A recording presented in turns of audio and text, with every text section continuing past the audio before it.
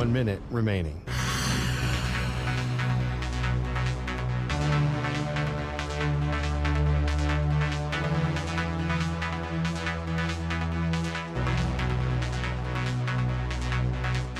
"45 seconds remaining.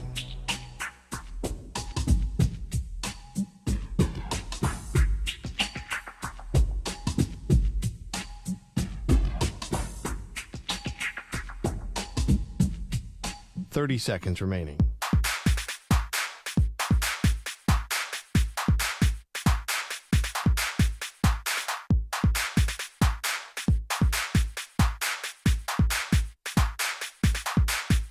"15 seconds.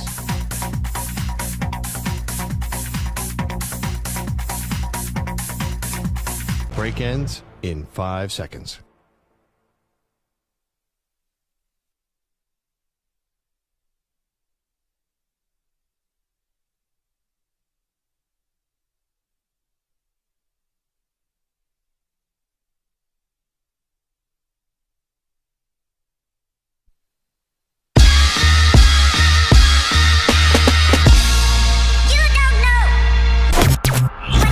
You're listening to the JR SportsBrief. It is the JR SportsBrief show here with you coast to coast on the Infinity Sports Network. I'm coming to you live from Atlanta, Georgia. Thank you to everybody tuned in and locked in all over North America. I hope you're good. I hope you're safe. I hope you're well. I hope you are absolutely amazing. This is where I'm going to be for the next 4 hours. This is when the show gets started every weekday at 6 p.m. Eastern, 3 Pacific. I might be in Atlanta, Georgia. Thank you so much to our super producer and host, Ryan Hickey. He's in New York City. Whether you happen to be in New York, Atlanta, Georgia, Cincinnati, Vancouver, San Diego, Montana, Florida, Toronto, Maine, Hawaii, Alaska, Europe, using a VPN, however you're listening, thank you for being here. You can always tune in on the free Odyssey app, your local Infinity Sports Network affiliate. If you got Sirius XM, it's channel 158. If you got a smart speaker, ask the speaker to play the Infinity Sports Network. We have so much to do. Oh, yeah, and by the way, now you can watch on the YouTube stream. Just go to the Infinity Sports Network YouTube channel and boom, live stream pops right on up. Yeah, Antonio Pierce, he got fired today. What a shock. Antonio Pierce told everybody yesterday, he's like, well, I'm the coach for now. After a 4-13 season as the full-time head coach, he gets the boot. We'll talk about that. Mike Vrabel is a hot topic of conversation all over the country in coaching circles. Does he go to the Bears where he interviewed today? Does Mike Vrabel end up back in New England where he operated as a player? Is he now going to be a member of the Raiders? I mean, there is so much to discuss. How about this? Scott Goldbrinson of Silver and Black Today is going to join us next hour to talk about these Las Vegas Raiders and the disaster that pretty much is the Mark Davis era. Yes, since Al Davis has passed away, these Las Vegas Raiders are now pretty much looking at a situation right now where they're looking to bring in, what is like their 9th head coach? This makes absolutely no damn sense. Maybe having Tom Brady in the loop will help things out. So we'll have that chat in a few minutes, but we'll have a guest. Scott Goldbrinson is going to join us next hour. In a few hours from now, we're going to talk about some college football. I don't want to just get the opinion of our super producer and host, Ryan Hickey, when it comes down to the Penn State University. Jason Kabinda is going to join us, former linebacker for Penn State. I want to get his thoughts and his opinions on whether or not Penn State could realistically become national champs. I'd be shocked. I mean, are they even going to advance to the next level? We'll have that conversation in a few hours from now. Looks like we got a little bit of an update when it comes down to Tyreek Hill and whether or not he really wants to be in Miami or whether or not he really wants to leave. Jimmy Butler, speaking of leaving Miami, Jimmy Butler now has a list of teams that he doesn't want to go to. I mean, please tell me how you really feel, Jimmy Butler. So we got a lot to get into. The Tennessee Titans, a disaster of a franchise. They decided to fire their general manager. Yeah, you heard me correctly. They fired their GM today. It was almost a year ago that they fired Mike Vrabel. And so you tell me who needs to get fired from the Tennessee Titans next. It's their owner, but you can't fire her. Yeah, you can't give her the boot. We'll talk about Ryan Day. Speaking of getting the boot, if he doesn't get the job done with The Ohio State University, is he going to be sticking around? We'll have that conversation. And I can't believe this. This really made me think about how literate I am. I think I'm literate a little bit. Hickey, is there such a thing as, are there literacy levels, right? Does that even exist? Of course, yeah. There's definitely levels to that. Okay, great. Awesome. Well, I had to check my eyeballs and my brain. Zion Williamson is going to play basketball today? Allegedly. Oh, my. He's going to can you sprain? Well, I guess Zion, you could do anything. I was going to say, can you sprain a hamstring? I know you can strain it. Is he going to make it through warm-ups? I hope. Hopeful. And I'm sure the Pelicans are as well, but I don't think it's a guarantee. Okay. All right. Good luck to Zion looking to play his one game of the season, dare I say. I have no idea. So we got a lot to get into over the next 4 hours. If you want to be a part of the show, you can. 855-212-4227. That's 855-212-4227. You can also find me everywhere. I am on the internet. I exist.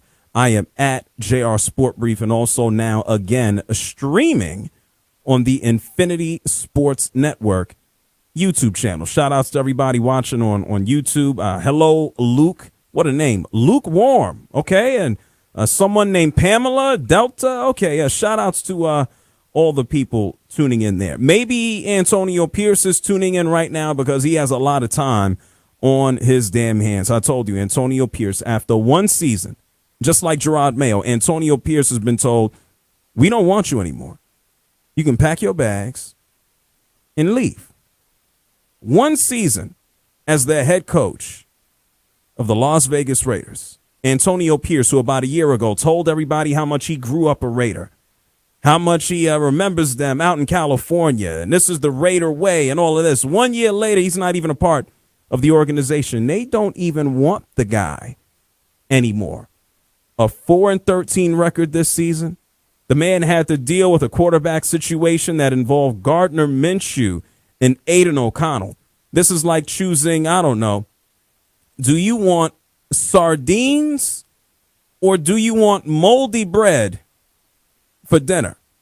Like, that's the decision that this man basically had to make when it came down to selecting a quarterback for the Raiders. And in no uncertain way, I don't know anybody who wants no raw-ass sardines. I don't know anybody who wants no moldy bread. Antonio Pierce didn't have nothing to work with. The Raiders were going to go nowhere. When you couple that up with Antonio Pierce firing members of his own offensive staff, when you boil that down to players questioning the practice habits and how they actually utilize their time, when you think about some of these tense press conferences with Antonio Pierce, you would think you're sitting there with Bill Belichick. It's not a surprise that he got fired. This is a what have you done for me lately world, period, especially in the NFL, but especially for the Raiders. Let me say this again. Antonio Pierce was their 8th head coach since Mark Davis took over. Let me remind you again. Their current general manager is a guy by the name of Tom Telesco, who ran the Chargers. Please do me a favor. Just think about the past, 10 years or so. What the hell have the Chargers done besides draft talent and be a disaster? But Tom Telesco is the GM. I mean, I can go back in time and just tell. What about Mike Mayock? He was the GM for the Raiders before this guy. And they just plucked him off of TV. Hey, let's just hire a guy who's been, and then the head coach, don't even get me started on Gruden. The Raiders have been a disaster. And just yesterday, as Antonio Pierce met with the media, and he was still the head coach of the Raiders, Antonio Pierce basically said, the blame, I get it. It starts with me. I appreciate the support, win, lose, or draw. You know, when you take this job and when you're in front of this room, in front of the building, in front of the organization, the face of the organization, you take the good with the bad, right? And when we win, everybody's AP. When you lose, get rid of his ass. I get it. That's the nature of the beast. It was no different when I played, right? When you play well, they keep you and they give you more money. And you don't, you go to another team. Yeah, well, he's going to have to go to another team and not as a head coach.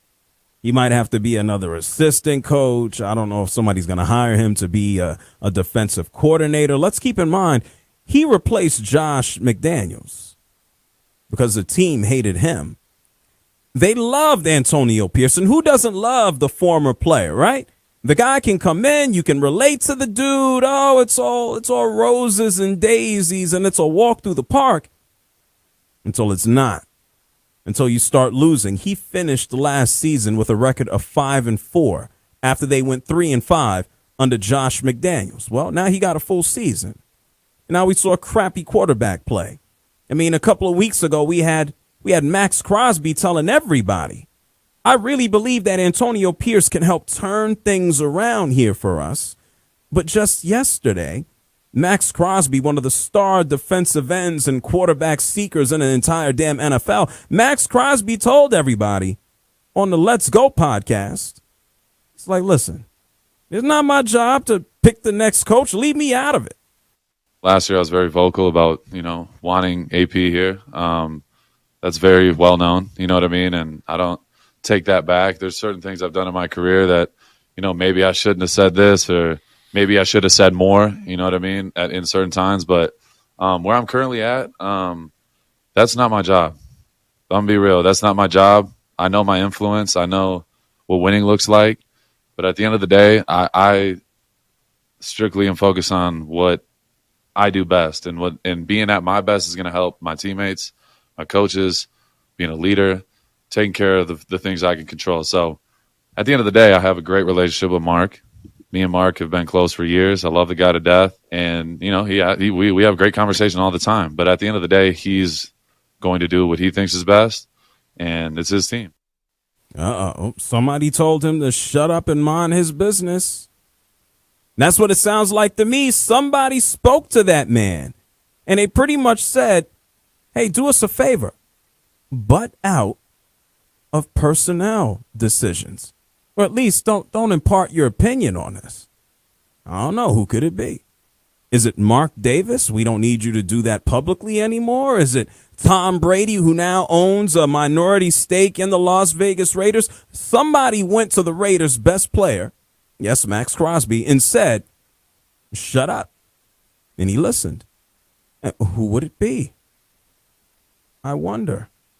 How about this?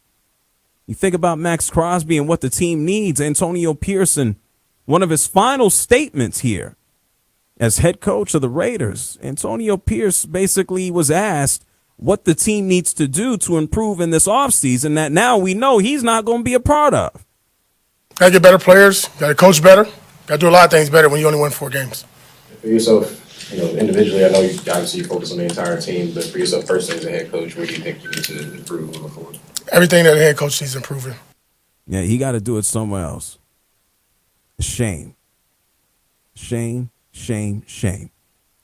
And this is where things get real interesting.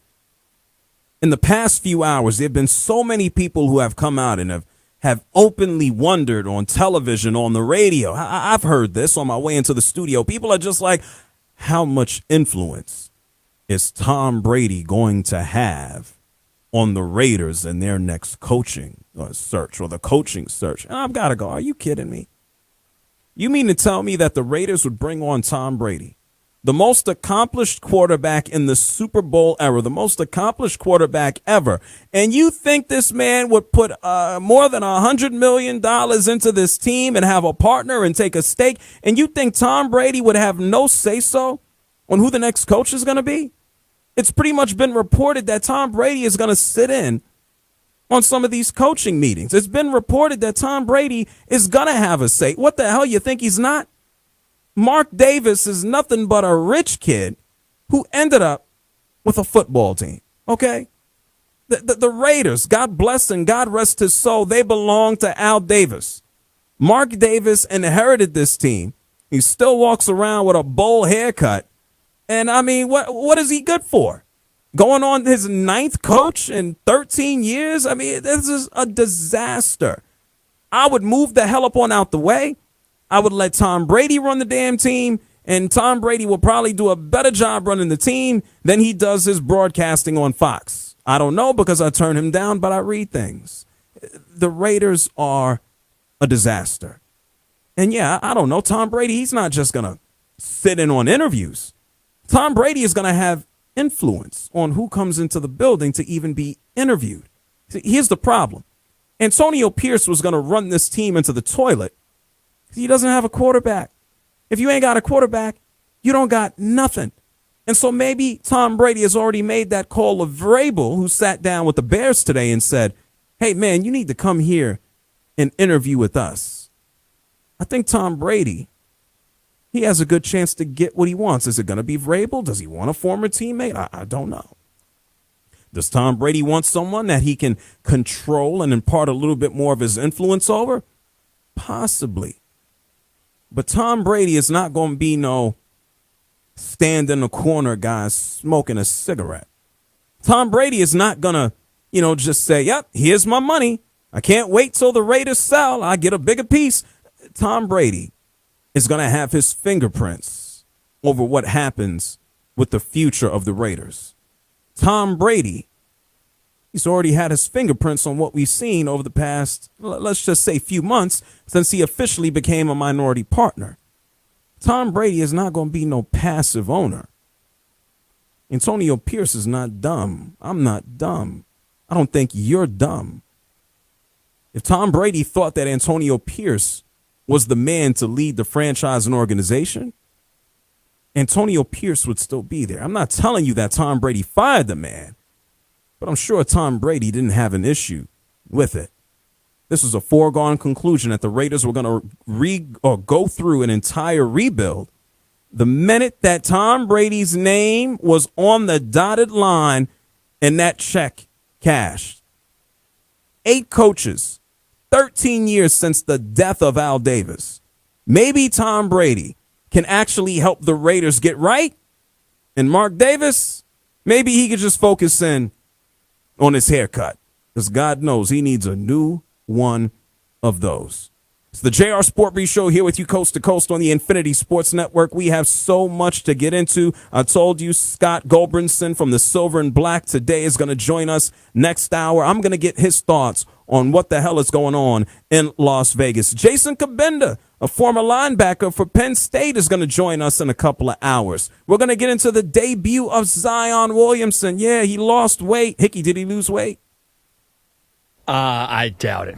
Yeah, hamstring injury, he's been sitting for a while. His fat ass is going to try to play basketball, okay? I'll talk about him. We got Jimmy Butler, doesn't know what he wants to do besides crack corn. We got Ryan Day. The last time I checked, he stopped crying. We're going to talk about the Ohio State University, and we got more football and Vrabel and coaches and hires and fires. The phone number, if you want to call up, it's 855-212-4227. That's 855-212-4227. A matter of fact, when we come back, we're going to talk about somebody else who might end up in a different place, except for he didn't get the boot, but he wants to leave. Well, he doesn't want to leave. I'm going to tell you about Tyreek Hill on the other side of the break. Now the team is saying he don't want to go anywhere. What? We're just getting started. It's the JR SportBrief Show, coast to coast, the Infinity Sports Network.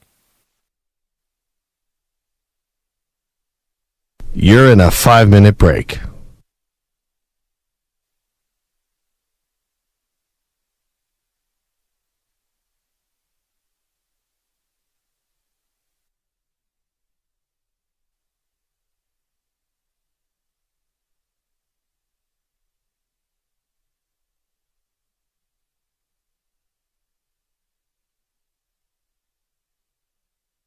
Four minutes, 30 seconds remaining.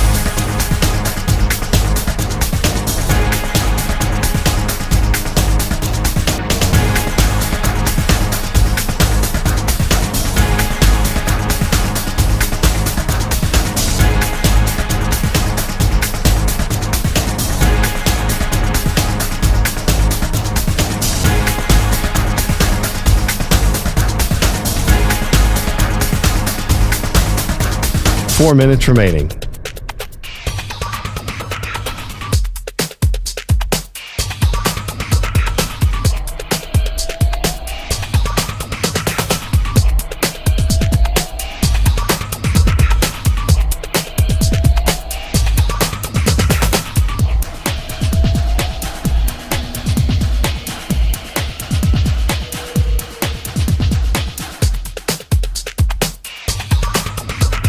Three minutes, 30 seconds remaining.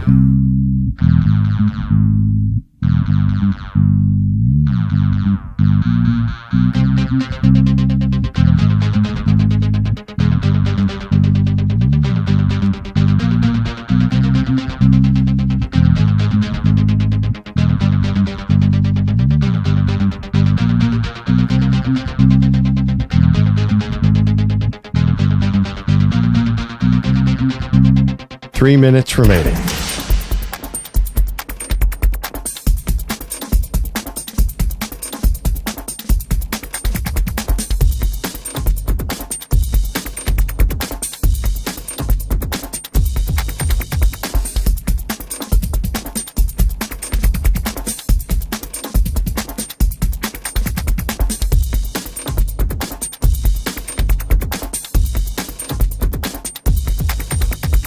Two minutes, 30 seconds remaining.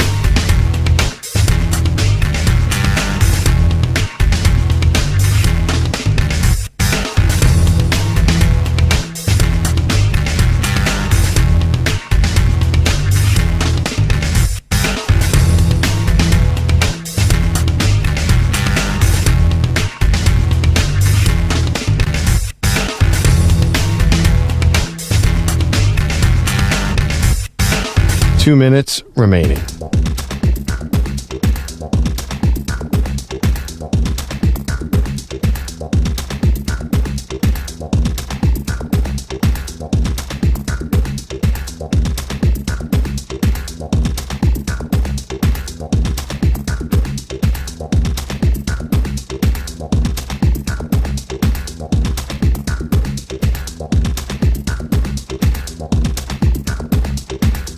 One minute, 30 seconds remaining.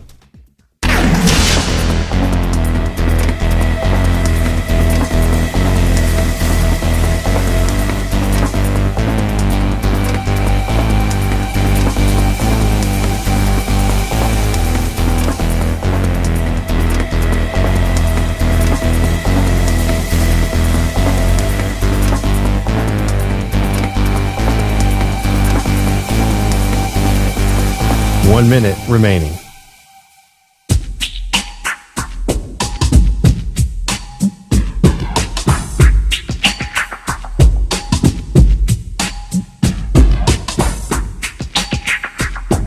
Forty-five seconds remaining.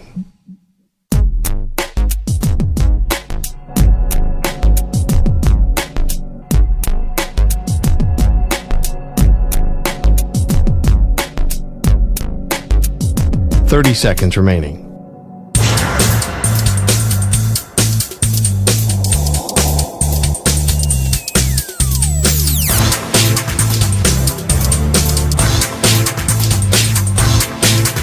Fifteen seconds.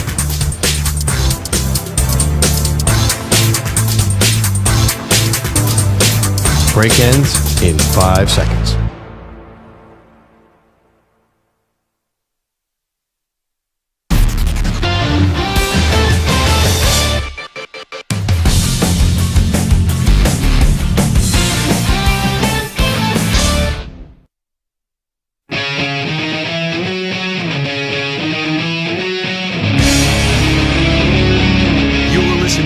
JR SportBrief. Best sports show in the country, my friend JR. Always a pleasure to talk to you, brother. Call him now at 855-212-4227. It is the JR SportBrief show here with you coast to coast on the Infinity Sports Network and now streaming on YouTube on the Infinity Sports Network YouTube channel. We open up the show by talking about the news that broke a few hours ago. Antonio Pierce, after one season, no longer leading the way for the Las Vegas Raiders. They told this man, you can pack your bags and leave. Not a shock. Really not a shock at all. I felt that when Tom Brady joined the organization that it was going to be his team, for him to make all of the decisions. I'm not surprised. Hickey, you surprised by this? No, I think it's the right move. Antonio Pierce did not bring much outside of just energy and good vibes, right, which were needed last year after Josh McDaniels basically ruined everybody's mood. But then once you get past that, right, then what else you got? And you look at Antonio Pierce, is he a good game manager? Not really. Yeah. Does he have a specialty on one side of the ball or not? Doesn't seem like it. Like, he doesn't really bring much outside of juice, and it seems like that message got stale pretty quickly. I know it's quick, but I think it's the right move. This is like having a sexy partner who's stupid, right? Some could say, right. The sexiness wears off pretty fast when you hear them talk every day. Yeah, it's just like, oh, you look good and all of that stuff, but to actually talk and have a conversation is like, oh, man, well, put me out of my misery today. Okay. Antonio Pierce was he was a sexy hire, but when it came to substance, it wasn't there. Yeah, not a shock. I really am interested to see who they bring in as head coach. And despite that, how the hell are they going to get their hands on a quarterback? Let's also keep that in mind. The Raiders, as the NFL draft is currently set up right now, they don't pick sixth. They had all this talk about getting Shador and getting this guy and Cam this and Cam that. There ain't no guarantee of that. Maybe they have to trade up. You know, it doesn't matter who comes in as head coach if they're out there coaching me at quarterback. And I'm not saying I'm better than Aiden O'Connell. I'm not, but you get my drift. So good luck to the Raiders. We'll talk more about the Raiders and their future, what they need to do, how they can get better. It's just a disaster. I told you Scott Goldbrinson will be here with us next hour. But let's talk about another disastrous situation in the NFL right now, and that happens to be Tyreek Hill. This man stood in front of his locker on Sunday and pretty much started to sow the seeds of leaving. He's like, I'm out. He's like, I need to do what's best for me and my family, and not playing with quarterback one, Tua Tagovailoa, and not winning and going to the playoffs. And that's like, man, just shut up. This guy's making $30 million a year. They guaranteed the money after all these other guys, Justin Jefferson making 35, and his wide receivers are getting paid. And Tyreek Hill, well, he's on the other side of 30 right now. He's still ridiculously fast. He ain't on the Chiefs. I don't know how much more winning he thought he was going to do outside of there, and he got paid. And now he wants to complain about leaving. Well, the general manager, Chris Grier, and the head coach, Mike McDaniel, they spoke to the media today. And I don't want to say this is surprising, because it's not at all. What Tyreek Hill said publicly to the media, what he did publicly on social media by changing his avatar, his profile photo on social media to Antonio Brown leaving, is different than what he said in private. Because people, it's easier to just be on social media and act in a clown than to just act like an adult. I mean, why the hell not? And so here we have Tyreek Hill speaking to the powers that be today. And he said something very different. Listen to GM. This is Chris Grier from today. He says, yeah, we spoke to Tyreek Hill, and he ain't asked me for a trade. It's going well. Okay. I will say Mike and I both had conversations with Tyreek here over yesterday, productive conversations. I will keep those between us. The one thing I would say is in a frustrating season, he was very emotional, and I think all of that with him playing through his injury just kind of bubbled to a point. And from our conversations, again, we'll keep that private, but we had productive conversations. Did he backtrack? No, I would say, but he never asked for a trade with me. Oh, come on now, guys. The writing is on the wall. The man wants out, and he'll be out. Is he going to be out today, tomorrow, April, the draft, August? Is he going to go through one more year of being a disaster that he quits? The writing is on the wall. Hickey, you want to know one thing I was shocked about during this whole, I don't know what the hell to call it, vacation, the holiday time. As I was actually inside my house, I had the TV on at like 1 o'clock. Not typically the case, but the television was on. Now, they had no football on. Hickey, you know what was on my TV? What's that? General Hospital. You know, it's funny. That would have been my guess. Yeah. I think it's on everyone's TV at 1 o'clock in the afternoon if it's on.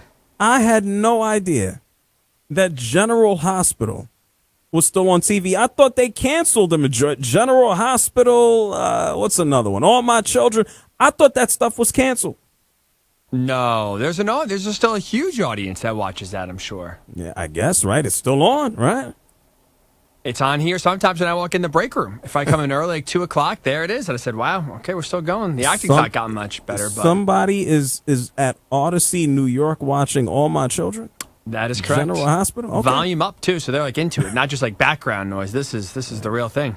Well, this is exactly what we're getting with the Miami Dolphins right now. It's a soap opera. Like, Hickey, this is all getting started right now with Tyreek Hill. Like, he may not have asked for a trade, but he might as well. He spoke to the public and said he was open to it. And so now he holds all of the cards as to what they do. This does not end. There's no happy ending here, okay? Tyreek Hill is not going to be bathing in confetti. He's not going to Disney World or Disneyland. He's not meeting Mickey. He's going to drive the Dolphins nuts, and they're going to have to move on from him. That's just what it is. So the Miami Dolphins can shovel you-know-what as much as they want. There ain't no happy ending here. What do you think about this crap? I think it's in the best interest at this point if you're the Dolphins to try to keep him. I mean, I'm with, like, he said it first, in a heat of the moment thing, but what is it? Like, it's obviously he was sober, but it's like when people say things drunk, right? It's like drunk words but sober thoughts. I think kind of the same thing here, where he may have been more open than normal in a heated frustration moment when the season finally ends and you don't make the playoffs for the first time in your career. But kind of be one of those, okay, yeah, he said in the moment, but while maybe he doesn't mean all of it, I think he's been thinking about it for a while. It would not be surprising whatsoever. He wants out and kind of wants his cake and eats it too. Gets paid and also is on a contender. He's a walking moment. Every day is a moment, Hickey. This guy, he is an interesting fellow. Let's recall, and it doesn't matter what happened or how it happened. The man was speeding on the way to work and was pulled over. Unfortunately, the police were rough with him. Why are you speeding on the way to work? I mean, back when the guy was in college and transitioning over into the NFL, he had to plead guilty to domestic assault. The guy just got married. God bless him. I think he got like 9 kids. Okay, I mean, you got the money to pay for it, I guess. 9 kids is... Hickey, he's 2 away from having his own offense. Okay, let's put it that way. Like, he has had his share of wild instances. Not surprised here. I think the Dolphins at this point don't have a choice but to keep him until you can offload him, because all he's going to be is a distraction more and more and more. Now, I want you to listen to Mike McDaniel, because Mike McDaniel, he is never one to, let's just say, blurt things out. He's not short on words, but he can be pretty slow in delivering them, at least to the media. I want you to listen to him. He spoke today as well about this situation with Tyreek Hill. And Mike McDaniel pretty much said this situation, we can fix it. I don't know. Listen to him. The relationship, we met for, I want to say, an hour yesterday. I think there's the competitive spirit of his, can represent, post game, especially in a season or a game that nobody likes. It could allude to a relationship being one way. I think I was very direct with him. He was very honest, and it was great terms that we were discussing. Discussed multiple things, including, without wavering, that it's not acceptable to leave a game and won't be tolerated in the future. And he embraced accountability, and it was. I wouldn't say there's anything necessarily to fix, as much as we had to clear the air in a rough and tumultuous situation. Hickey, did you get it? Did you get it? I heard a whole lot of nothing there. It was 1 minute of running around the question, that's for sure. Is he a genius in doing that? Like, when he talks to his players, he's much more pointed and direct. He has to be.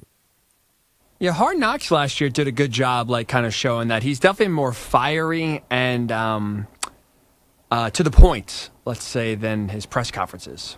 I guess if you talk for a minute and you just pause every few seconds and you say a few things, the people in the room will get tired of you, and then they'll just quit.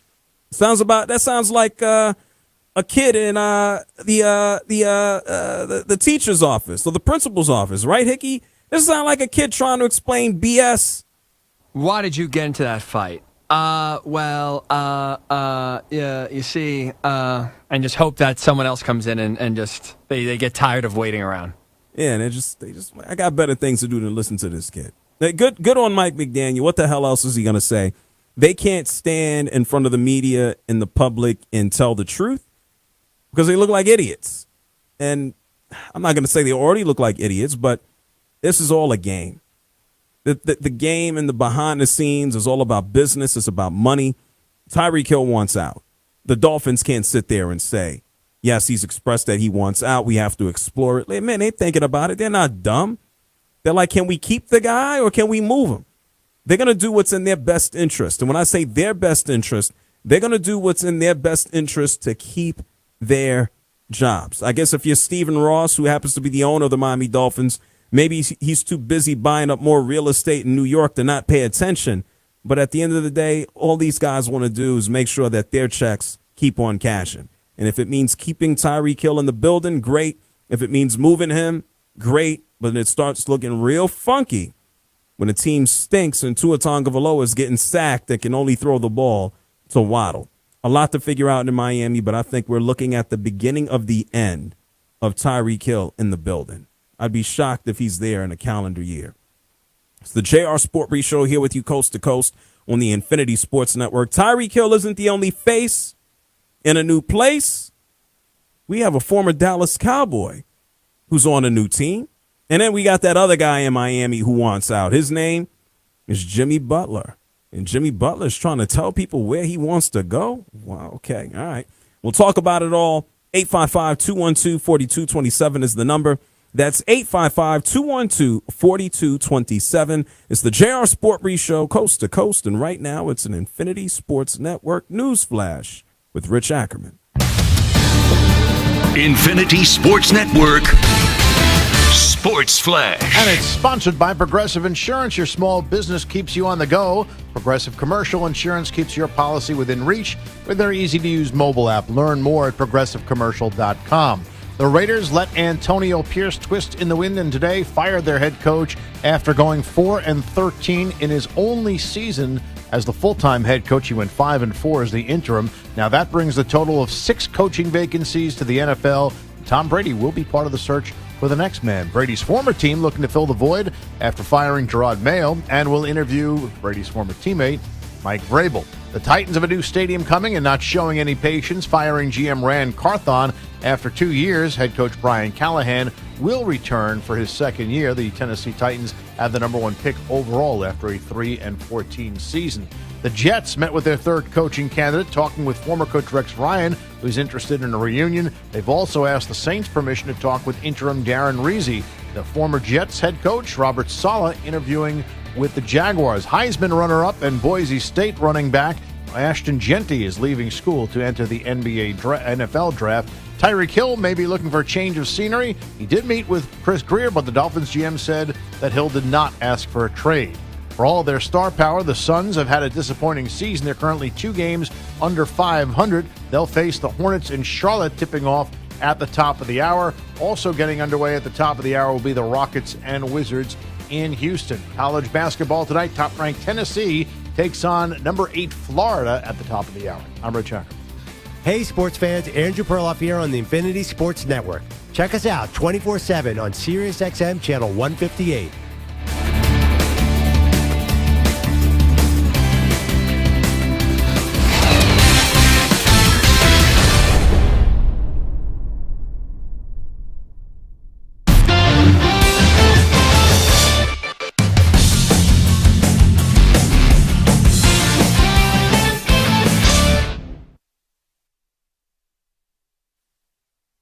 You're in a 5-minute break.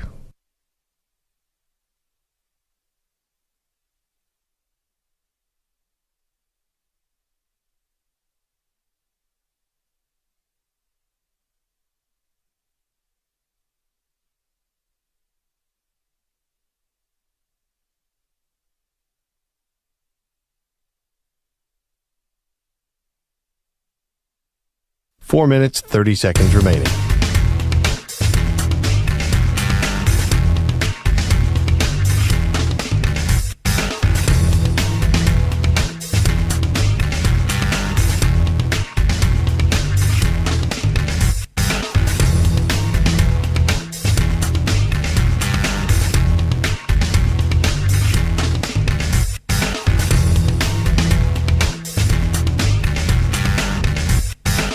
Four minutes remaining.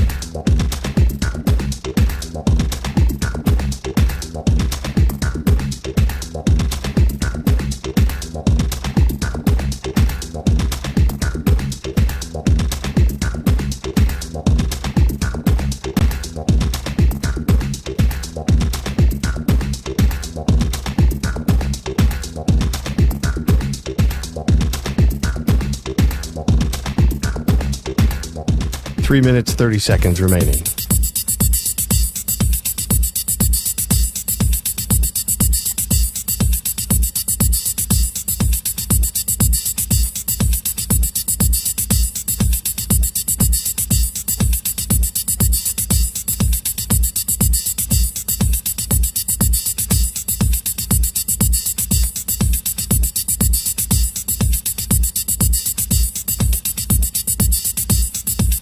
Three minutes remaining.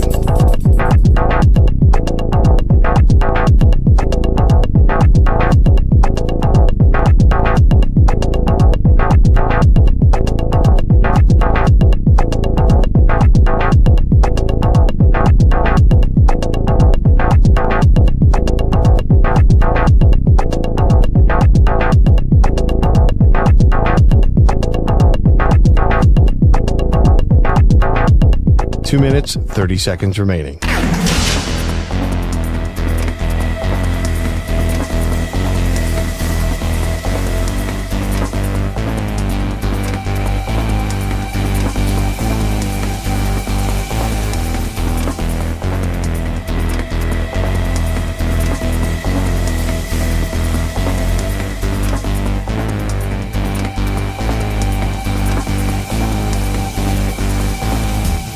Two minutes remaining.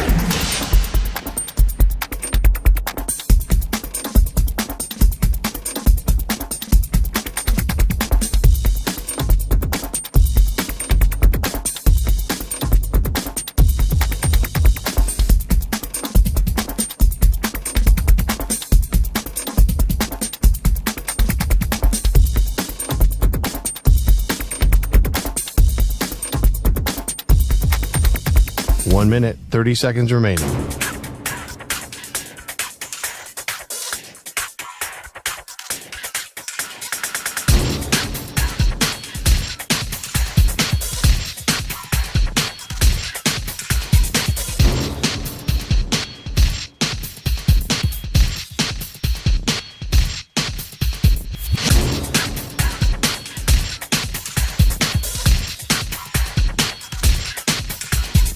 One minute remaining.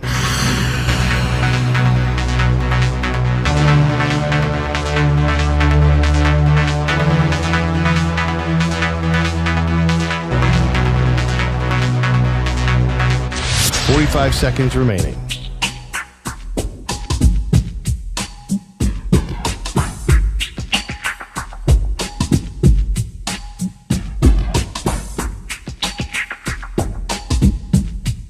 Thirty seconds remaining.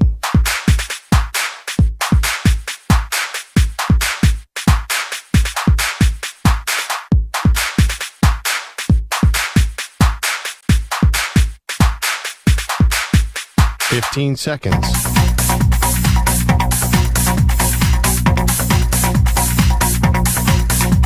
Break ends in 5 seconds.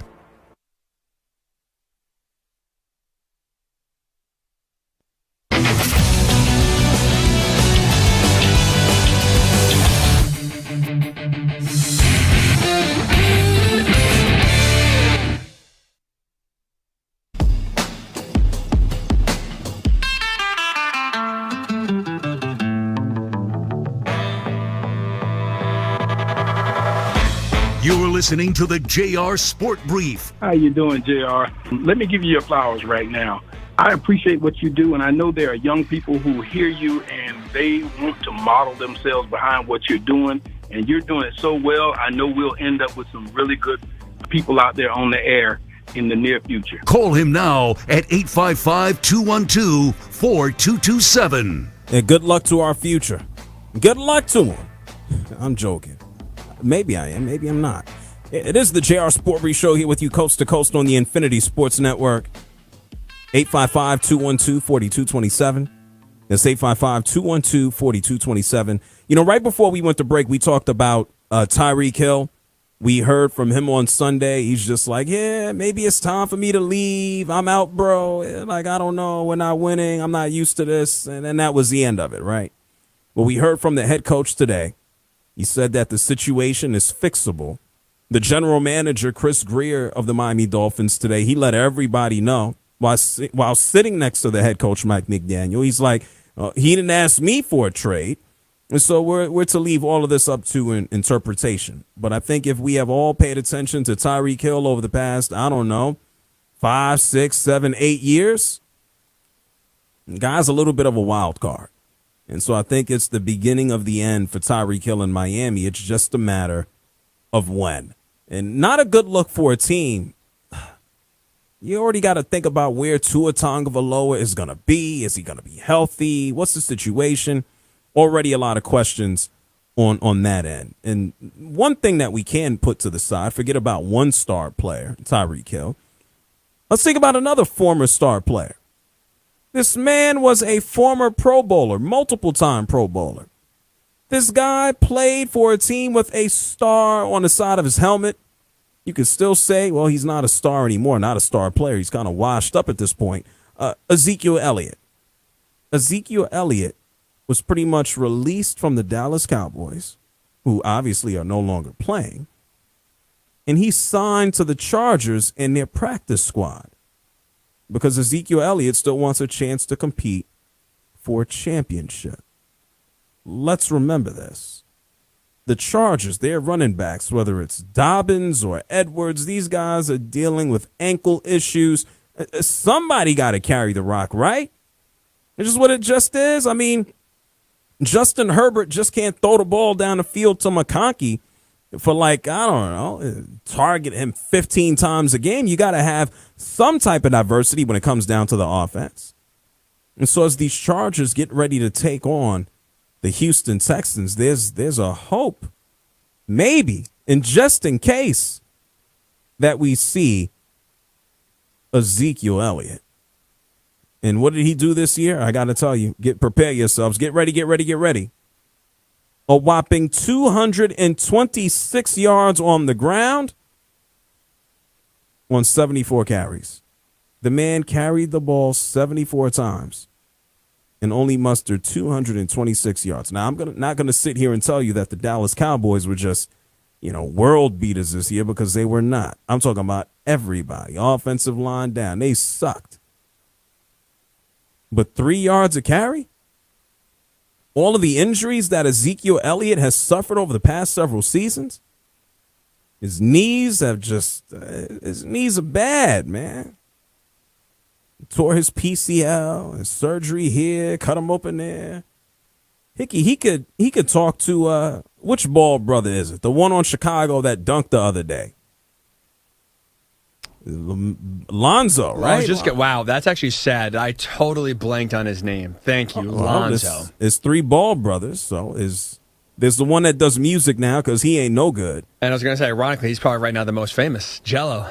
Yeah, so what is he? Did you listen to he got a record out. Did you listen to it? I can't say that I have. Man, I am not listening to that record unless it's by accident. I'm in no rush to hear about what LiAngelo, right? LiAngelo, a.k.a. Jello. I called that man LaJello Ball. might as well be. I don't want to hear what he had. What is he rapping about? Do I even need to know?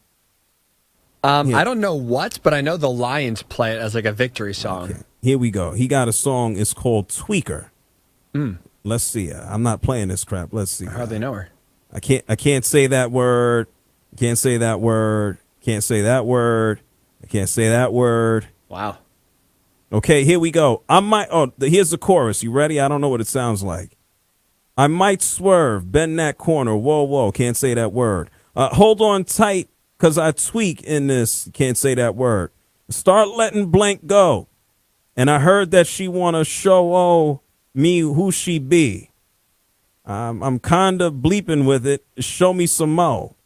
Can't say that word. We tatted head to toe. Can't say that word. The story wrote, you want to tweak, get up with me, and I'll show you how that go. Like the money in my pockets, blow-o. They having convos about me. Can't say that word. Can't say that word. Can't say that. Okay. Yeah, Hickey, I'm not interested. You want me to, I can send you to a concert. You want to go? No, thank you. I can't imagine there's a lot of people right now flooding to go hear Jello. Plus, does he have any other hits outside of the one song? It'd be like a 5-minute concert? I guess he does. He's going to be performing, I think, at one of these big California concerts. Like man. the Hollywood Bowl? No, I think he's going to be at, Rolling Loud in California. Huh.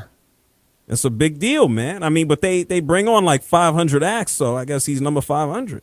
And it'd just be one song and done by that point, which is all he's got. Okay, hey, look, he's the most famous right now. He's got something going for him. This guy he'll be on tour in no time. Now, what he does after that, I don't know. Like Fetty Wap. Fetty Wap is locked up.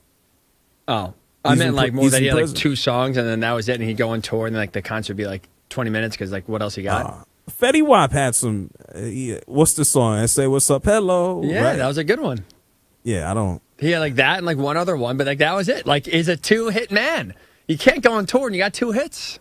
I think Fetty Wap got more songs than that. You think? Well, he may have more, but I don't know how many are good. I don't know either. Well, not exactly the Fetty Wap aficionado here, so I'm not gonna. You can't make songs in prison now, can you? Well, you can. Oh, you can write him at least. You're right. You know, I'm going into the deep end. There's a guy named Casanova. He just did a whole song in prison, but. What do I know? Some of these prisons are nice, I've heard. I don't know. I guess so, if you can record them. Why the hell not? What do I know? Anyway, Leangelo needs to talk to Lonzo about his knees, and maybe that'll help out Ezekiel Elliott. You think we're going to see this man play? They're going to throw him out there, right? He going to be in uniform over the weekend against Houston? Has to be. I mean, I hope not for Chargers fans' sake. That's, I mean... You talk about just break glass in case of emergency. You're screwed. You see Zeke trotting out there.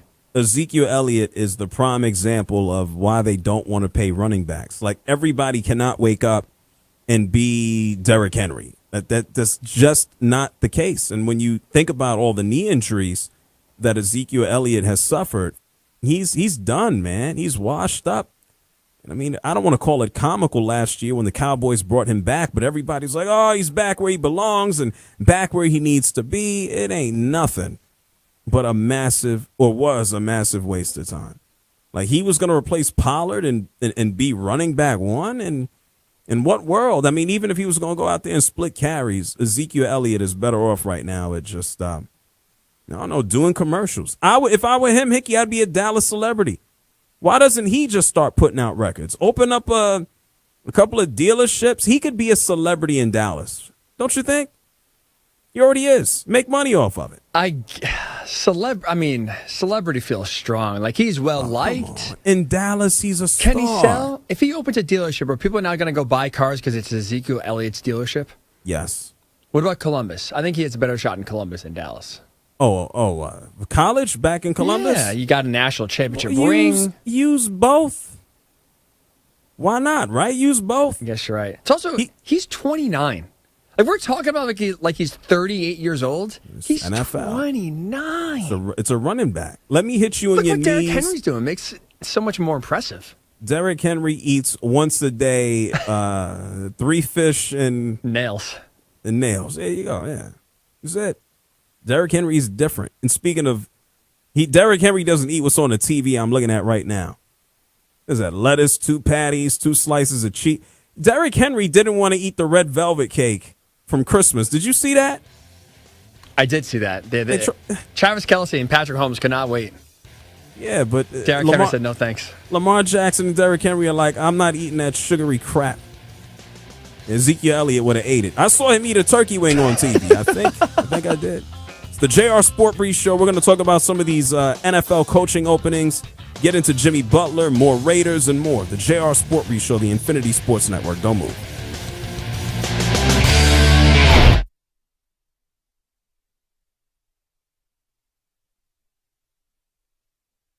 You're in a 5-minute break.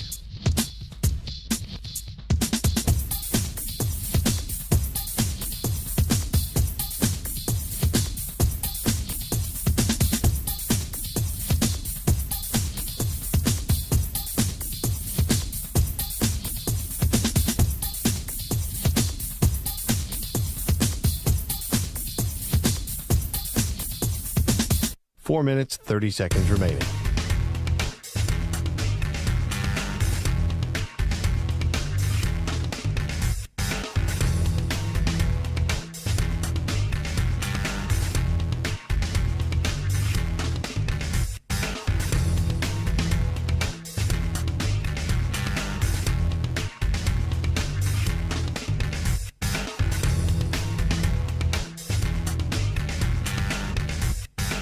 Four minutes remaining.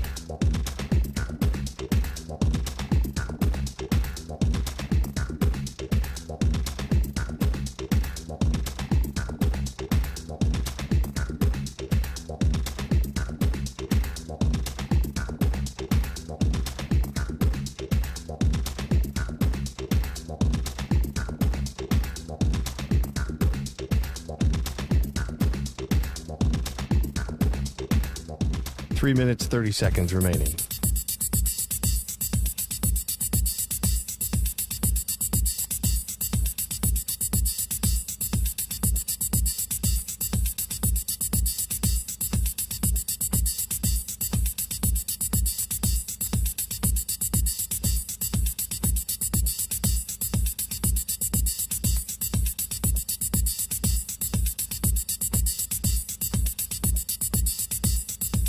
Three minutes remaining.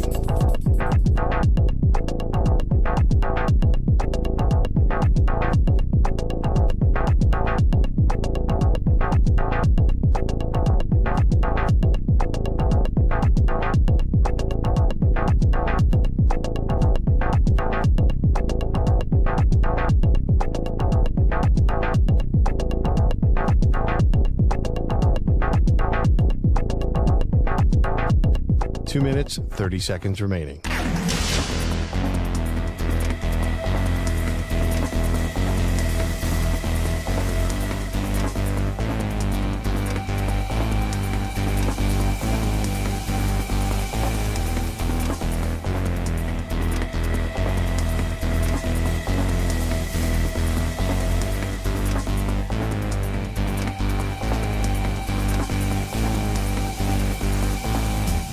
Two minutes remaining.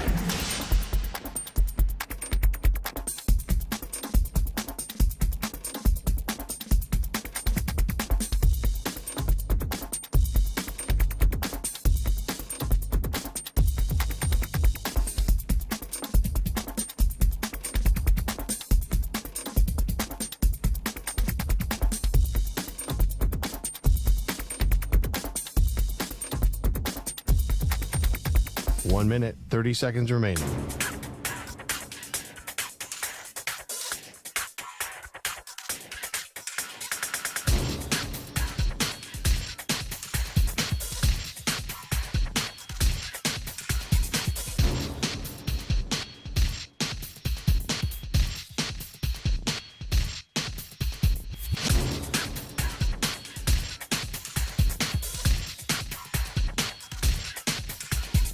One minute remaining.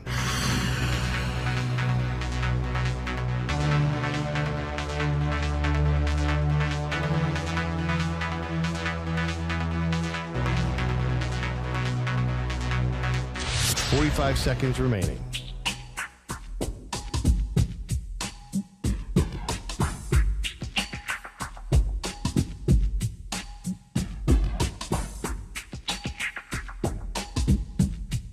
Thirty seconds remaining.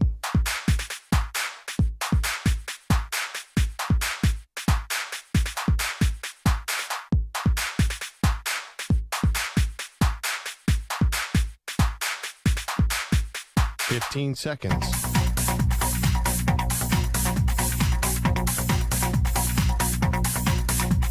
Break ends in 5 seconds.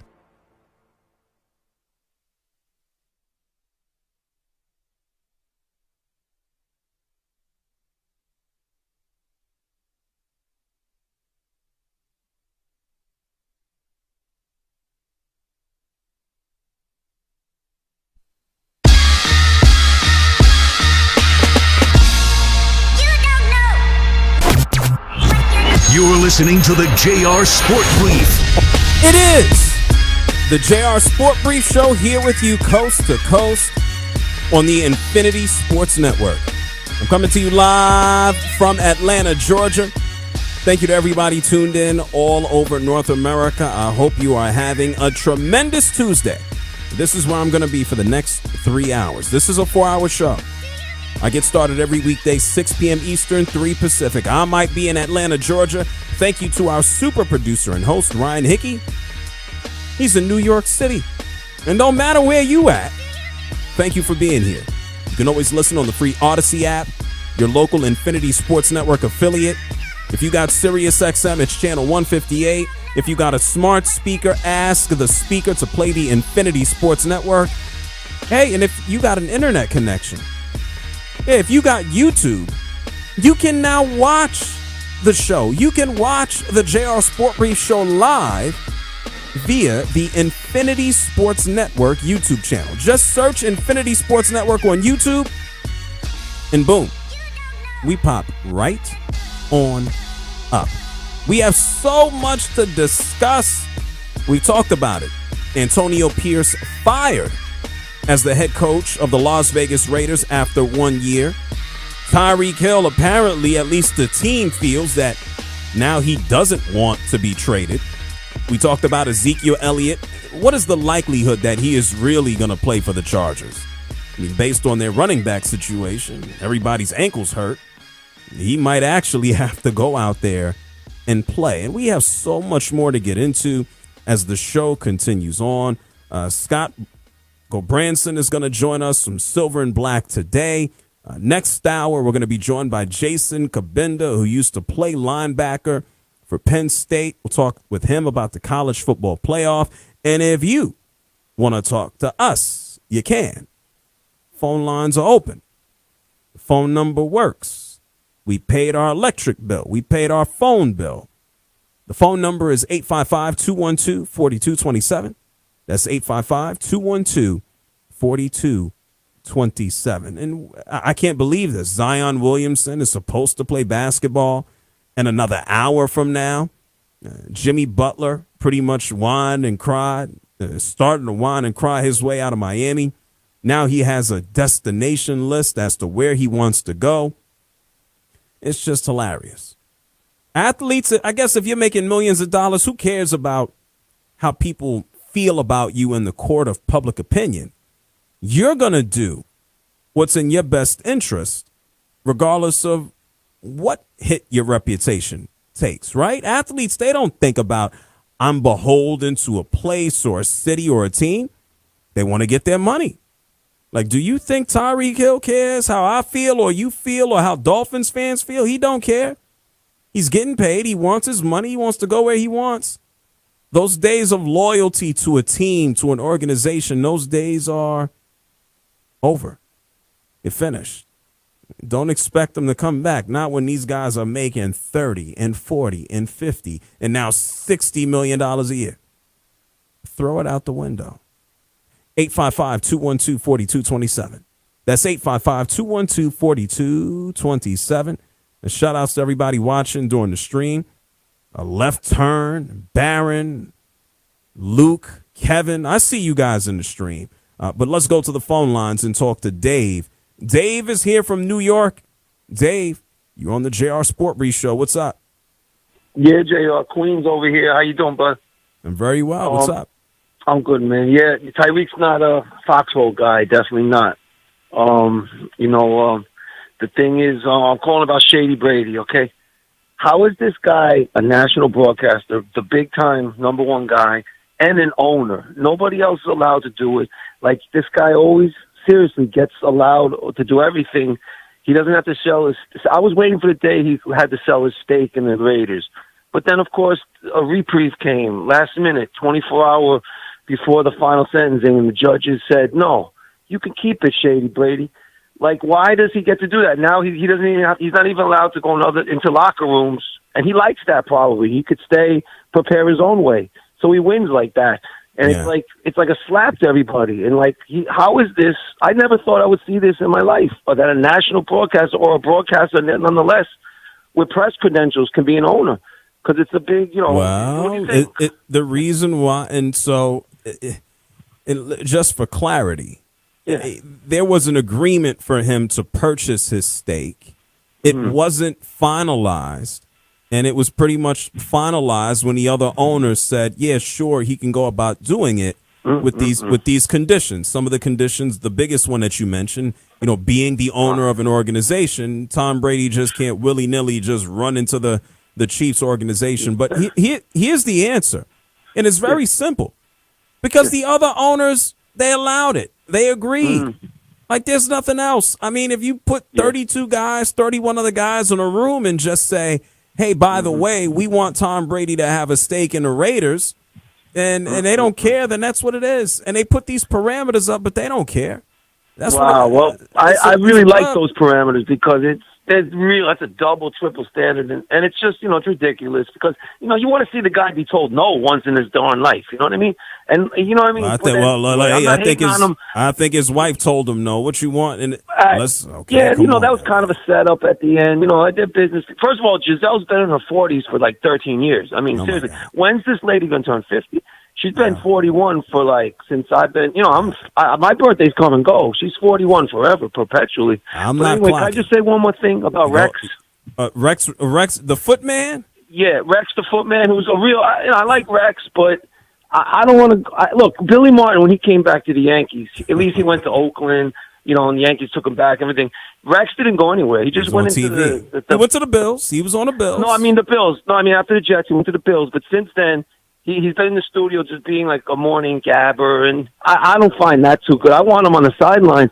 But my thing with him is, Rex, if you really were hungry, go to college. There was his son was at Clemson. He could have went to a college job and stayed in the game instead of gabbing on the morning show. And then number two, being on the morning show is probably, it gave him the biggest pulpit to get a job back, so much that the New York Jets interviewed him.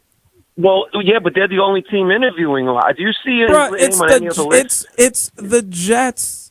Like, I wouldn't touch. Why do I want to go back to my ex-girlfriend for? I wouldn't touch him. My ex-girlfriend is my ex for a reason. Hey, let's put it this way, Dave. It is January 7th. The year is 2025. Yes, sir. Thanksgiving dinner might have been great, but do you want to go in the depths of the refrigerator and dig out old Thanksgiving dinner? Nobody wants that on January 7th. Nobody. And no one else wants Rex. No other team's interviewing except the Jets, which is his name's on any other list. I look at all the lists. I'm privy to that. Like I've been checking all that. He's not on any other list. He needs to look at feet and move on with his life. But well, you know what? With him, one more thing about him. I want Kingsbury for the Jets. That's who I want. I think he'd be a rock star. And thank you. Thank you very much. I'm listening. Oh, thank you. Appreciate you, Dave. Yeah, I wouldn't be mad. Cliff Kingsbury would be a better option than Rex Ryan. And how that'd be so dumb. It'd be so New York Jets dumb, wouldn't it be?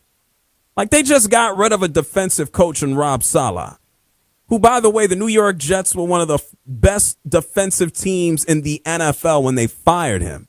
And the minute that Rob Saleh got the boot, I don't care how much people love that guy Brick who took over. The defense fell off of a cliff. The New York Jets need a quarterback and somebody to develop the quarterback. What you bringing in Rex Ryan for? Come on now. Jets are bad. There's so many bads. And I just tweeted this out as well, or X'd it, whatever the hell you call this thing on Elon Musk's thing. I said, what's the most dysfunctional NFL franchise? Is it? Somebody, Abe Gordon said, this is an outstanding question. He said there are like 6 right answers. I guess all the teams that don't have a coach right now. You can tweet me at JR SportBrief. Yeah, there's no answer. Matter of fact, speaking of the Jets, let's listen to their terrible, terrible owner, Woody Johnson, on Sunday. After the New York Jets beat the Dolphins and Tom Brady threw 4 touchdowns, tried to show everybody he still has something. Woody Johnson said, "I am so proud at how my New York Jets ended the season. And my son, yeah, he had nothing to do with it." Everybody thought this was going to, not just me, thought this was talented, but all the networks that are paying millions of dollars, they put us in 5 prime time, 6 prime time. So everybody thought this was going to be unbelievable. So from that standpoint, yeah, we didn't live up to that early opinion of virtually everybody. But we ended up well, because I don't care about anything else, but a win at the end was good. And so we beat them today. They played well. They didn't give up. Everybody showed up, and we did some really nice things. Oh, what a loser. We did some really nice things at the end. Come on, man. Hickey, is he going back to the United Kingdom? Did Trump make him the ambassador yet? Well, what are we waiting for? No. Unfortunately for Jets fans, he's here for good. That's right. He gave the job to somebody else. That's right. So he's not going anywhere. Your Jets owner's a loser, too. just like his team. Oh, my goodness. Wow. How do you be a bad ambassador? I don't know. Bad man. I guess if you're the ambassador to the United Kingdom, I don't know. Seems pretty simple. I've been over there. Don't they got some rules, don't they, right? If they follow the rules? Simple, right? I don't know. Well, she's not here anymore, but for instance, you meet the queen, you don't touch her, I think, right? Okay, that could be applied to almost any other walk of life, so that's a good rule to have. Pretty simple to follow. You think Woody Johnson met her and gave her a hug? Well, Woody doesn't seem to abide by many rules. Would I be surprised? Probably not. He put his elbows on the table at dinner. Can't do that. You can't do that. Not in front of the queen. Not in front of the queen. She can't see those elbows. Not the elbows, yeah. Anyway, he got fired. The Jets are, there's so many teams that are a joke. Mark Davis, we talked about him. We'll get into that more with our guest, Scott Gulbranson, who'll be here with us in about 10 minutes. There's just so, like, even yesterday, hilarious. The New England Patriots getting rid of Gerard Mayo after 1 year. They kissed. Let me not just say they. The owner, Robert Kraft, kissed his ass last year at the Hickey, this is why I don't take any of this stuff serious. It's almost comical. They had Gerard Mayo's entire family at the press conference last year. They had his grandparents at the press conference last year. Robert Kraft went through an entire list of all of his family who was in attendance. His mother, his stepfather, his grandparents, all of these people. And he's just like, I've heard amazing things about your grandparents. And then last year he said, Gerard Mayo, yeah, we've been thinking about a succession plan. He's the right guy to lead the team after Belichick. Listen to what Robert Kraft said almost exactly a year ago. So I've been running businesses for more than 50 years. And in my experience, the most successful leadership transitions happen when we're privileged to develop talent from within.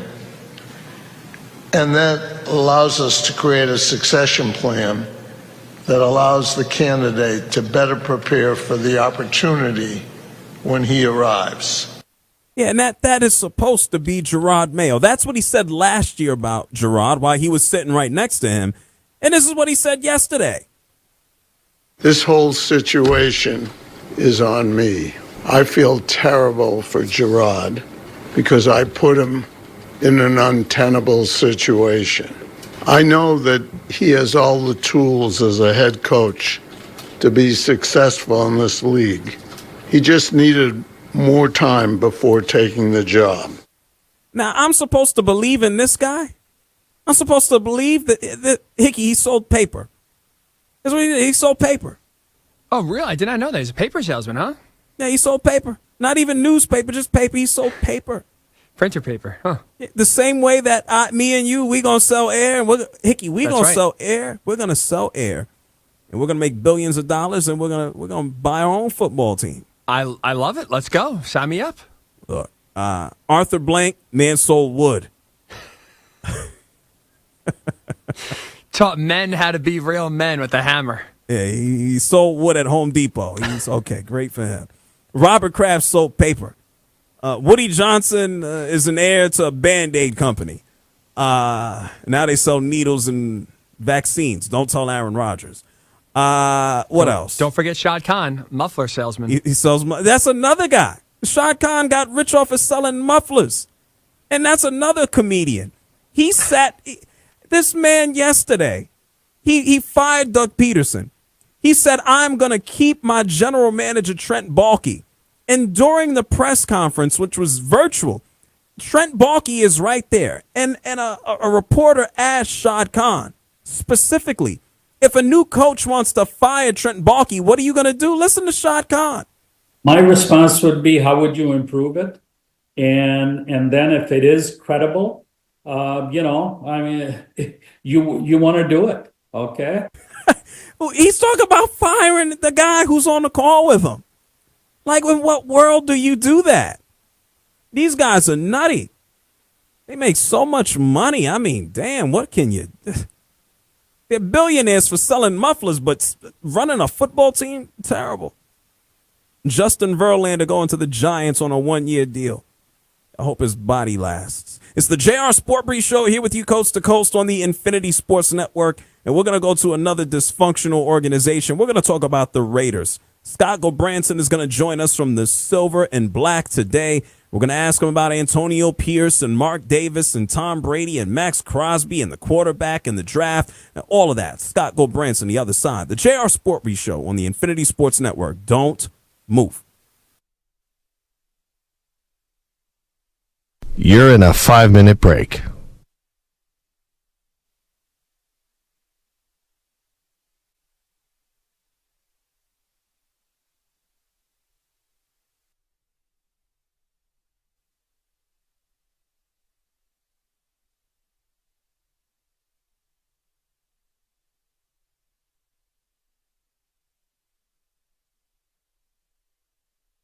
Four minutes, 30 seconds remaining.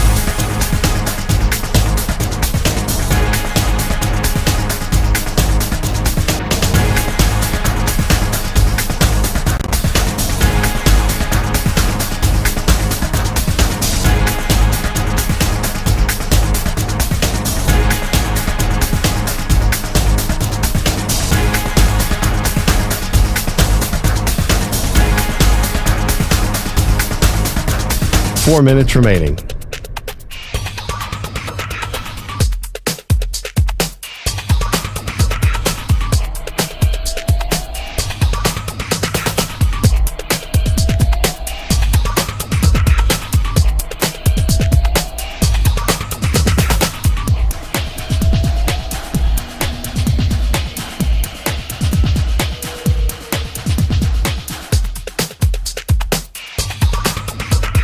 Three minutes, 30 seconds remaining.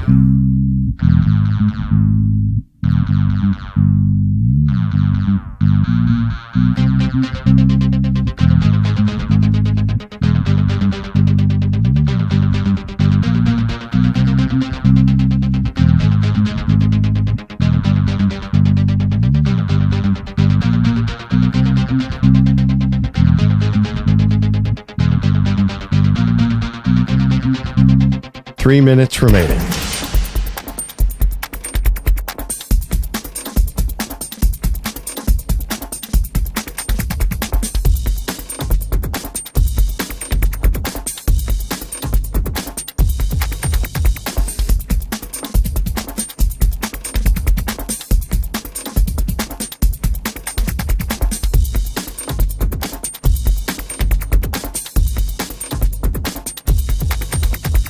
Two minutes, 30 seconds remaining.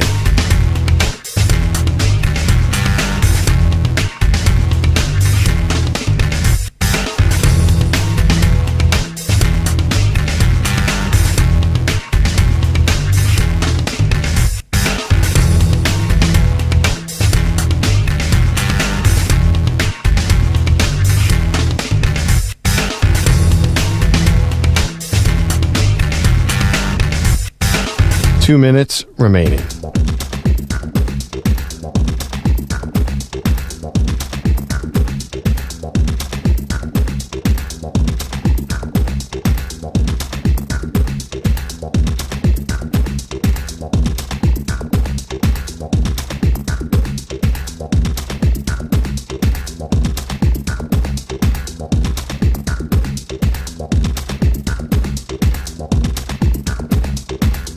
One minute, 30 seconds remaining.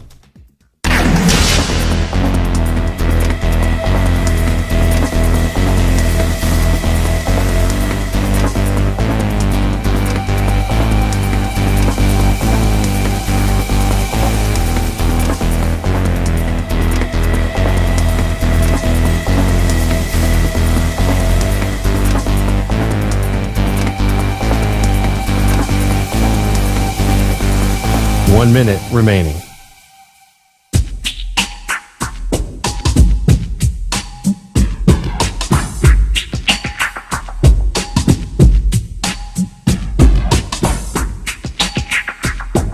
Forty-five seconds remaining.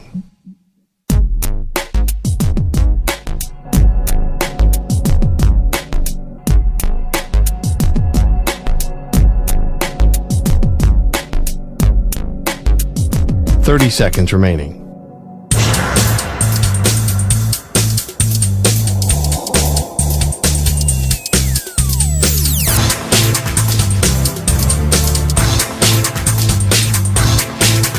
Fifteen seconds.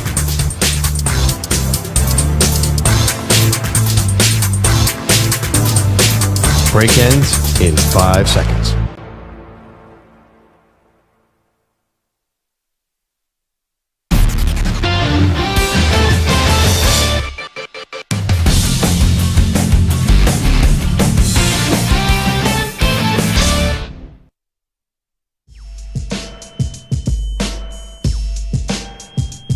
You're listening to the JR Sport Brief. So you have always the amazing show that everybody gets to listen every night.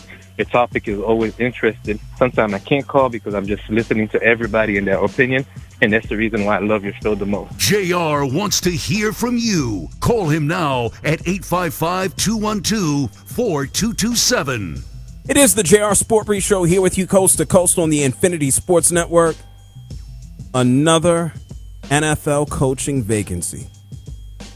This team is used to it. It's the Raiders that get rid of Antonio Pierce after 1 year full-time on the job. Who's next? What do they do at the draft position that they have at number 6 in a few months?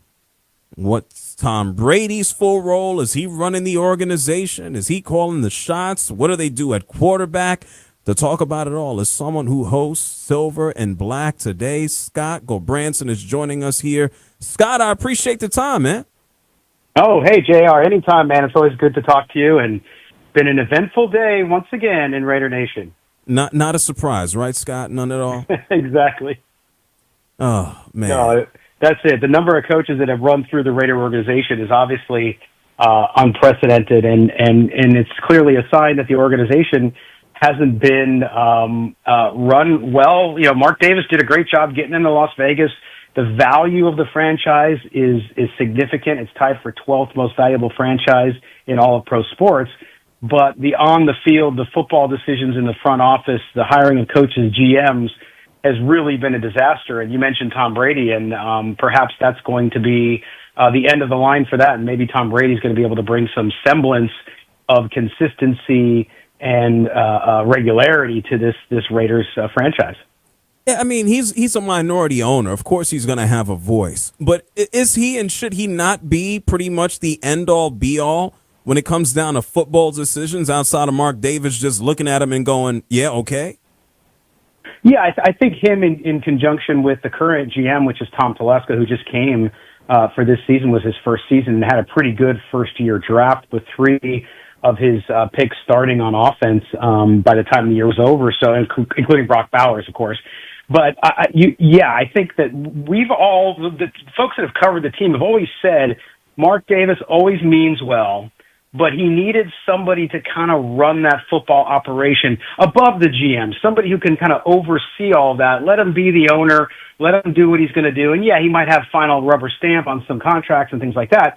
But when it came to understanding the game, having the connections within the game, that's where I think they've had a problem. And I think Tom Brady coming in, the way Mark Davis has described it, JR, has been that he's going to have heavy involvement in all of the football decisions. What that exactly means, he hasn't defined yet, but I think we'll be learning that in the next week or two.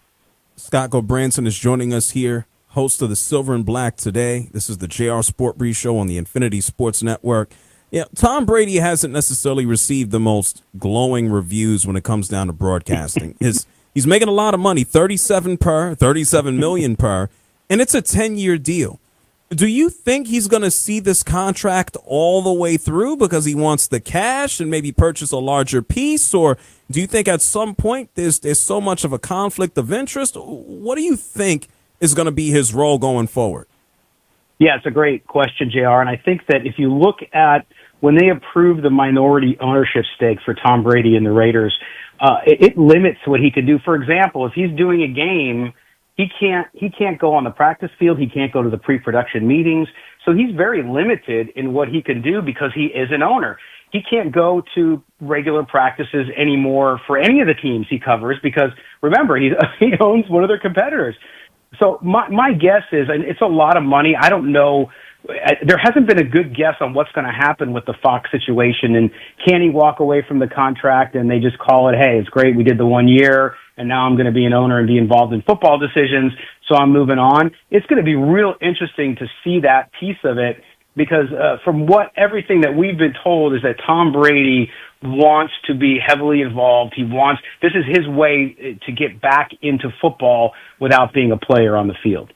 Well, now that he's involved and Mark Davis is there, Antonio Pierce is no longer the coach, what direction do you think they're going to go in? I mean, is Brady and Vrabel, do they have a great relationship? Does Brady want to work with someone who's a little bit more green and can be molded? What are your thoughts on how this is going to round out on what will be, I guess, Mark Davis's ninth coach? Yeah, it's a great question, and I think the way people have made the connecting the dots, JR, has been okay. Yeah, Mike Vrabel, he is close with Tom Brady, so that makes sense. But yet then the Patriot job opens up, right? So then you have that. Then you also have Mike Vrabel interviewing in Chicago. So it'll be interesting to see what he needs to do. This Raiders team clearly still does not have an answer at quarterback. So who better than maybe the greatest quarterback to ever play can sit in there and help you decide what you're going to do there. But from a coaching perspective, I've heard so many people talk about defensive coaches, and there's great examples of like DeMeco Ryans in Houston, who's done a great job, even though he's a defensive-minded coach. The offense has done well because he's got Bobby Slowick down there. So I think my guess would be that Tom Brady is going to use his relationships. And I would guess he'd take a big swing, JR, and go for one of these young, offensive-minded assistant coaches. Ben Johnson's going to be hard to get. He's going to go wherever he wants. But you got Joe Brady in Buffalo. You have Liam Cohen down in Tampa Bay. Something tells me that Tom Brady is going to want to put his own touch on things, and I think that's the direction he goes. You mentioned quarterback. Unfortunately, Antonio Pierce was saddled with Aiden O'Connell and Gardner Minshew. I guess whoever was healthy on a given week. What can they do from a stopgap perspective? And what do you think they'll do in the draft? Is there a real possibility that the Raiders move up from number 6 to get a Cam or a Shador? What are your thoughts there? Yeah, it's a great quandary for them because they need it so badly. Yet the quarterback class isn't great, like you said. Once you get past Shador and Cam Ward, it falls off there. So I don't know if they absolutely love, and if Tom Brady, Tom Telesco are in love with Shador Sanders, maybe they'll try. But as you know, there's quarterback needy teams ahead of them. I don't know that some of those teams will trade out. Maybe they will. But I think what ends up happening, if I had to give you an answer today on what will happen, my guess is they're going to have Aiden O'Connell still under contract. He's a good backup quarterback. He's never going to be a franchise guy. And then they might sign another veteran and then look to get a quarterback on day 2 and hope that you can strike gold with the Jackson Darts, the Jaden Milrose of the world, and try to maybe get somebody that, they weren't a first-round pick, but maybe you can develop them. And if you have the right coach, then maybe you can. If you have the right offensive-minded coach, maybe you can accelerate learning and find out if you have it. And then if not, JR, then they got to take a quarterback the next year. So I think this is the kind of thing in the NFL, as you know, you got to keep going after that quarterback until you get one. Scott Gobranson is joining us, host of the Silver and Black Today. When you think about some of the rumors that have been bandied about, I mean, for months now, we've heard about Shedeur Sanders and, oh, my goodness, now it's a Deion package deal. Deion said he ain't going anywhere. He's over here snatching up other quarterback recruits from other teams. What's the likelihood that this happens? This is too much of a fantasy land. Am I right? Yeah, I mean, it's interesting too, because I find it really perplexing that there's such a controversy around Shedeur Sanders too, because I think he would fit perfect in Las Vegas. I mean, Cam Ward's a good quarterback too. I think they'd be fine with either one. But I like Shedeur Sanders. I think he fits well there. He's a smart football player. Is he perfect? No. Would he have been the fourth or fifth quarterback taken last year? Probably. But that's okay. And I think that, where he goes and the whole Giants thing with the cleats and all that stuff, it'll be fascinating to watch what happens there. But it makes sense, right? It's Las Vegas. It's the Raiders. For those of us old enough to remember the Raiders when they were the Raiders, that makes a lot of sense. So we'll see how it all ends up. But I do think that they will try. They'll try to get up there, I think, for one of those guys. From everything I've heard, they do like Shedeur Sanders a lot. Mark Davis met him at one of the WNBA games of the team he owns there in Las Vegas, and they got along swimmingly and apparently have been in contact after that too. So we'll see what happens, but it's going to be another year of change and tumult across Raider Nation as they try to figure this thing out. Well, Scott, when you think about the existing roster and who will be on the team, I assume Max Crosby is not going to get moved for draft stock or status, or maybe, I don't know. What are some of the bright spots that these Raiders do have moving forward? Yeah, obviously you mentioned Max Crosby, and Max Crosby missed the final part of the season due to an injury.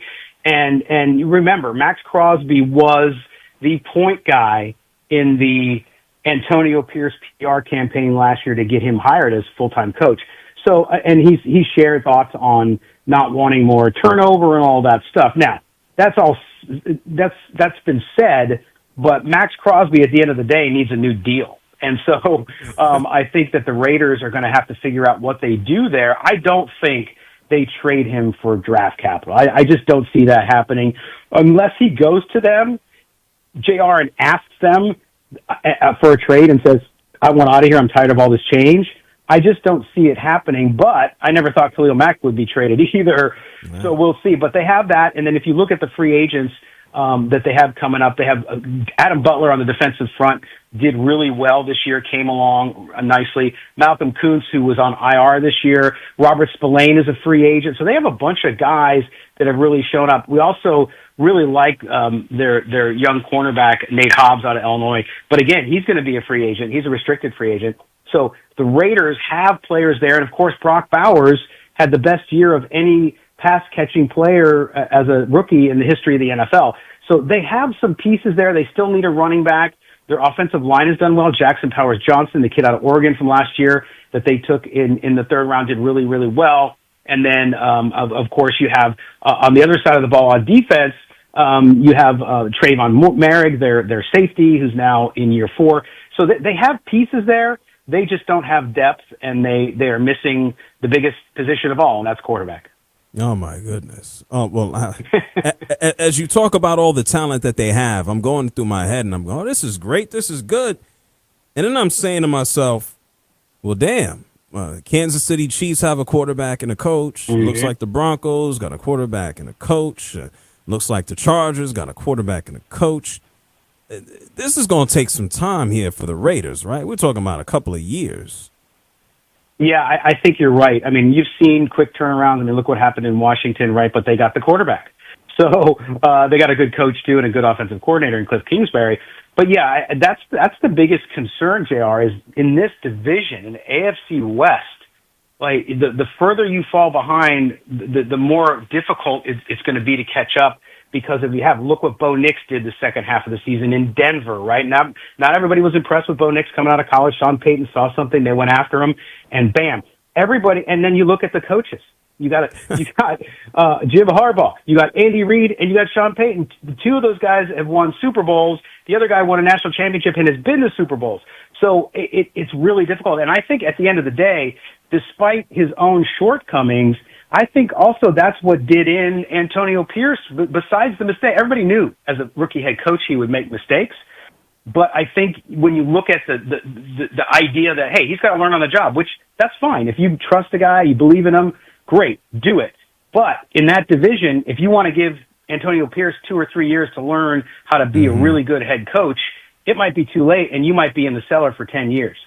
Oh, my goodness. So I hope things turn around for the Raiders sooner than that. With Tom Brady in the fold, who knows? I got more optimism than I've ever had before. Scott, thank you so much for the time. Where can people follow you, all of your work? I know you do so much outside of work with the Raiders and Silver and Black. Fill us in. Sure, absolutely. You can check out the show. We are an Odyssey Sports original podcast. So wherever you get your audio, just look for Silver and Black Today. Also, I've got a great YouTube channel there. We're very active as well. My co-host Mo Moten's an NFL columnist over at Bleacher Report, so you can find him there. Just search us and you'll find us all, and happy to engage with anybody who wants to talk football, specifically Raiders football. So I appreciate that. Hey, Scott, thank you so much. I'm going to be paying close attention. This is one of the great, maybe not for you or the fans, but it is a great soap opera in a general sense in the NFL. I'll be paying attention. Thanks, JR. You got it. Scott Gulbranson, host of Silver and Black Today. They're just, I'm going through this list online right now. And you can message me at JR SportBrief. I'm looking at these responses. I asked everybody what NFL team is the most dysfunctional. Nate Weiser says either the Raiders or the Jets. Matt D says the Cowboys. Oh, man. Joey says it's the Jets. It has to be the Jets. Jason, he says it's the Raiders. CK says the team with an owner who needs a new barber. I think that's the Raiders, I think he's referring to. Andrew, the Jets, the Jaguars, and the Raiders. So we have a little bit of consistency here when it comes to the most dysfunctional teams in the NFL right now. I guess it's a three-way tie between the Raiders, the Jets. Hickey, what? No, Cowboys, Jets, Raiders, Jaguars. That's a four-way tie, right? Would you put the Browns in there, or are they kind of separated from at least these other four? Most dysfunctional? Maybe it's a what have you seen? Maybe people are so used to the Browns being bad. Maybe they're forgetting about them for a while. Which is good, because they're not doing, outside of the whole Watson thing, not doing much to embarrass themselves. So maybe they're a step below these other four. Yeah, a little stupid, less dysfunctional, maybe. I don't know. Yeah, it's tough. It's some tough doing here right now. Ugh. My condolences if you're a fan of any of these teams. 855-212-4227. That's 855-212-4227. We're going to take a break. We come back on the other side. Speaking of dysfunctional, nobody named this team. I'm going to tell you what team. I'm not going to sit here and go, they grind my gears. I feel bad for their fans. Because when this team is good again, it's going to be by accident. This is another case of an owner who has no idea what the hell she is doing. I'll explain on the other side. It's the JR SportBrief Show, coast to coast on the Infinity Sports Network. Right now, newsflash, Rich Ackerman. Infinity Sports Network, Sports Flash. And JR, we have news from baseball where future Hall of Famer and former MVP as well as Cy Young Award winner Justin Verlander has reportedly come to terms on a one-year deal with the San Francisco Giants for his 20th season in the big leagues, reportedly worth $15 million. There are now 6 coaching vacancies in the NFL, with the Raiders announcing earlier today they have fired Antonio Pierce after going 4-13. The Cowboys denied the Bears permission to speak with head coach Mike McCarthy, while GM's not immune from the chopping block. The Titans fired Rand Carthon after just 2 years on the job, in which they won 9 games during that span. Boise State running back Ashton Jeanty is entering the NFL draft. He was the Heisman runner-up, Travis Hunter.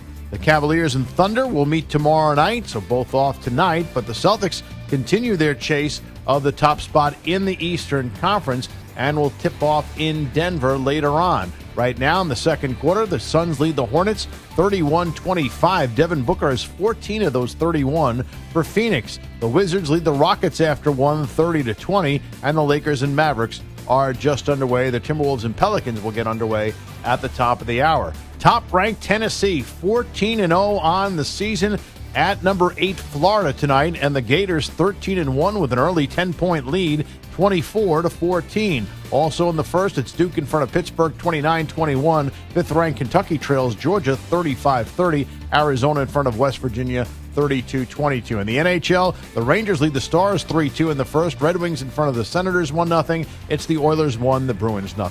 I'm Rich Hackett. Hey, sports fans. Zach Gelb here on the Infinity Sports Network. Check us out 24/7 on your local affiliate or on the Odyssey app. Download it today.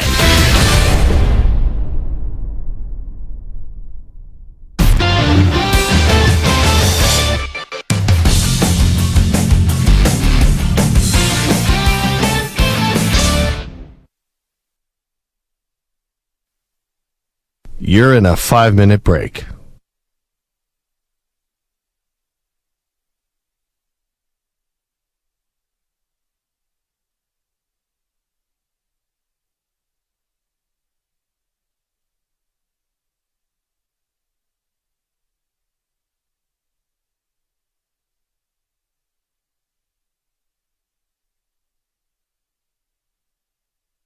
Four minutes, 30 seconds remaining.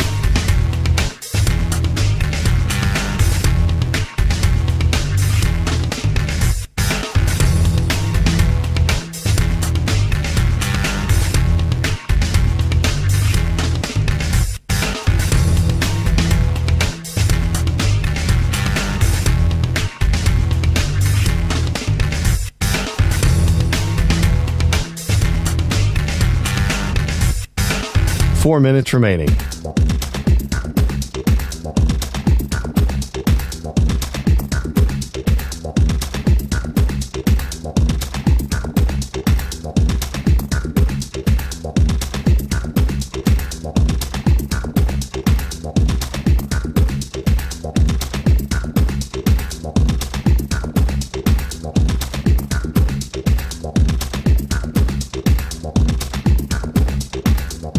Three minutes, 30 seconds remaining.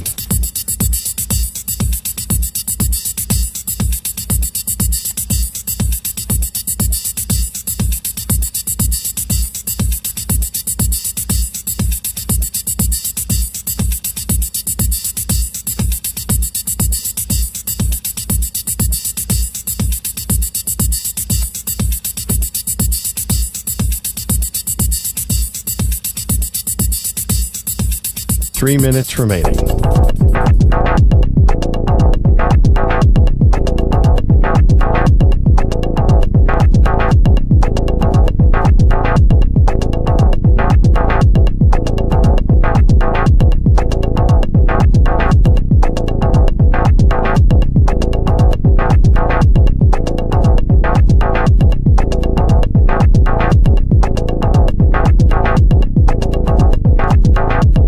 Two minutes, 30 seconds remaining.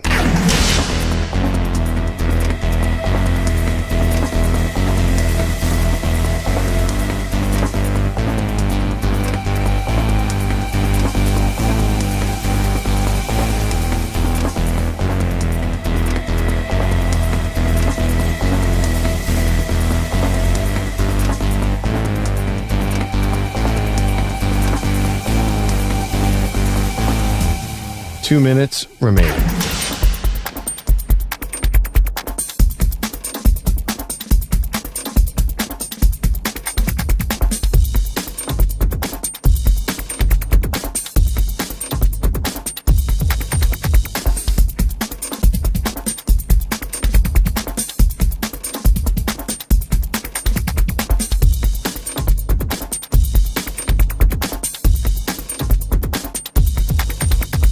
1 minute, 30 seconds remaining.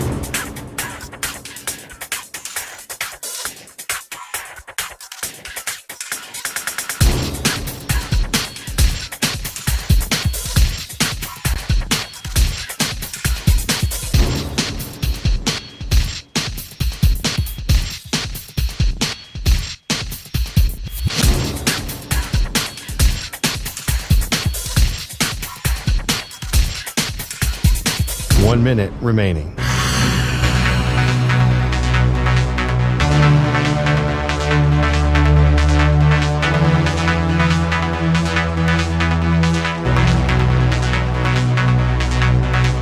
Forty-five seconds remaining.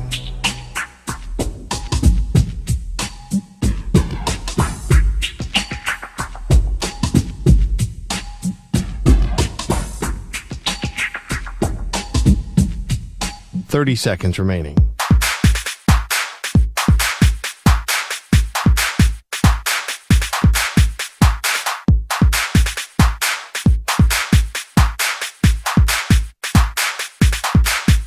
Fifteen seconds.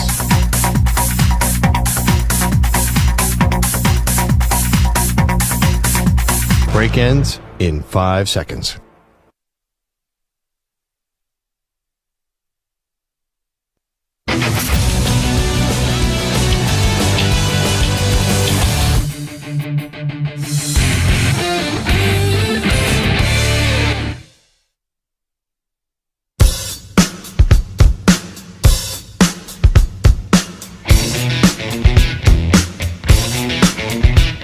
You're listening to the JR SportBrief. I'd rather listen to you than my husband. Okay, end of story.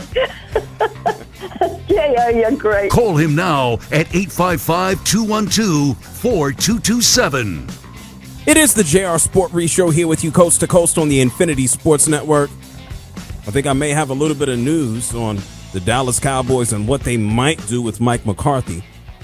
I'll share that with you in a second. And then I did tell you there is another NFL team, quite dysfunctional, that a lot of people are not talking about right now. I'll tell you about that in a moment as well. 855-212-4227.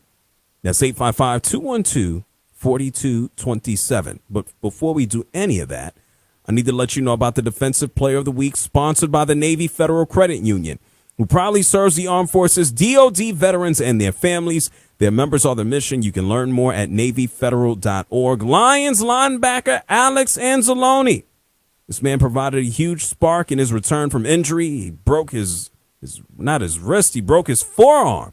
The man led the team in tackles and held the Vikings offense this past Sunday to 3 field goals. Detroit beat Minnesota 31-9. They're now the number 1 seed in the NFC. Alex Anzalone had 7 tackles.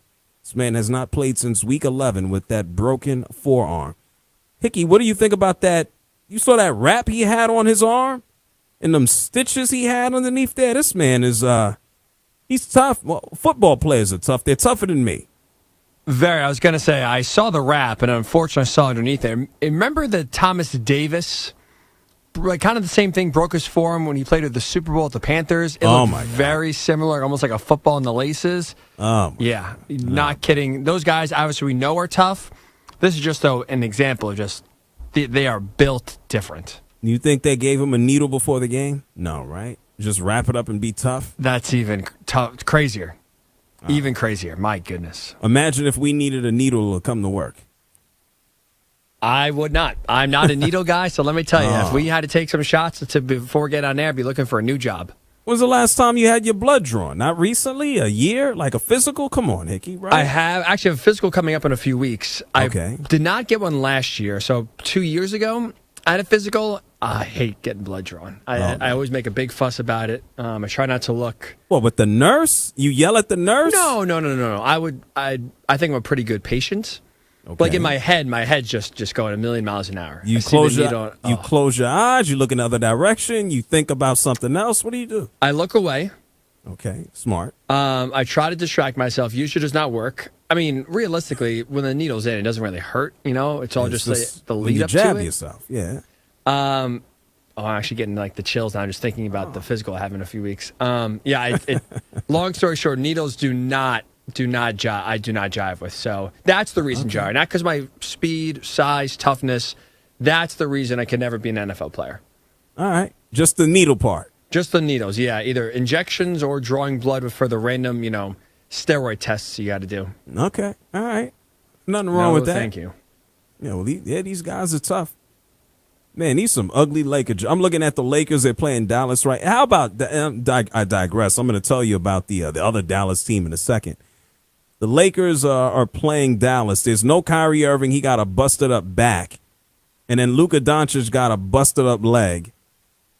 Hickey, is there one reason somebody would just sit down and choose to watch the Mavericks? Or am I missing something? You don't get excited by Spencer Dinwiddie? He doesn't tickle your fancy? I don't even know who the guy is behind Spencer Dinwiddie. I can't tell you. I don't know who the hell these guys are. Yeah, there are a lot of nameless, faceless players when you kind of take away Luka and Kyrie. All of a sudden, you're like, I don't know. They're not. I'm not going to say they're not important. They're making a lot of money, so good for them. And speaking of making a lot of money in Dallas, apparently it's been reported by Adam Schefter that the Dallas Cowboys told the Chicago Bears, no, you cannot speak with Mike McCarthy. They are not allowing him to interview with the Bears. Now, there's a simple conclusion that you could draw here. It's the Dallas Cowboys, so I don't know how simple it is.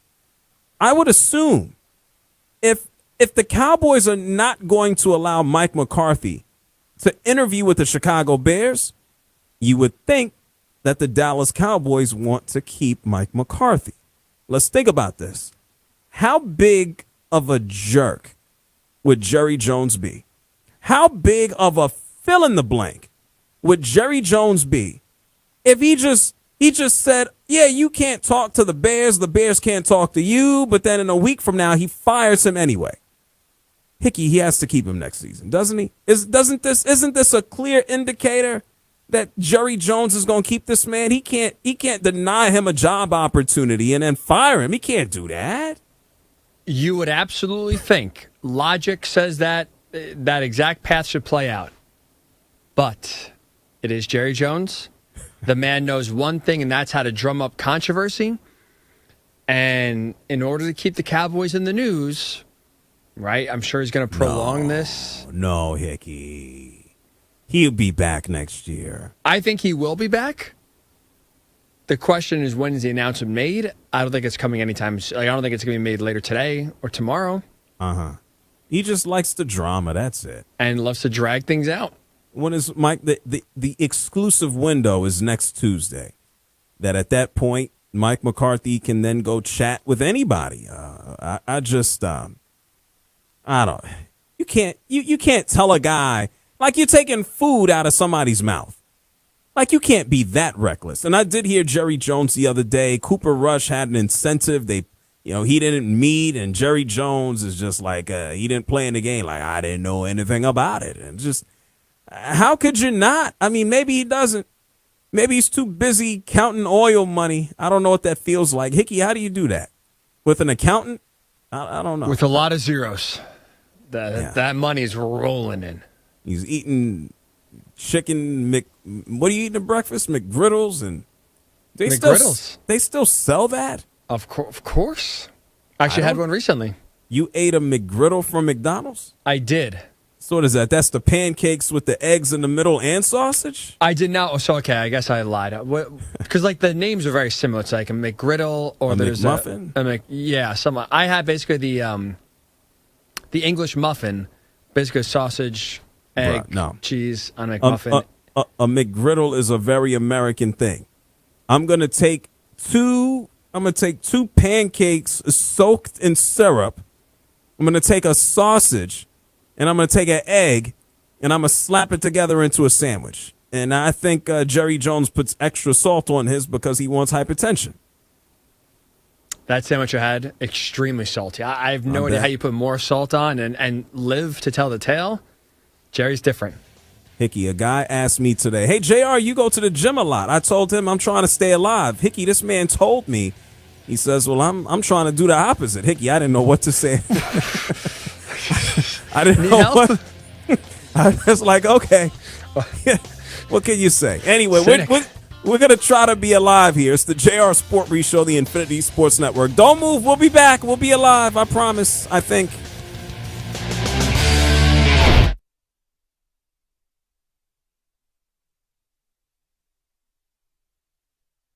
You're in a 5-minute break.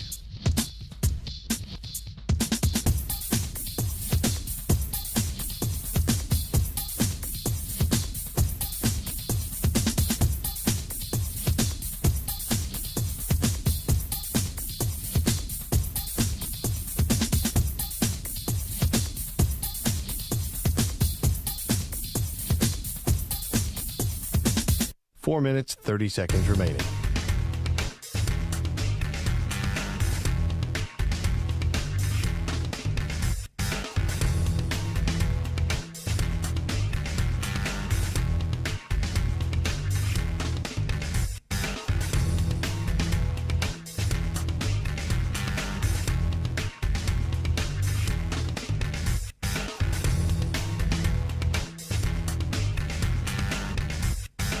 Four minutes remaining.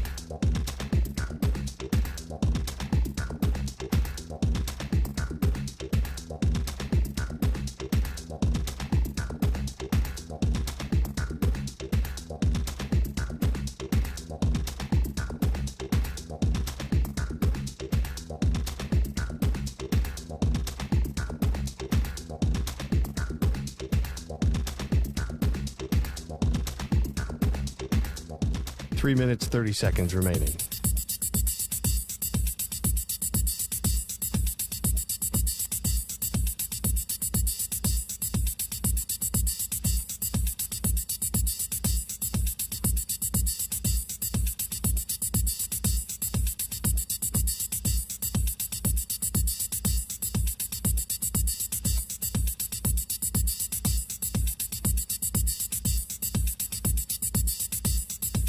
Three minutes remaining.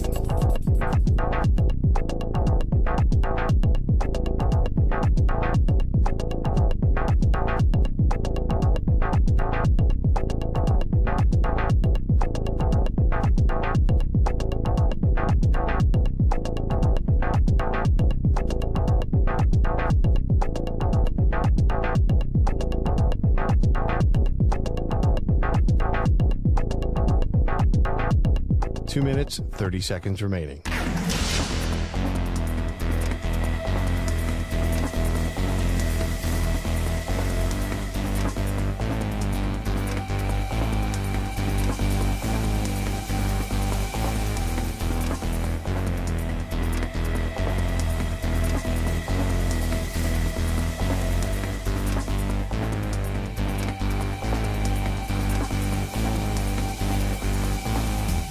Two minutes remaining.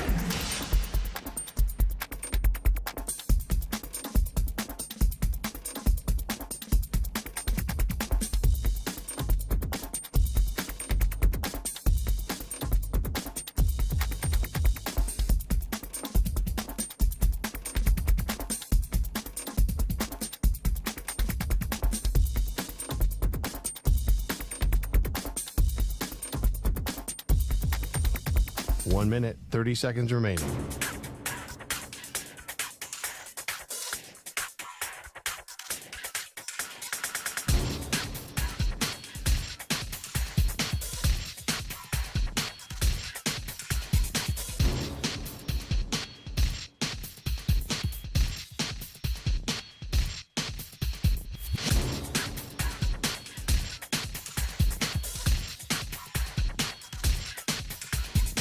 One minute remaining.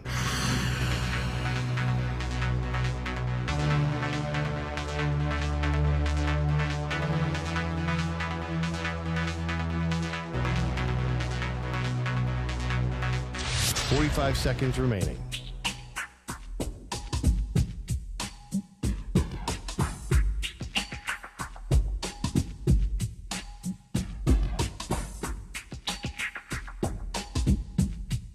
Thirty seconds remaining.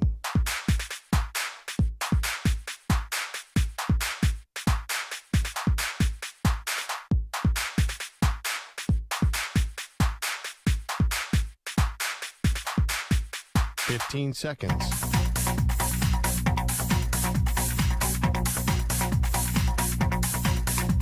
Break ends in 5 seconds.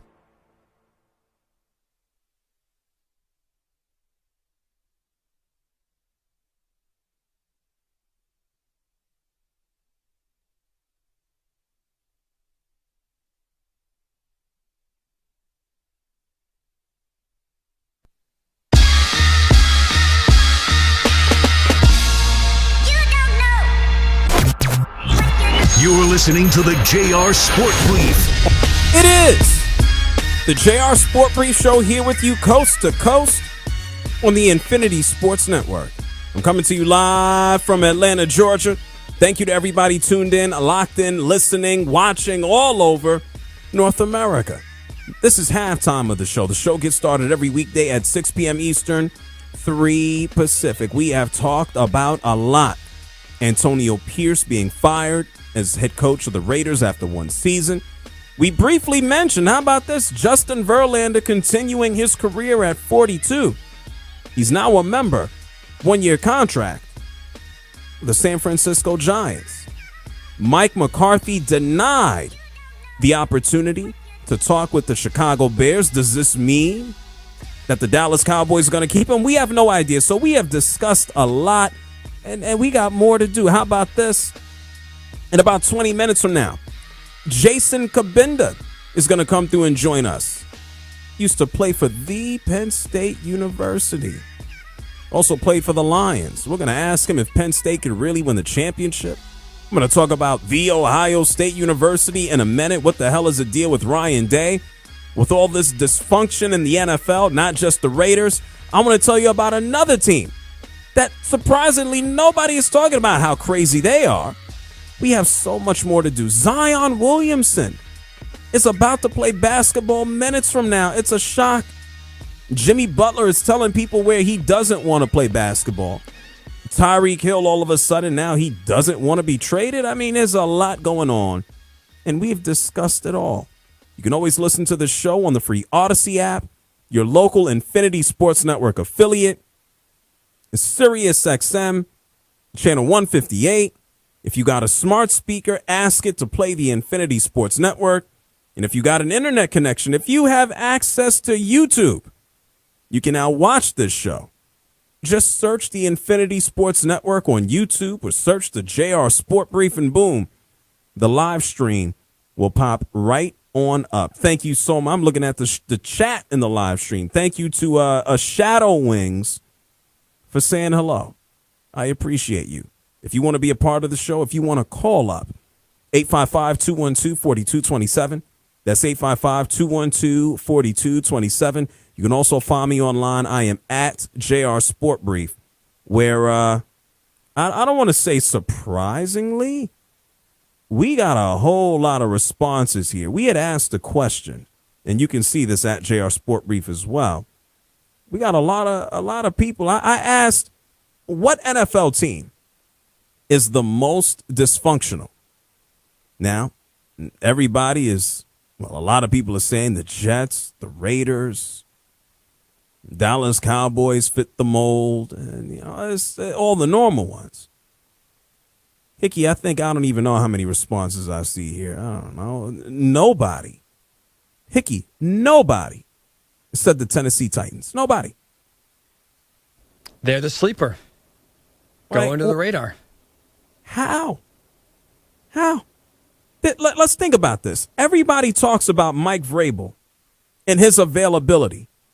There's a reason why everybody, the Chicago Bears, the New York, there's a reason why everybody wants to talk to Mike Vrabel. He's actually a damn good head coach, and the only reason why he doesn't have a job right now is because of how bad the Titans are. Now, this is not a matter of being a man or a woman, but Amy Adams, the owner of the Tennessee Titans, she didn't buy the team. She inherited the team.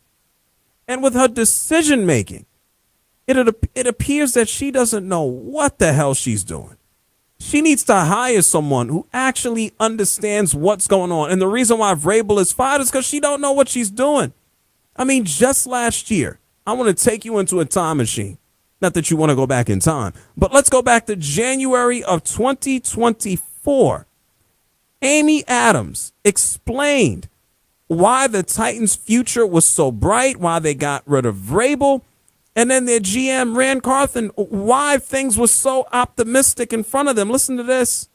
And I will always appreciate what Mike brought and wish the best for Mike and his family. The last 2 seasons have been very disappointing. And the fans felt it. I felt it. We made changes last year, and I came to believe we needed to make a change to the coaching staff. I have high expectations, and I'll never apologize for that. And these fans deserve a great team, and they deserve a championship brought to the city. And that's what we're going to work towards. And I'm prepared to make the hard decisions to hopefully get us there sooner. This team has a bright future. We have Rand. We have a promising young quarterback. I mean, the sky's the limit. We've got cap space. We've got a great draft position. Things are bright for the Titans. I'm really very, very optimistic. I knew this from last year, but I knew she had no idea what the hell she was doing when she said we have a promising young quarterback. Will Levis, the mayonnaise man, the man who just is giving the ball to the other team or the Will Levis. And then you heard her talk about the GM. That was a year ago. You want to know what took place today? Listen to this news from WBIR. The Titans fired general manager Rand Carthen after just 2 seasons on the job. He was introduced as the first black manager back in 2023 and helped to hire a new coach. Tennessee controlling owner Amy Adams Strunk said it was impossible to ignore that the team did not improve in the last 2 years. The Titans lost their final 6 games and clinched the #1 pick in the 2025 NFL draft. And maybe it's you. Maybe it's you. We had Deion Sanders. Oh, yeah, by the way, you just heard it. The Tennessee Titans have the #1 pick in the draft. Deion Sanders went on social media and was like, wow. Like, why is he saying that? He be like, hey, this is a dumbass decision. What are y'all doing? We had players on the Tennessee Titans who were tweeting like, what are we doing? Like, red flag. Why are we firing the guy who had the job for 2 years? And then we got rid of one of the best coaches in the league. What are they doing? She has she needs, and there's only one Tom Brady. Mark Davis got Tom Brady to help him out. I don't know who's helping out the Tennessee Titans. They just might be lost. They might get lucky with the quarterback selection, or they might just select a quarterback and be screwed. Like, not everybody can wake up and just have Bo Nix. Not everybody can wake up and just say, oh, we got the Heisman winner and Jaden Daniels. You want to talk about dysfunction, you cannot talk about it without getting into the Tennessee Titans. And unfortunately, this is just another one of those situations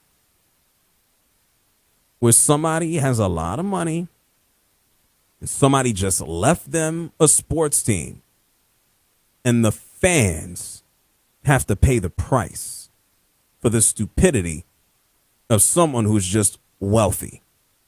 That's it. Every now and then you get lucky. Hey, you want an example? How about this? The New York Knicks are an example. James Dolan has been in charge of the Knicks for the better part now of 25 plus years. His dad, God rest his soul, basically gave him the team to babysit. And the New York Knicks for the better part of the past 25 years have been a disaster. They went to the NBA Finals in '99 in a strike-shortened season, and that's all she wrote. Stephon Marbury has eaten Vaseline, and Carmelo Anthony shows up. Amari Stoudemire got bad knee. It's wild. I can't even go into Isaiah Thomas. And good luck to him. He Bell's palsy. Phil Jackson falling asleep on the bus. And all of a sudden, James Dolan, for as much money as he puts into the Knicks, dumb money, a lot of cases, He actually gets in a good head coach and a good man to run the team who comes from CAA, and he just is in the background. The Knicks all of a sudden, they're actually good again. Hickey, what's with wealthy people? What the hell is their problem? Why can't they do things right? Are they just full of themselves like Jerry Jones? I think that's part of it. They think they know best, that they excel in one area of business in some cases, and think that translates to everything. Other cases, like you said, just entitlement of this was handed to you and they screw it up. It's bad. It's crazy. My dad started cable, so now I could run the Knicks. I sell wood, so now I could run the Falcons. I sell paper, so now I can have the Patriots. Good for him. He got Belichick and Brady. Good for him. Must be nice to just be wealthy. Just make dumbass decisions. Now, in the case of Amy Adams, her dad had the team. And what is she going to do? I don't even know. It's like, okay, they just have to luck into a positive situation. So I just have to say, out of all the ridiculous moves that we've had, Gerard Mayo fired after 1 year because Robert Kraft is hoping for Vrabel. The Raiders got Tom Brady basically running the show now. Come on now, he is. And they're like, oh, well, I can fix things. I'm Tom Brady. Don't ignore the Tennessee Titans. I get it. They're moving into this fancy Nissan Stadium. It's going to be beautiful. I understand all of that. Even the Lions, they got better when the woman running their team is Sheila Ford Hemp. She got lucky and then got the hell out the way. That's what we got to do sometimes. Sometimes you got to know better. Smart people know that they don't know it all. That's it. Good luck to the Tennessee Titans. We'll be chatting it up about them, and can't wait to hear her ridiculous statement. Anyway, speaking of ridiculous statements, Hickey, we discussed this. I'm eagerly anticipating the college football playoff. We got to wait 2 more days before we see your school in action. We'll talk to Jason Kabinda. He'll be here with us in about 10 minutes. I wanted a different perspective, Hickey. We know you love Penn State. We needed to chat with someone who actually played on the team. You found him. Jason's going to join us. I'm excited. Jason's good. He's full of energy. Like you said, he knows the game well. He's been on the last Big Ten championship Penn State team, so he knows what it takes to win a championship. I think this will be a lot of fun here in a few minutes. I can't wait. Now, before he joins us to talk about that Penn State matchup with Notre Dame, I got to get this one out the way. We do have Texas, so we got to wait an extra day for Friday. We got Texas in The Ohio State University. And I'm really looking forward to that matchup because I believe the champ is going to come out of that game. And I believe it's going to be Ohio State. And if it's not Ohio State winning the championship, I'm not going to say this is dysfunctional, but Ryan Day, Hickey, are there enough tears for him if he's embarrassed in this game? Great question. How quickly can you rejuvenate them? Because he spent a lot a month ago after that Michigan loss. A lot of tears. That guy was crying so much. People thought he was going to get fired. He thought he was going to get fired. He saved his ass recently, beating Tennessee and then wiping the floor with Oregon here in the playoff. But let's go back in time. Let's listen to what Hickey referenced. Because after they lost to Michigan, Ryan Day, I thought he needed a counselor. I don't know, but I can just really go off of this game and what's going on in this game right now. I think each game is a little bit different and unique to itself, like you said, but the results are the results. And, as hard as that is to say, we came up short here again today and, not easy to swallow at all. That guy, he needed a hug. Now, listen to the opposite. That's after losing to Michigan. Listen to this man at the Rose Bowl from last week. This team is resilient, and when you surround yourself with great people, with great character, you find yourself working through difficult times. And at the end of the day, we wanted to win a national championship, and the way that we got here wasn't what we expected. It wasn't what we planned for. But nonetheless, we had an opportunity to come back and play Oregon after we'd already played them early in the season, and that's the only thing that mattered. Hickey, unless he is embarrassed, he can go to the national championship game and be embarrassed, I think. If he's embarrassed against Texas, I wouldn't be shocked if they gave him the boot. Really? Yeah. What's his buyout? Millions? Probably. I have to look it up. I mean, it's Ohio State. You can afford it. Whatever it is, it's affordable, let's say. So even after, forget the Tennessee game for a second, even after just the Oregon dismantling, if they lose to Texas, you think, like, are you saying if you were Ohio State, you would fire him? $37 million. I wouldn't be shocked. Wow. I wouldn't. The guy's record against Michigan is now what, 1-4? 1-4, 4 straight losses. How you lose to post Harbaugh, Michigan? How you do that? With all the talent he has, I mean, he got wide receivers that just fell out the womb, and he can't. The defense is amazing. Like, how can you not win? I wish I had an answer for you. I mean, clearly he has no answer. As 21-point favorites with that little talent on Michigan, I mean, it's clearly it's in his head because those receivers that you're talking about, he ignored them the entire game. Yeah, Jeremiah Smith, I don't know, bro. Yeah, I'll put it to you this way. I think the fan outcry, like his head would be on a stake. Like I think he'd be on borrowed time. He has a $37 million buyout. So do I think they're going to can him? Not really. Let's also be real. We're doing all this talking about Mike Vrabel. There were silly rumors about a month ago after he lost to me. People are like, man, we got to get him the hell out of here and just bring in Mike Vrabel. It's a wild situation. I just hope for his sake because it looks like watching Ryan Day at a press conference after a Michigan loss is uncomfortable for a grown adult. It's uncomfortable for me to look at. I feel bad for the man. So I'm wishing him nothing but the best against Texas. I think they'll win. I'm not all that concerned.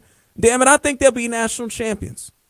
So I think we can close the book. But if there's an embarrassment coming on Friday, people are going to be ready to give him the boot. And $37 million might be the only thing that saves his behind. It's the JR SportBrief Show here with you coast to coast on the Infinity Sports Network. We're going to take a break. When we come back, we're going to talk about Penn State as they get ready to take on Notre Dame down in Miami. We're going to talk to someone who used to suit up for the Nittany Lions. Jason Kambinda is going to join us. You're locked in the JR SportBrief Show, coast to coast, the Infinity Sports Network. You're in a 5-minute break.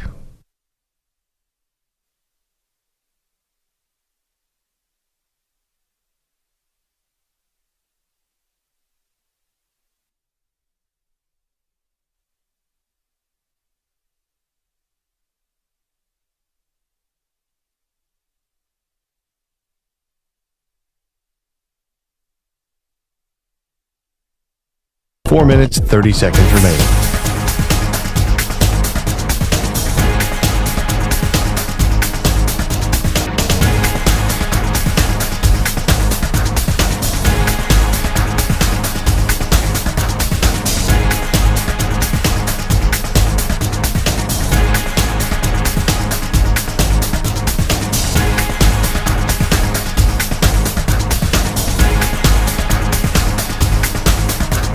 Four minutes remaining.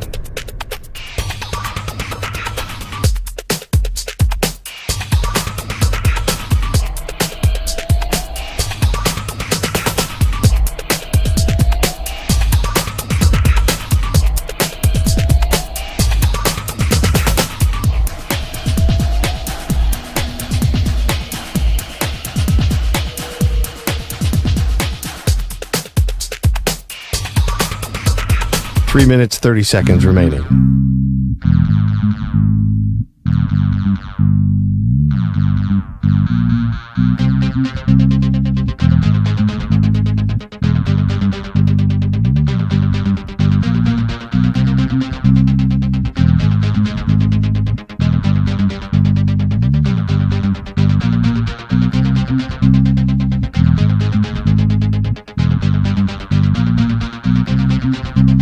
Three minutes remaining.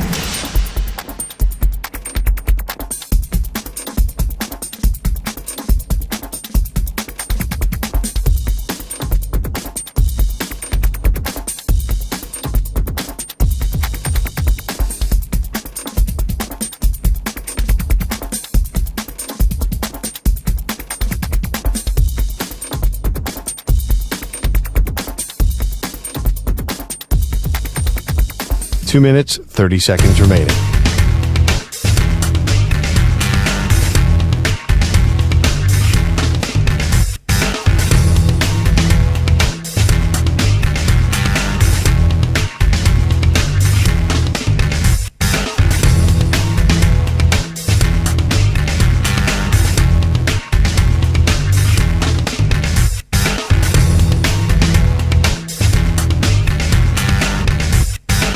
Two minutes remaining.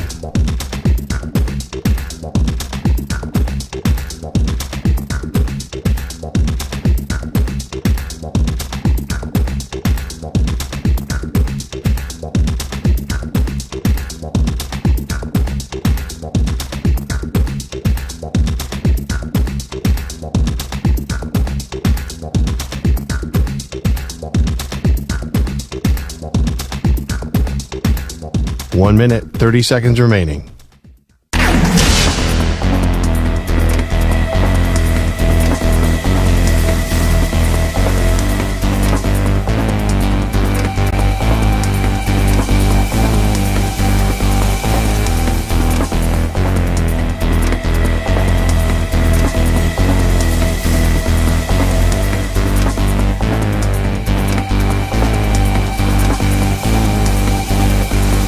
One minute remaining.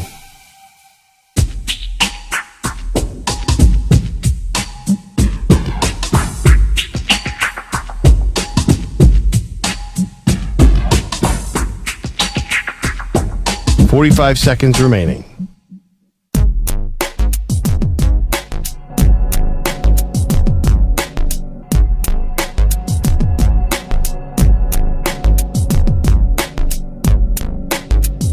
Thirty seconds remaining.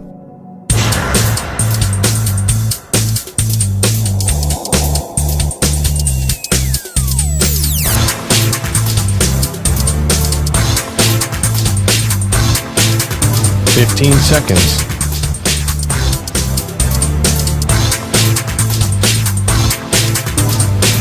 Break ends in 5 seconds.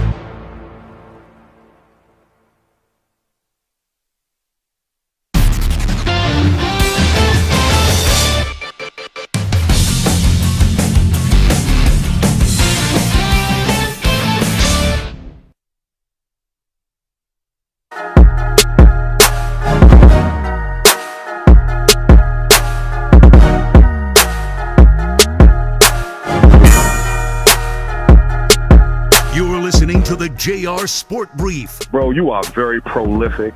You are one of the best to do it on the radio. You're smart, very intelligent. JR wants to hear from you. Call him now at 855-212-4227. It is the JR SportBrief show here with you coast to coast on the Infinity Sports Network. Man, there's so much going on.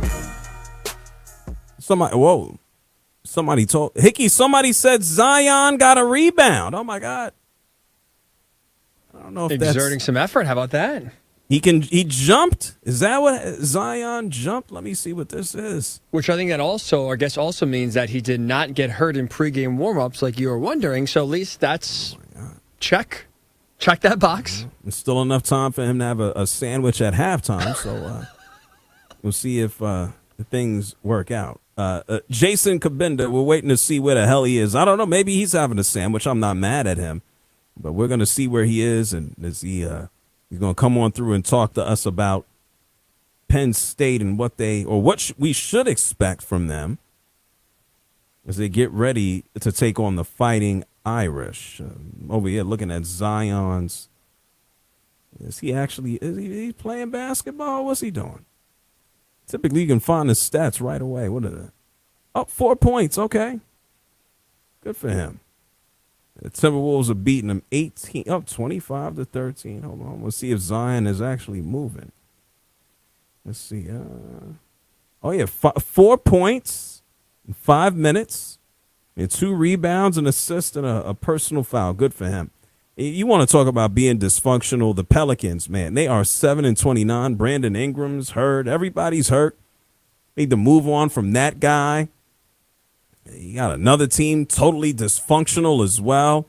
I'd mentioned to you about Jimmy Butler and the Miami Heat. Now Jimmy Butler got a list of teams that he said that he will not go to. And so please believe it. It's not just NFL players who are trying to dictate the future. It's not just NFL players trying to tell everybody where they want to go or where they don't want. NBA guys been doing this forever. And now when you have players making $50 and $60 million a year like Jimmy Butler, how the hell can you be traded? I'm going to move you for two $25 million scrubs. Yeah, you can be, no disrespect, but you can be a middle-of-the-road player making $25 million. I want you to listen to Chris Haynes because he sat around, NBA Insider, to the shock of nobody, Jimmy Butler, who wants to leave Miami because he wants a contract. There are certain teams that Jimmy Butler does not want to go to. You can't make this stuff up. Listen to this. League sources just relayed to me that the Memphis Grizzlies, along with a few other teams, have received word that Miami Heat star Jimmy Butler has no interest in being traded there. So the message is being delivered that a trade should not be attempted to acquire the all-star forward. What makes this situation a little bit tricky is Jimmy Butler can become an unrestricted free agent this summer. So usually of a player of that caliber, teams like to have some assurance that he's willing to sign long-term or a multi-year deal. So Jimmy, in that regard, does have some leverage in this case. He has some. Yeah, he does. He's being bossy, and this is what turns fans off. And I get it from both the player perspective and the fan perspective. If you're a fan, you have to come to the realization that you can root for the team, but please understand and get it. The majority of these players, they might as well just be hired mercenaries. And in a lot of cases, they are. They sign contracts. These are not life and death contracts. This isn't like some guy that you paid to come do your roof and he didn't do the job, and so now you're mad at him. The players got leverage. They got leverage in the amount of money that they're making. And they can try to dictate as best as they can where they go. You know, we talked about Tyreek Hill earlier on in the show. Tyreek Hill now deciding to be a full-on jerk to try to get his way out of Miami, to potentially test the waters. Well, Jimmy Butler's already there. He says he's lost his joy in playing the game of basketball in Miami. He wants to find somewhere else to do it. Because he quit on the team, Pat Riley is now like, well, fine, we'll send you somewhere else. And now Jimmy Butler's just like, Grizzlies, I don't want to go. And so, yeah, even if the Miami Heat find the best situation for themselves to move forward, if that situation doesn't jive with what Jimmy Butler's doing to Miami Heat, it makes no sense for them to move. It's just that we live in a completely different world on the sports side right now, where the athletes make so much money, and Jimmy Butler doesn't care. Is he being a good teammate? No, he's not. He quit. He quit on the team. Is Jimmy Butler being a fan favorite? No, he doesn't care. He cares about his money. Is Jimmy Butler burning some bridges? Yeah. Is Jimmy Butler tarnishing his reputation? Oh, yeah, he is. But at the end of the day, Jimmy Butler cares about one thing at the top of the list. That's getting a contract extension that pays him more than $100 million over the next 2 years. And so I don't know about you. I can't speak for you or whether you're watching or whether you're listening. I don't know. If you had a chance to make $100 million and then be a jerk, have a fan base mad at you, your reputation is mud. But if you can get that $100 million to play basketball, would you do that, or would you take $50 million just to shut up and play nice? It's really as simple as that. I think I might push the button for the 100 plus mil if it meant that my reputation was now going to be mud. And that's what we have a lot of athletes doing. But for the layman, for me, for you, for anybody, a lot of these athletes, they come across like spoiled brats. But this is the business part of things right now. Can I blame Jimmy Butler? From an ethical standpoint, it's not the coolest thing to do. But when it comes down to money, that trumps all. Like there's nothing else above it. Hickey, do you see things from Jimmy's perspective? Like he doesn't even play. Now that's wrong. Like he doesn't play in the regular season. He wants to play in the postseason and try to turn it up. And now he wants to try to roll. Like that's not cool. But he's playing the cards that he's dealt, and he's playing them perfectly if the end goal is to just get paid. Reputation be damned. Yes. I guess my question is at his age and his lack of participation in playing games, does the Heat obviously don't want to pay him? Does anybody? Like, is he destroying his reputation to the point where all 30 teams feel the same way as the Heat and no one wants to pay him? There's an idiot born every day. I think the best team, let's put it this way. The Phoenix Suns benched Bradley Beal yesterday. He came off the bench and had 25 points. He made it very clear after the game. I'm no damn bench player. Like, I'm a starter. I'm going to do what the coach says, and we all know this. Bradley Beal, regardless of how you feel about him or his salary, his guaranteed money, and his no trade clause, Bradley Beal is a starter in the NBA. The Phoenix Suns are basically trying to make him uncomfortable so he waives his no trade clause. That's what they're trying to do. And so, look, if you're the Suns and you're all in on Durant, you're all in on who the hell is the other guy they got? Booker. Why would you not say, well, Bradley Beal isn't working, let's bring in a bigger forward than Jimmy Butler? I think that might be a team. There's always somebody desperate. There's always a sucker out there, and right now it's probably Matt Ishbia. I guess, and if it works out that way, then to your point, he wins. He's a bad guy, but at the end of the day, he gets his money, doubles his pay, gets some long-term security, big win for Jimmy Butler. If if the Suns are not that stupid team born yesterday, I think he's hurting his value in the sense of I don't know why any other team right now at his age and his lack of production would say, yeah, sign me up for Jimmy Butler, and also let's make it a long-term marriage here, and let's lock ourselves into a 4-year deal for whatever amount of money, and let's just marry ourselves to Jimmy Butler, who's declining and who can't stay healthy. That just seems like bad business. It really depends. How far are the Miami Heat going to go? They have said that we will entertain trade offers for Jimmy Butler. We got another month until the NBA trade deadline. Are the what's the rush if you're the Miami Heat? Are you going to wait another month until some team, maybe the Suns, gets antsy and says, oh, we need to make this move? This is an absolute must right now. Or if you're the Heat, you're Jimmy Butler, by the way.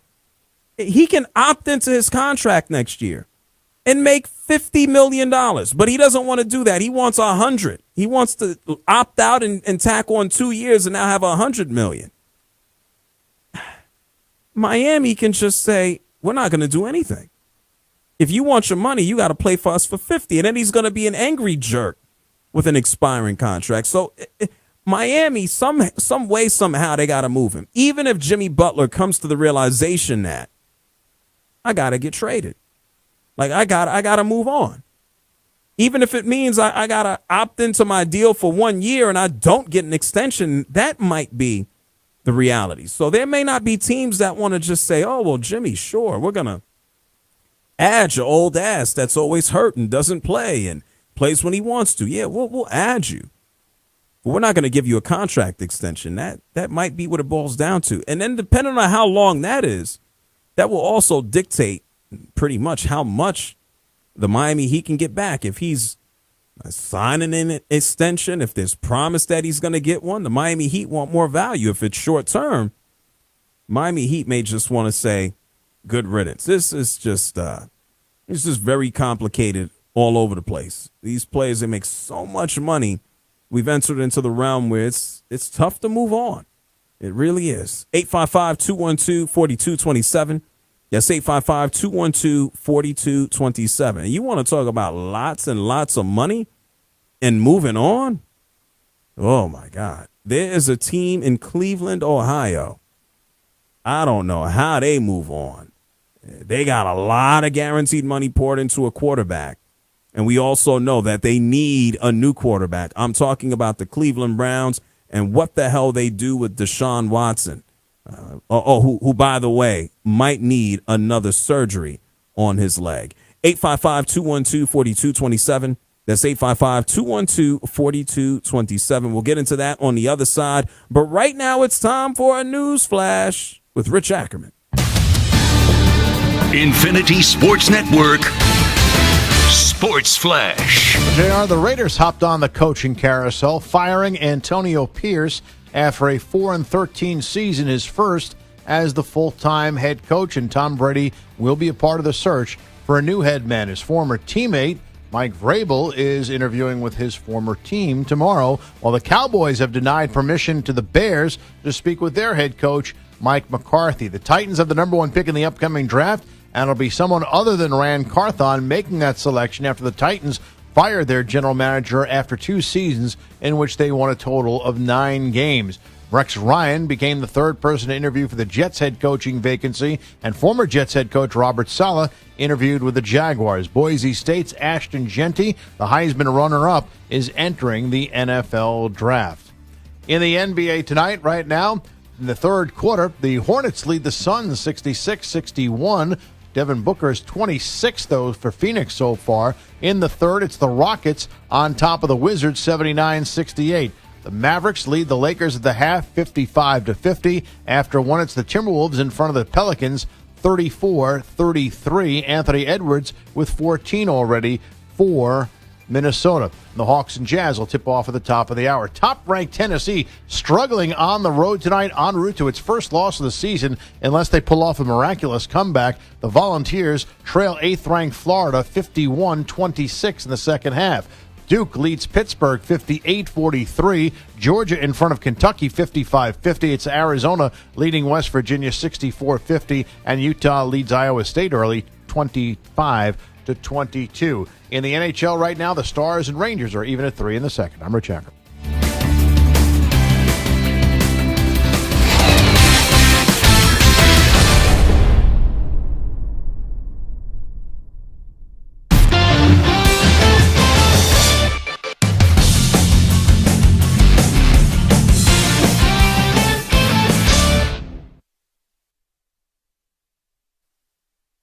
You're in a 5-minute break.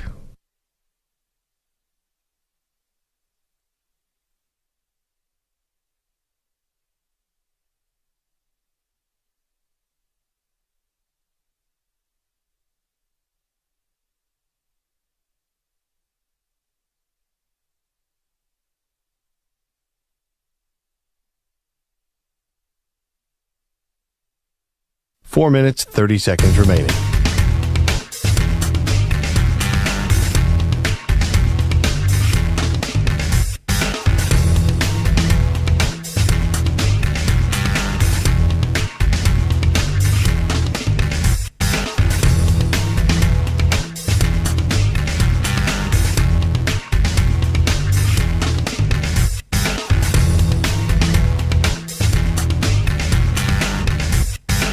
Four minutes remaining.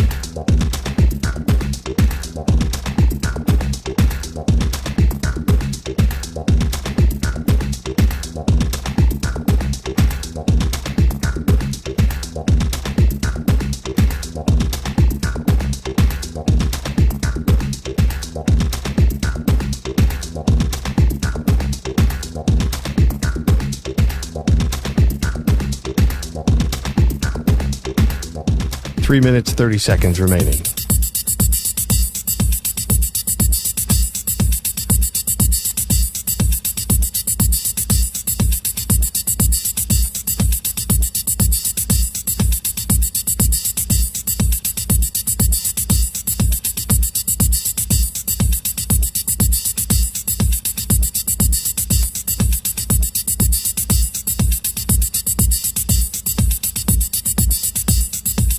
Three minutes remaining.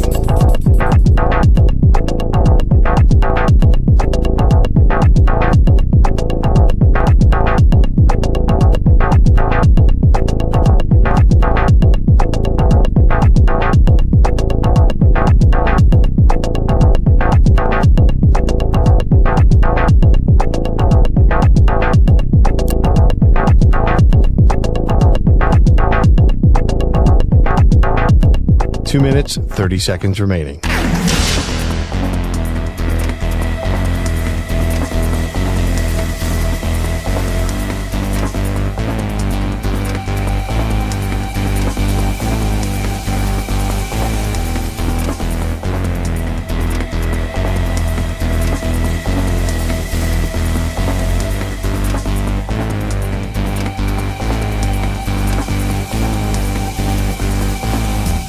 Two minutes remaining.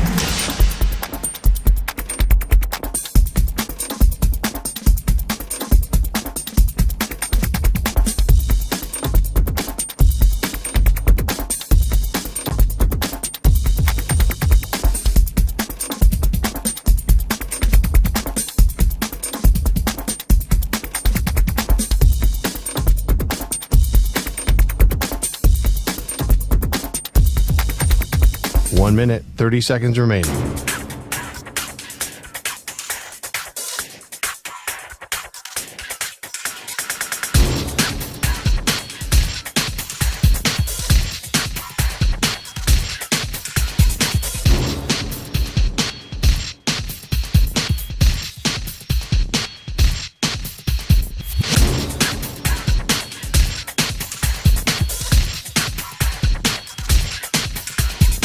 One minute remaining.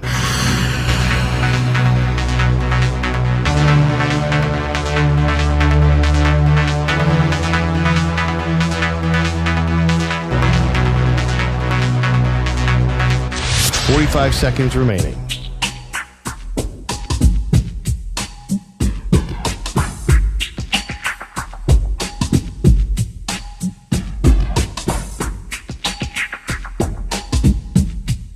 Thirty seconds remaining.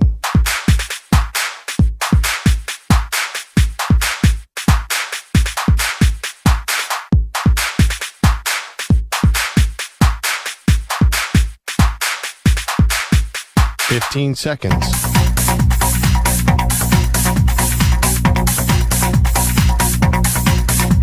Break ends in 5 seconds.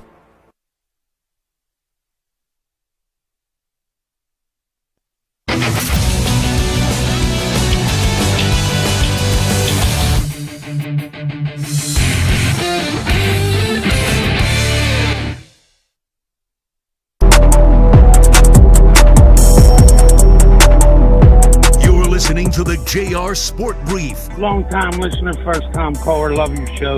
I like how you spit the truth. Call him now at 855-212-4227. It is the JR Sport Brief show here with you coast to coast on the Infinity Sports Network. We're down to the Final Four of the college football playoff. Man, we got a matchup on Friday. Can't wait to see it. The Ohio State University. We got a chance to see what they can go ahead and do if they can move forward against Texas. But before we get there, we got to get to Thursday. Down in Miami, we're going to see if Penn State can knock off Notre Dame and, I want to say, shock the majority of the country. To talk about this is someone who suited up for the Nittany Lions. This man suited up in the NFL for the Detroit Lions as recently as last year. He was knocking skulls on offense, on defense, linebacker, fullback. It's Jason Kabinda. Jason, thank you for taking the time to join us. Thank you for having me, guys. Appreciate you having me on. Absolutely. Let's talk about things on the college side first before we get into the Lions. You were right there when James Franklin took over for Penn State. What makes him such a standout guy to have this program where it is right now? I think the thing with Coach Franklin that makes him so special, man, he's just such a good leader of an organization. He's such he runs the organization like a CEO. I mean, he really always has his finger on the temperature and the heartbeat of the team, keeping the guys even keeled, the right mindset. He's all about process. He's all about the little things. He's all about one day at a time when practice, taking what you learn from the meeting rooms onto the field. And I just think he does such a good job of managing that on a daily basis and throughout the year. And you can just tell by the way this team has prepared time and time again. He's gone through a lot of challenges and adversities this year, and they just keep on coming back better and better. So I'm excited for this team. It's awesome to see them get those two big wins these past couple weeks, and hopefully we'll be able to string together another win against a really good Notre Dame team. When you think about the wins, you're referring to SMU and Boise State. People can debate with the expanded playoff or the quality of the opponent. What do you expect from this team on Thursday when they take on Notre Dame? Both coaches have said that we're similar programs. Yeah, I think what makes this matchup so interesting is, like you said, that it's such similar programs, even all the way down to the type of kids they recruit. You know, you look at Notre Dame, you look at Penn State, always high character guys, high academic guys, high guys on the field in terms of the talent and what they do on the field. So I think it's going to be a great matchup. And I think, to me, the X factor is going to come out to the quarterback play. Drew Aller and Riley Leonard, both guys who can make plays with their legs. Riley a little bit more dangerous with his legs, especially in the run game. But I think that's going to be the X factor. You got two great defenses. Both teams have two great backs, Jeremiah Love and Price. We got Nick Singleton and Katron Allen, both tough physical teams. I mean, it's going to be one hell of a classic. No names on the back of the jerseys. I don't think you can ask for much more than this. And Jason Kabinda is joining us here on the JR SportsBrief show, Coast to Coast. Hey, you won a Big Ten championship with this school back in 2016. Forget a Big Ten championship. A lot of people look at Penn State and go, well, are you out there beating Michigan? Are you out there beating Ohio State? What are your thoughts about them actually winning it all? I mean, I think, to me, obviously, everybody's talked about the path that we've had and all, but, at the end of the day, it's the top 12 best teams in the country, and, everybody can talk about the quality of the wins, but at the end of the day, the stakes were as high as they could possibly be these last 2 weeks, and that's go in or go home. And, Coach Franklin's been able to go and win 2 games in a row, onto a third, with the possibility of, going to a national championship. So I think this is huge for Penn State. It's huge for Coach Franklin's legacy, and really just putting Penn State on the map of the upper echelon of college football, really where they belong. I think we've really got a good shot at it. And at the end of the day, I think we have a run game that travels, every single week. And I think that's one of the things that can take you deep into the season. When you got great tight ends, a great O-line, 2 running backs that can really run the rock, man, you can go and do that anywhere. So, I got a lot of confidence in this team, what they're going to be able to do down the stretch here.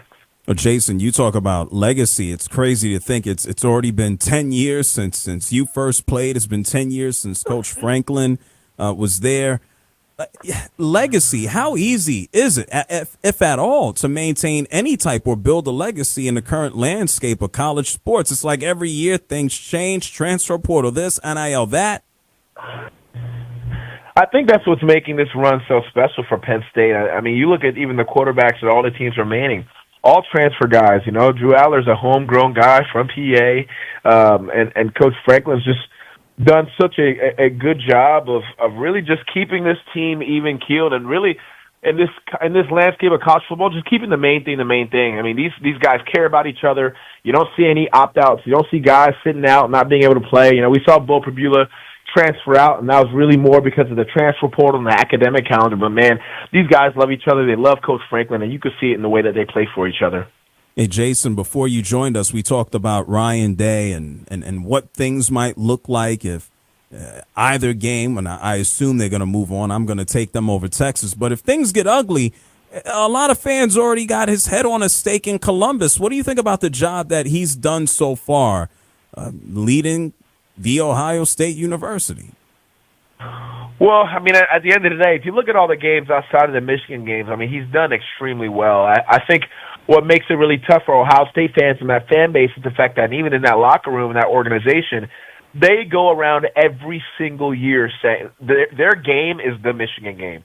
That's the game that they care about. Yeah, they want to, win our division and things of that nature, but to them, being successful starts with beating Michigan, and the fact that they haven't been able to do that the past 3 or 4 years, I think is really what's making Coach Day's seat super hot. But at the end of the day, if you look at all his games outside of that, what he's been able to do in that transition from Urban Meyer, I think he deserves a ton of praise. Jason Kabinda joining us here, played for Penn State, also played for the Detroit Lions. You talk about coaches, whether it's James Franklin building up a system. Dan Campbell has taken the Lions, just with his personality, from the doldrums potentially to another Super Bowl. What makes Dan Campbell so special to be in a room with? I think the special thing about Dan, man, is the way he's able to relate to his players, man. When you look at Dan and the way he structures everything, you can just tell that he's been in our shoes, and I think that really resonates with a lot of guys. When you have a head coach who is truly been in your shoes and done it at a high level, a successful 10-year career. You know, he's played on multiple teams.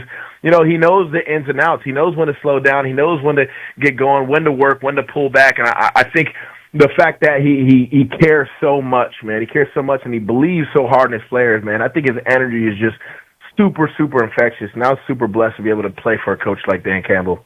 Well, Jason, we see with so many openings in the NFL right now, we got other former players, whether it's Gerard Mayo, Antonio Pierce.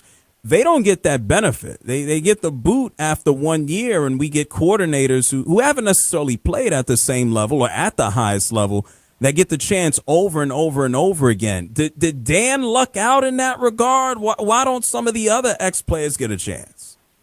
Well, I think part of it, honestly, is just society and where we're at right now. We're in such a instant gratification society, and we expect things to just turn around in 1 year, you know. And we have outliers like C.J. Stroud just coming to Houston, Texas, and them immediately having a great turnaround season. And people are trying to emulate that, which is just so rare, and it's hard to do. And I think what makes Coach Campbell and Brad Holmes run so special is they've really built it from the ground up. I mean, if you look at this team, this roster, if you look at their 4 or 5 first draft picks coming out of these last 3 years. I mean, these are guys that are starters, guys who are now Pro Bowlers. I mean, they've really, really hit in the draft and built this thing the right way to be able to overcome injuries, to be able to overcome playing on the road and all these things that we've seen them do this year. So, well, the way I look at it, I mean, I'm not surprised at this team and what they're doing at all because Dan and Brad have been rebuilding this machine from this exact same way from the first day that they walked into those doors, man. And they don't sacrifice any level of our culture for talent. If you're not about the culture, if you're not about the work, if you're not about caring and putting it all out there for your teammates, you're not going to be part of this team, and they don't care how talented you are. And you could tell by the types of guys that are bringing in the locker room that they were not about to sacrifice their culture for anybody. And I think that's the reason why we're seeing this team play the way they're playing right now. Hey, Jason, you were in that locker room. Do you favor them to win the Super Bowl in a month's time? Oh, I'm going with my boys all the way, man. Detroit, one pride, baby. I can dig it. Now, to talk about another team, probably their stiffest competition, you think about the Eagles. We all know that Jalen has been dealing with the concussion, trying to get out of the protocol. But a former teammate of yours at Penn State, Saquon Barkley, had an opportunity to chase history. They let him rest. It would have been great to see him try to go out there and get it. Do you think that was the right move? That's a tough thing to pretty much balance.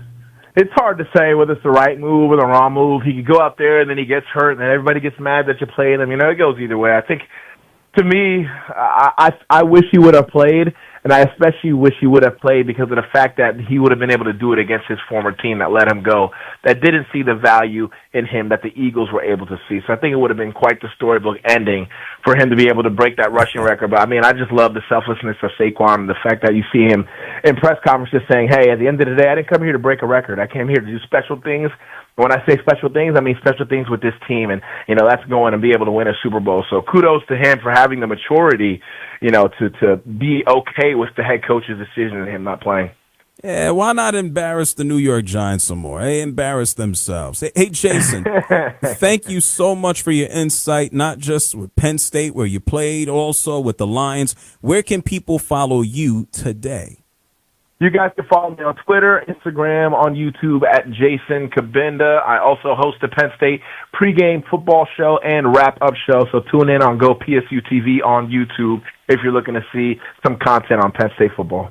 Hey, Jason, I appreciate it. Good luck. I know you're going to be all locked in on Thursday. Thank you for the time. Appreciate absolutely. You. Thank you. No doubt about it. That Jason Kabinda, former linebacker for the Penn State Nittany Lions as well as the Detroit Lions. He just finished wrapping up playing last year for Detroit. I know he's going to be rooting for those Lions, as you heard him say. It's the JR SportBrief Show here with you coast to coast on the Infinity Sports Network, 855-212-4227. That's 855-212-4227. We're going to take a break. When we come back on the other side, I did mention the Browns. I'm going to give you an update on what the hell is going on with the Browns, Deshaun Watson, give you a wrap-up on everything that took place this entire day, from the Raiders to the Dolphins to the Heat to the Suns, everything in between. It's the JR SportBrief Show, so don't move.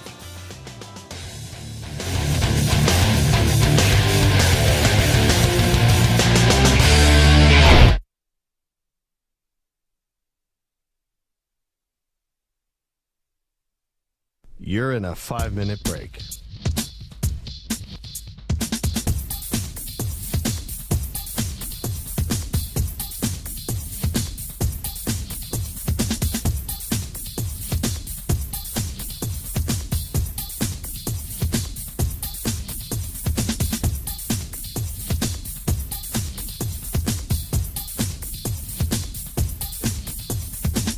Four minutes, 30 seconds remaining.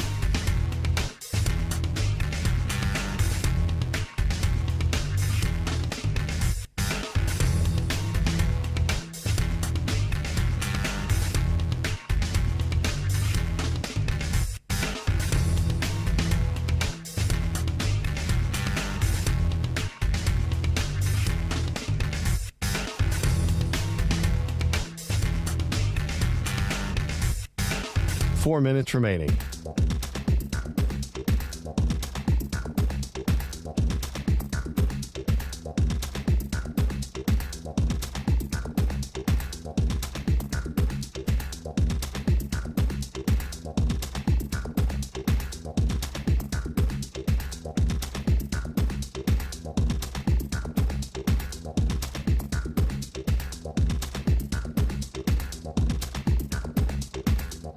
Three minutes, 30 seconds remaining.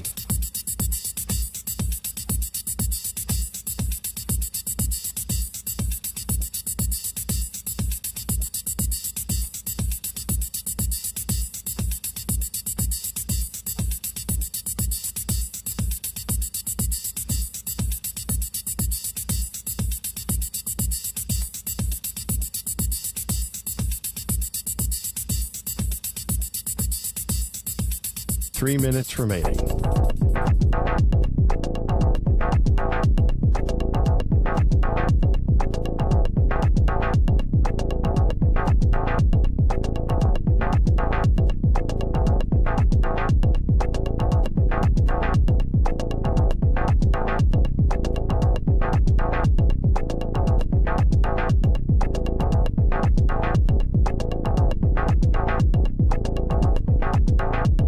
Two minutes, 30 seconds remaining.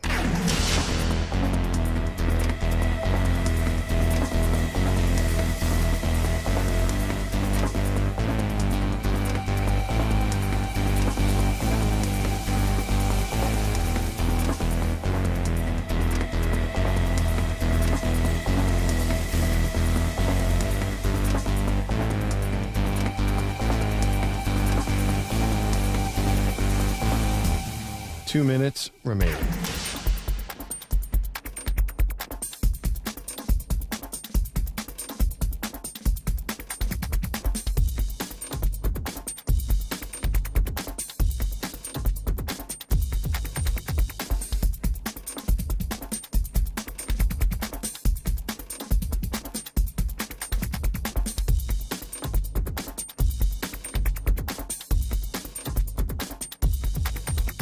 One minute, 30 seconds remaining.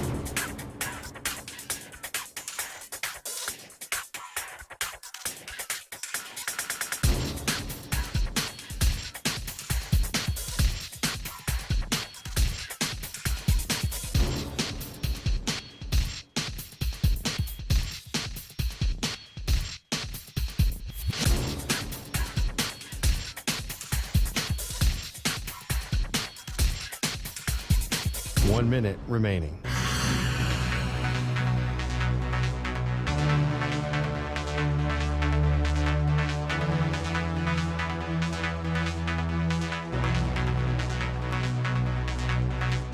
Forty-five seconds remaining.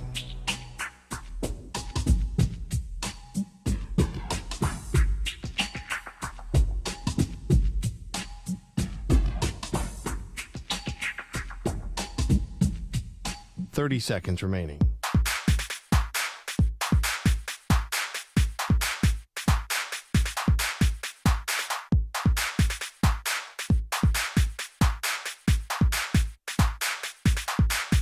Fifteen seconds.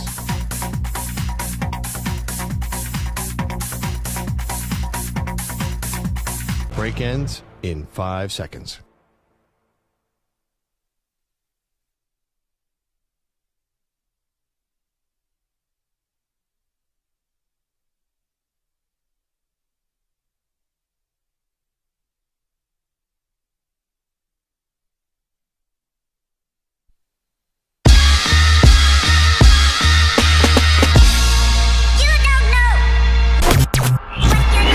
listening to the JR Sport Brief. It is the JR Sport Brief show here coast to coast on the Infinity Sports Network. Thank you to everybody tuned in all across North America, whether you happen to be on the road, at home, going to work, leaving your mistress's house. And good for you.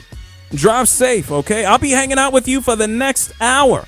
This show gets started every weekday, 6 p.m. Eastern, 3 Pacific. I am in Atlanta, Georgia. Thank you to our super producer and host, Ryan Hickey, in New York. We've had a busy show. You can always listen on the free Odyssey app, AUDACY. You can listen on your local Infinity Sports Network affiliate, wherever you live. If you got Sirius XM, it's channel 158. And if you have a smart speaker, ask the speaker. Talk to the machine. Demand the machine. Talk to the computer. Make it play the Infinity Sports Network. We've had a busy show. Thank you to Jason Kabinda for joining us in the last break. Former linebacker and fullback, not just for the Penn State Nittany Lions, also for the Detroit Lions. I guess it's just a Lions thing when it comes to Jason Kabinda. Thank you to Scott Gobranson for joining us, host of Silver and Black Today. Yeah, obviously the Raiders have been in the news past 24, 48 hours. Just yesterday, Antonio Pierce is telling everybody, yeah, I'm still the head coach, and then he's not because they fired him today. Tyreek Hill still, I guess, wants to stick around in Miami. We don't know. Mike McCarthy has been denied an opportunity to interview with the Chicago Bears. That's crazy, right? This means that the Cowboys want to keep him? I don't know. Justin Verlander, continuing to extend his career. The 42-year-old pitcher is now signed a 1-year deal with the San Francisco Giants. Hopefully he's healthy, but he's 42 years old. The guy's been pitching forever. And speaking of healthy, Zion Williamson is playing basketball this very minute. I told you I have an update for the Browns. The Tennessee Titans did a dumb thing today. What else is new? This is the NFL time of the season. This is an interesting time. Because on one hand, you have NFL teams that are trying to win the Super Bowl. These are the teams that are still actively in the postseason. This is about half the team, 14 of them, almost half. And then you got a whole nother group of teams that they just suck, and they're making these terrible, awful, wild decisions because they're losers. Because they need quarterbacks, and they need coaches, and they need GMs. And now you can go ahead and put the Las Vegas Raiders in that category. We opened up the show by talking about Antonio Pierce being let go by Mark Davis and the Raiders. And when I say Mark Davis and the Raiders, I mean Tom Brady. Let's be real. Tom Brady gave this the okay, and Mark Davis said, you think? And Tom Brady said, yeah. He gave him the throat slash. That'll give you a fine in the NBA or NFL. But behind the scenes, throat slash is okay. Right, Hickey? It's okay or not good? No, behind the scenes, as long as no one can see it publicly, I think it's absolutely okay. Yeah, I know Tom Brady's like, it's over for him. This is only Antonio Pierce yesterday. And he said, you know what? When things go bad on the team, like when we went 4-13 this year, like when we had 2 bad quarterbacks, like when I had to fire my offensive staff, like when people were saying that I didn't know how to run a complete practice, Antonio Pierce blamed himself yesterday, and now they blamed him and they fired him. I appreciate the support, win, lose, or draw. You know, when you take this job and when you're in front of this room, in front of the building, in front of the organization, the face of the organization, you take the good with the bad, right? And when we win, everybody's AP. When you lose, get rid of his ass. I get it. That's the nature of the beast. It was no different when I played, right? When you play well, they keep you and they give you more money. And you don't, you go to another team. Yeah, well, he's going to – Hickey, where's he going? Not to another team. Vacation, right? His family? A long vacation, yes. Ooh. And we don't even know. Like, is an NFL team picking him up? Is he going back to college? I don't know where he goes. We don't know. It's not going to be the head coach of a team. It sucks because it's the Raiders. What can you say? Just Very, very unfortunate. Do you think, after thinking about this, it appeared that Vrabel was going to be the best guy? Nah, Tom Brady's going to want to boss somebody around, Hickey. That's what I think. What do you think? I guess my question is, does Tom Brady have the time to boss someone around? Like he is doing broadcasting, assuming he doesn't quit after this year. I mean, he's not exactly hanging around the facility 24/7. He is somewhat distracted. He doesn't need to babysit. He just needs to hire the guy. The kind of, boss. You can boss people around from a distance. You don't have to be there. To be honest, Hickey, given his standing as both an announcer and a minority owner of a team, like he's almost what's that guy on the radio? Doug Gottlieb, right? Now who that is? Yes, sir. He's a bad coach and a radio guy, right? Some say bad radio guy. I've never listened. I wouldn't know. It's both, right? Like he's doing two jobs. You can't give your all to both, not in that capacity. These are high-profile jobs. This isn't like, I'm going to work a shift in the morning for 4 hours, I don't know, cleaning, and then in the afternoon I'm going to be an accountant for 4 hours. This is not how this works. You got to give your all. And I don't think Tom Brady is giving his all to broadcasting. And I think by listening to him, does it come across that way? No. Oh, so I'm asking because, Hickey, I'm being dead honest. I know you don't listen. I haven't listened. I haven't. He's not giving much insight. That's what I read. It doesn't say he has. Outside of clock management, which he's been pretty good at, everything else is very generic, very bland, pretty obvious. So I don't think he has to be in Vegas all the time. A text message, a meeting, a call. It takes 40 minutes, 30 minutes to do a call. And when you're the boss like Tom Brady, you dictate to everybody what you want to do. I think this is going to work out. Maybe. And if it doesn't, good for Tom Brady. What else does he need to win for? Let him feel some pain, Hickey. Let him lose for once, besides his wife. I'm just saying. I agree with. Do you think, like, when you talk about being involved, right? Mm-hmm. Do you think he'll be involved, like, with the head coach, or do you think he'll be more involved with the quarterback? Like, I could see him being more hands-on, like, if they draft Shador, even Cam Ward. Both.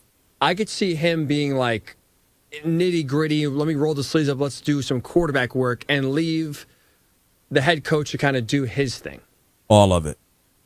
Do you think he's just going to be touching everything? He is going to have influence over the head coach. He is going to have influence as much as he can as to how they get a quarterback and who it is, depending on where they select in the draft. Right now is 6th. And I could certainly see him being hands-on. I mean, it was only a couple of years ago that Tom Brady and Shador, we get all these videos about them hanging out and texting each other. Like the relationship is already there. Why wouldn't I think that whatever quarterback comes into town, like they're going to have a personal tutor as much as he can in Tom Brady? And, I mean, you think about the offseason, Tom Brady, what's he going to do besides hang out with his kids and count money? Like, he's going to try to establish and help out the quarterback the best way that he can. Do I think Tom Brady's going to be some overbearing jerk? No, I don't. But I certainly believe he's going to have some heavy influence, and I think that's what they need. I know we talked about this earlier. How about this? The Tennessee Titans. This is what they need. They need a Tom Brady. They need somebody who can come in and help right the ship or try to. Because, I mean, oh, my God, Amy Adams, the owner of the Tennessee Titans, the team that was left to her after the passing of her father, not only does she fire Mike Vrabel last year because Mike Vrabel realizes that lady running this team don't know what the hell she's doing, today she fired the GM. I want you to listen to this news report from WBIR in Tennessee. The Titans fired general manager Ran Carthon after just 2 seasons on the job. He was introduced as the first black manager back in 2023 and helped to hire a new coach. Tennessee controlling owner Amy Adams Strunk said it was impossible to ignore that the team did not improve in the last 2 years. The Titans lost their final 6 games and clinched the #1 pick in the 2025 NFL draft. Mismanagement at its finest. She don't know what the hell she doing. Just like, oh, daddy left me the team. I got to run it. I'm not going to sell it. I got to keep it. It's worth money, billions. I'm going to keep it. Except for the football people she did have that are actually respected, she fired them. Who the hell is telling her what to do? I don't know. Hickey, who's giving her advice? Ronald McDonald? I don't know. Grimace? What's he doing? Now, where's Grimace? Is he still a Mets fan or did he quit? No, he's got to be. I mean, it was a super successful season. He can't quit now. Does Grimace have does he have a Soto jersey? Oh, definitely. You know what? That's a good idea. I'm sure opening day. Oh my God.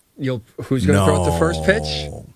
Grimace in a Juan Soto jersey. I'm in for it. Grimace can't throw out the first pitch. He can't do that. Although I will say, I think you got to leave the gimmick in 2024. No more Grimace in 25? It was very organic and it worked for that season. I don't think it can live in 2025. Yeah. Okay. You giving Grimace the throat slash gesture as well, huh? I will direct him towards your friend that you met that said, I'm looking to get out of here, meaning Earth. I will send Grimace his way, and maybe those two can peacefully, of course, see greener pastures. Wow. Wow. Hickey, why the guy got to be my friend? I just see him. I don't know who the hell I don't even know the guy's name. He's clearly comfortable enough to tell you how he really feels. Look, so for anyone who needs some context, maybe last hour or so, I had mentioned I had left the gym earlier today, and I passed by a gentleman who said to me, hey, you're always in the gym. And I said, yeah, man, I'm just trying to stay alive. And his response to me was that he was trying to get out of here, as in like life and earth, as soon as possible. And I just had to laugh and go, oh, okay. Like, I don't know. What do you say to somebody? Hickey, he was joking, I hope, right? I don't know.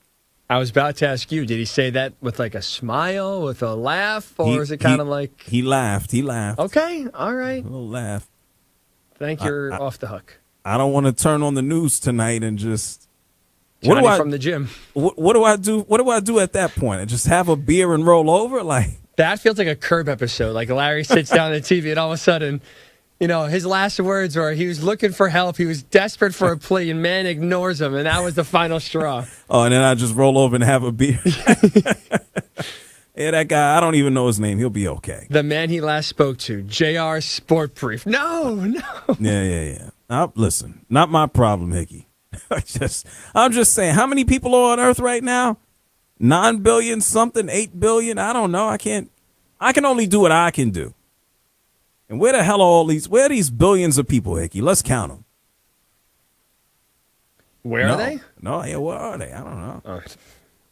I mean, there's a lot of people here in New York City. That's for damn sure. Too much so they're trying to chase them out of town. Congestion free. You got to pay money to come into the city so we can keep you out. That's how crowded in New York. That's where all the people are. No, you ride the subway and get lit on fire instead. I think it's the situation of a purge here going on. It might be better to be the coach of the Titans. I didn't live in New York. I don't know, man. This is rough. Get paid millions of dollars to then not work? I agree. Yeah, I got you. I agree. Who else is not working? Hickey, did anybody? Oh, Mike McCarthy. We don't even know what the hell he's doing. The Chicago Bears wanted to interview him. Jerry Jones says, not so fast. Not happening. You can't make this stuff up. Why doesn't Jerry Jones why doesn't he just say we're going to keep him?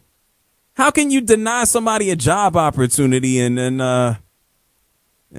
just leave him twisting in the wind? This is the NFL sports is a wild space. I think they're going to keep him.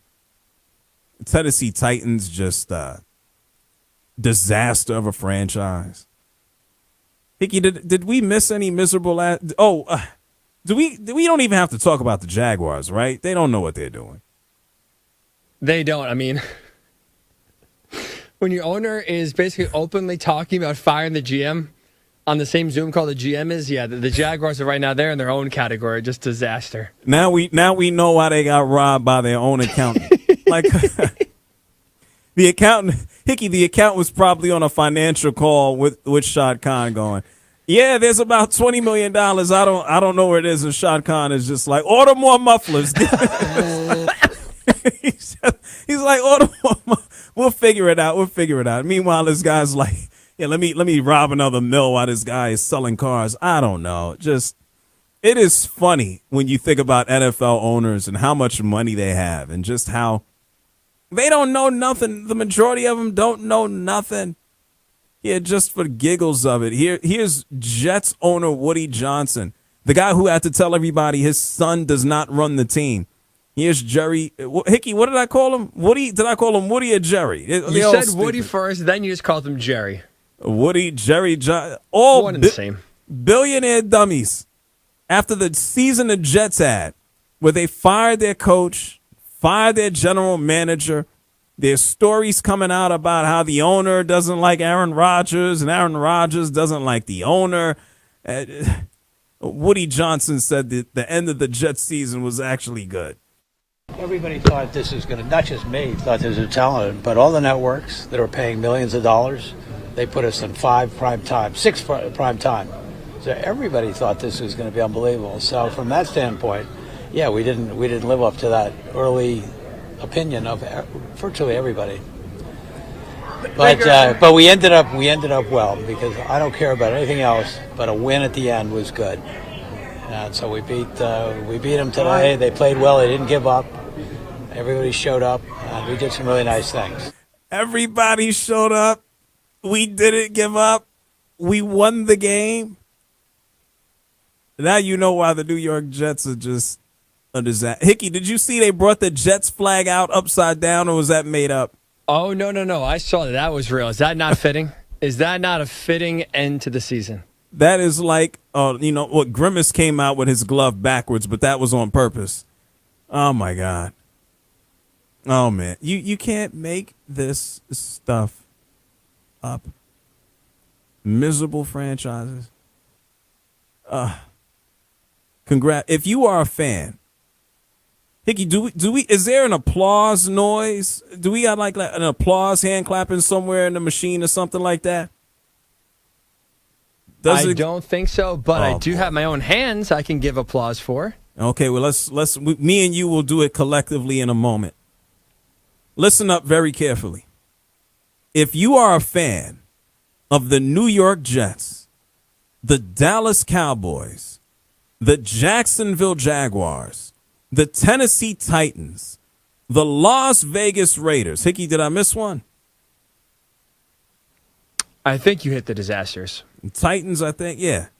If you're a fan of any of those teams, you deserve. We can't send you money. We ain't got no gift for you, but we can applaud you.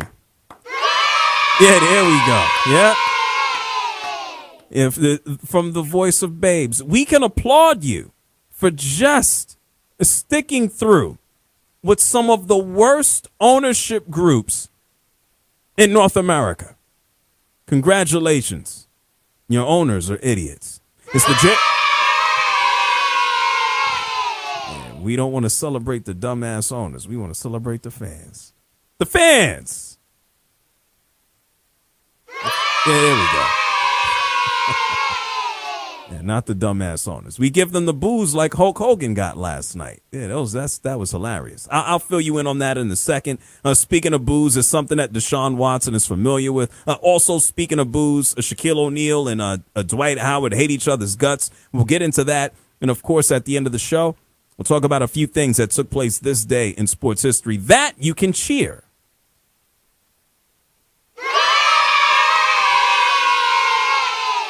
Yeah, there you have it. The JR SportBrief Show, coast to coast, the Infinity Sports Network. You're in a 5-minute break.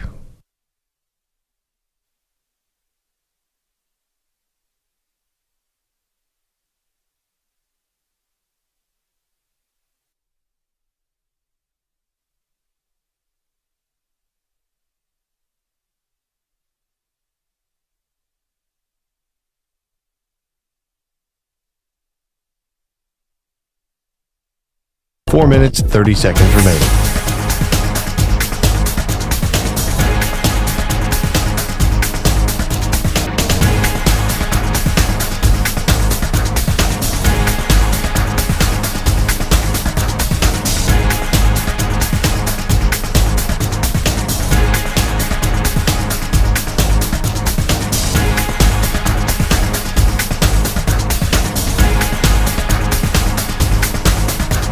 4 minutes remaining.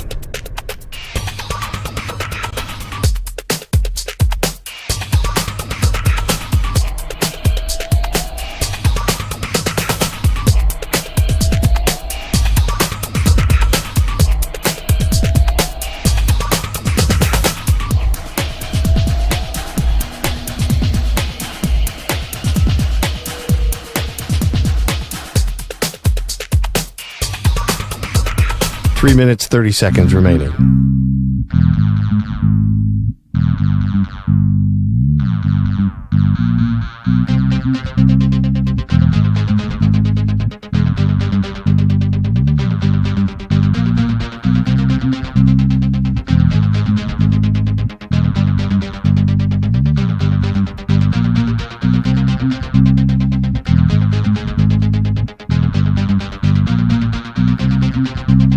Three minutes remaining.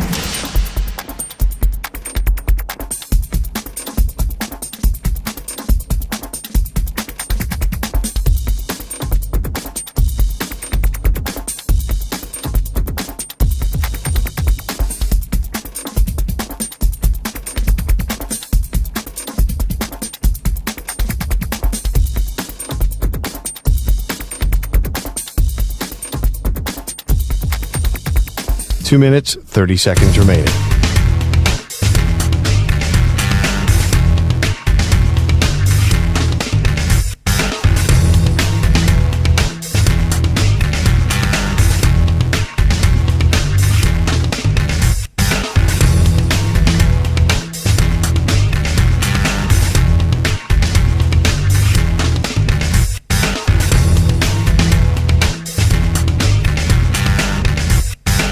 Two minutes remaining.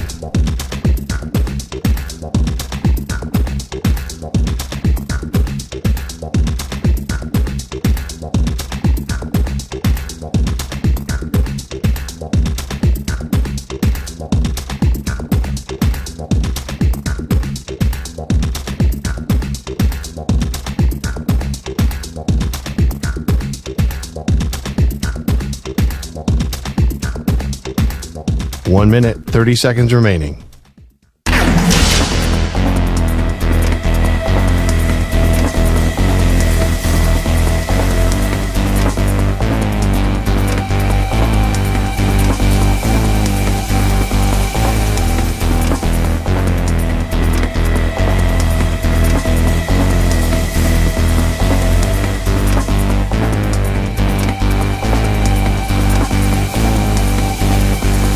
One minute remaining.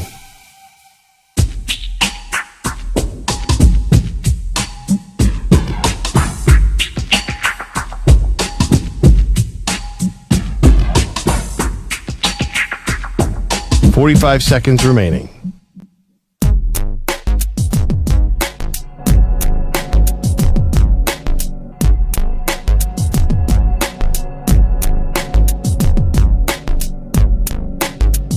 Thirty seconds remaining.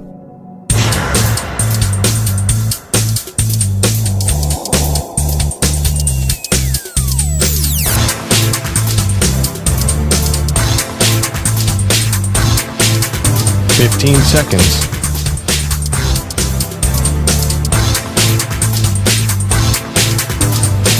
Break ends in 5 seconds.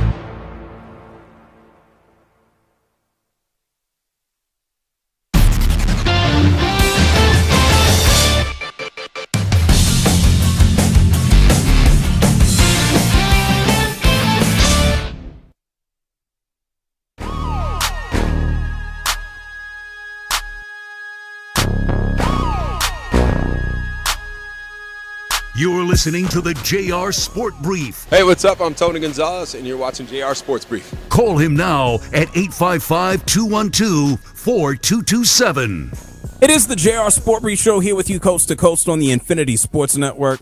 Yeah, right before we went to break, we talked about some of the disasters in the NFL.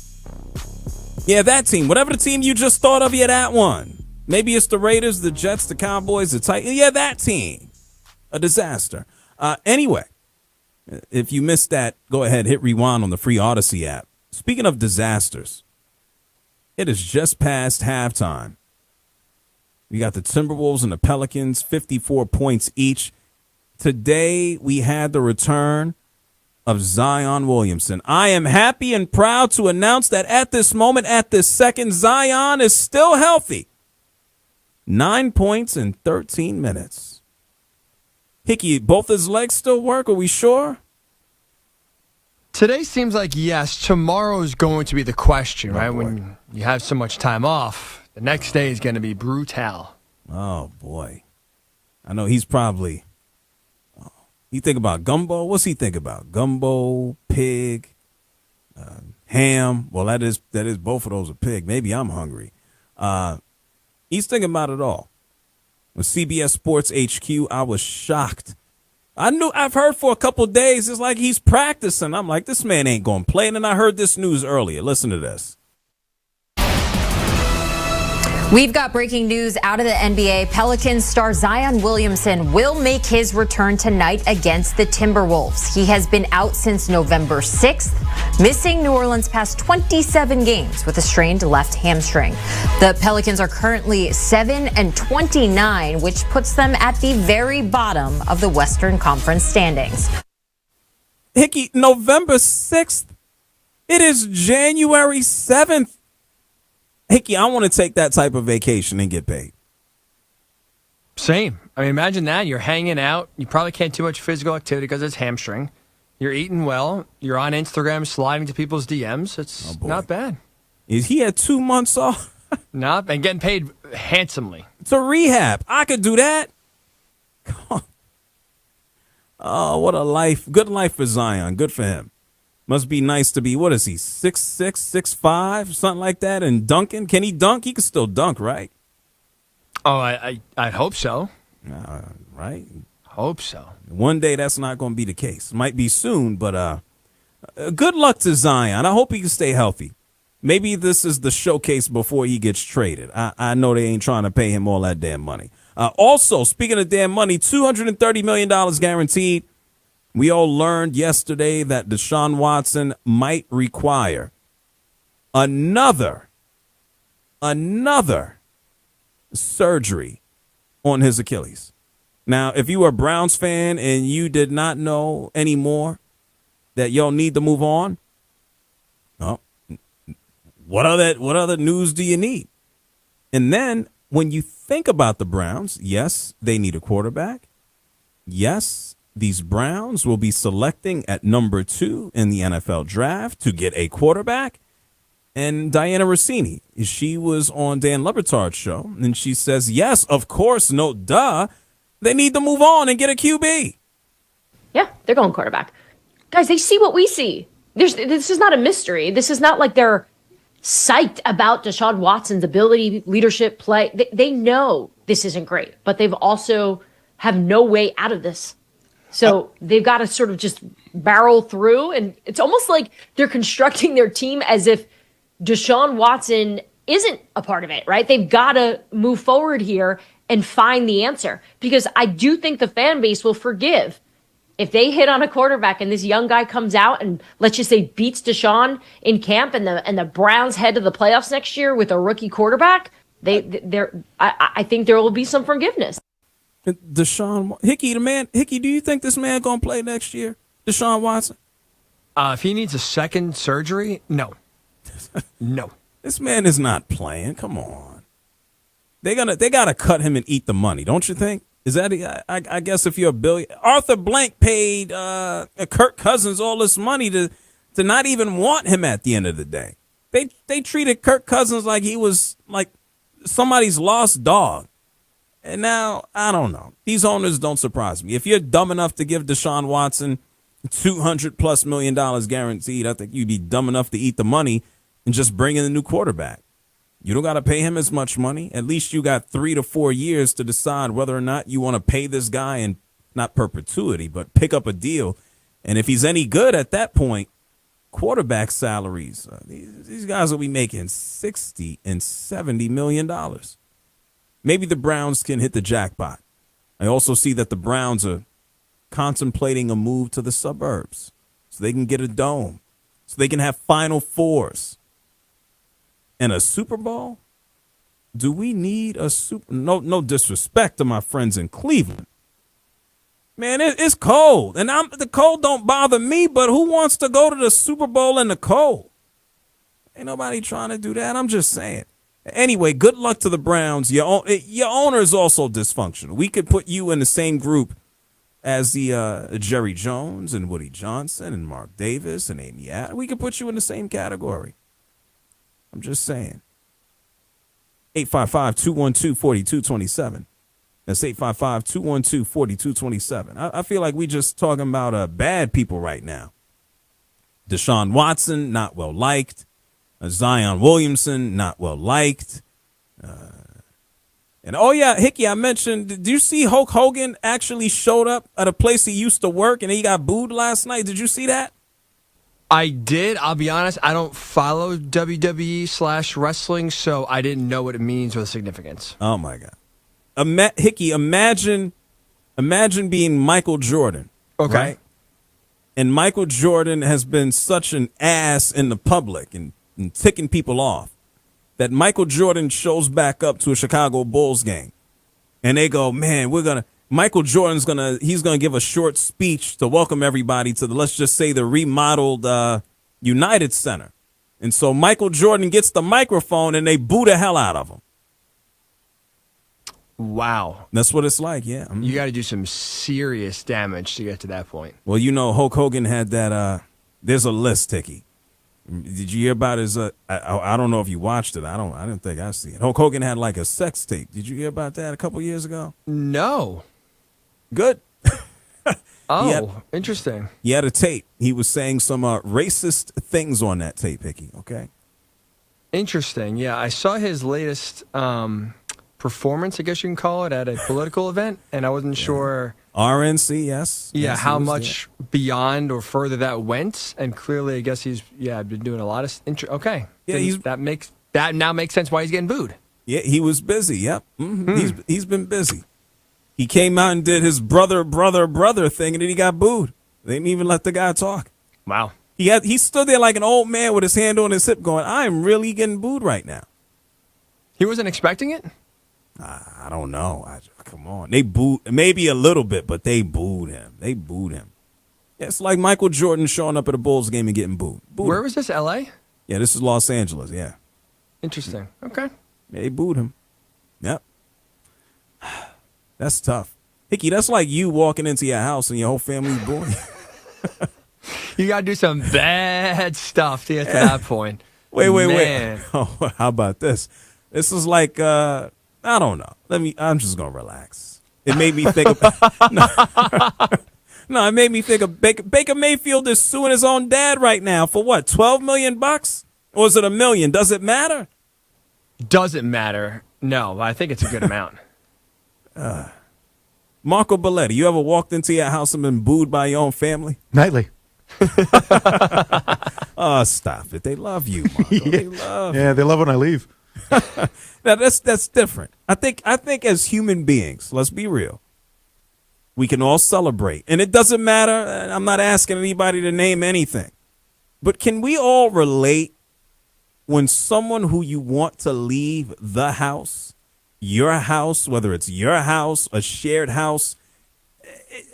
Can you think of a time where you were elated somebody left and you were just like, thank God? Is it just me?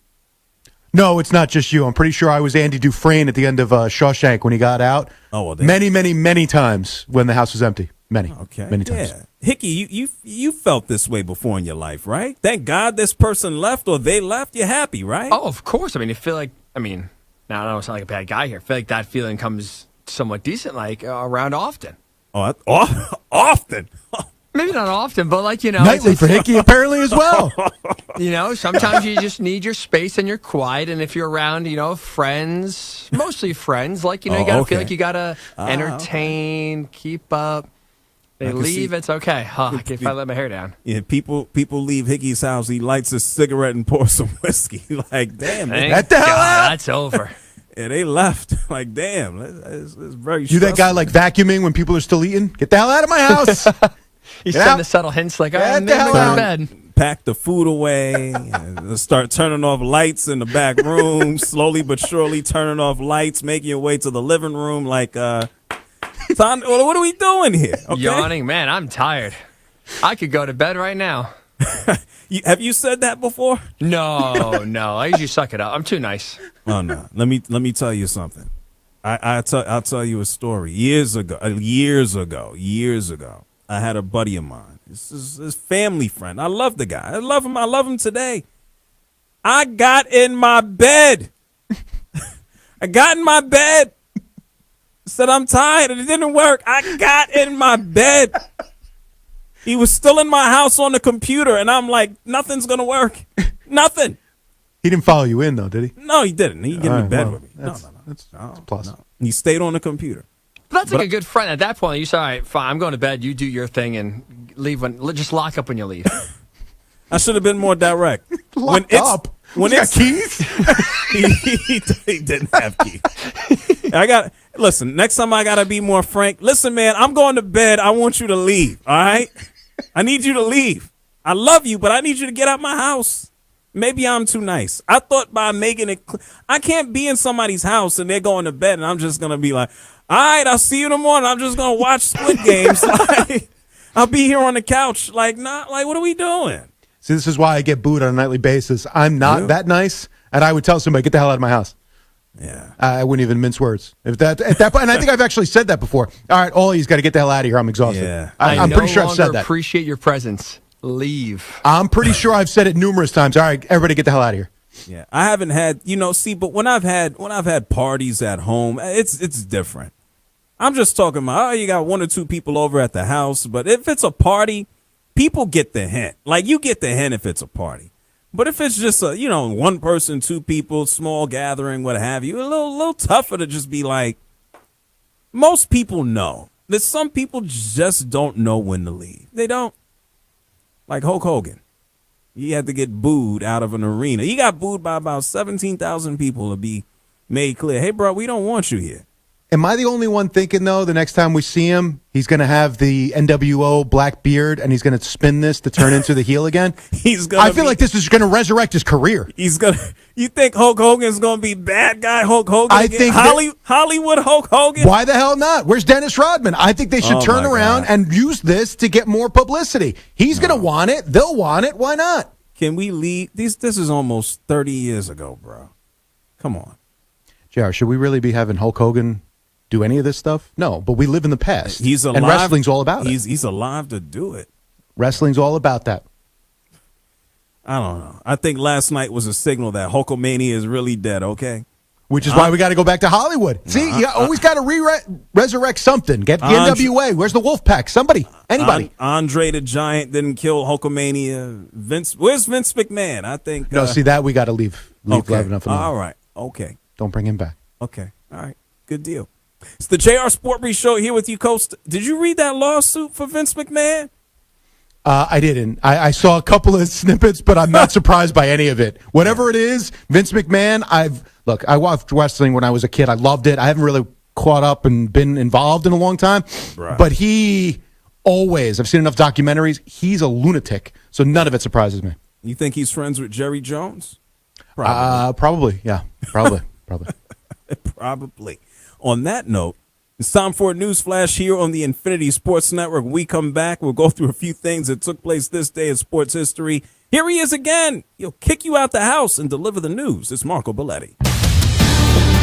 Infinity Sports Network Sports Flash. JR Cowboys reportedly denying permission for the Bears to meet with Mike McCarthy, as Dallas still exclusive rights for McCarthy until January 14th. So we'll see if this means that he remains in Dallas.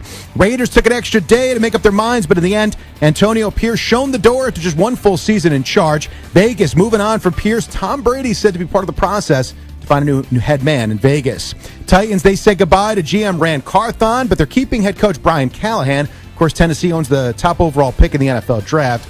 Taking a look at the NBA scoreboard, game still going, 3:26 remaining. Mavericks have now opened up a 111-97 lead on the Lakers. LeBron James, 18 points, 9 rebounds, 8 assists, working on a triple-double despite being down by 14. Pelicans trail the T-Wolves 70-66 there in the third quarter. Anthony Edwards at 28.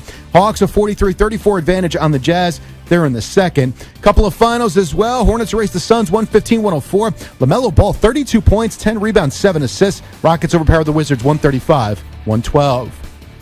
Checking college hoops, number 3 Iowa State in front of Utah, 61-46, 8 minutes left there. 9 minutes left, Marquette a 2-point lead on Georgetown, 54-52. Auburn leads Texas 28-21. They're still in the first half. 6 minutes left in the first half as well. Mississippi State in front of Vanderbilt, 27-24. Finals, a bit of a surprise as 8th-ranked Florida not only beat top-ranked Tennessee, handed them their Vols their first loss of the season, they punished them 73-43. Duke smothered Pitt 76-47, while Arizona surprised West Virginia 75-56. Baseball, Giants reportedly landing Justin Verlander, that on a 1-year deal, $15 million. And Boise State running back Ashton Genty declared for the NFL Draft. I'm Marco Belletti. Hey, sports fans, Bart Winkler here on the Infinity Sports Network. Check us out 24/7 on Sirius XM Channel 158.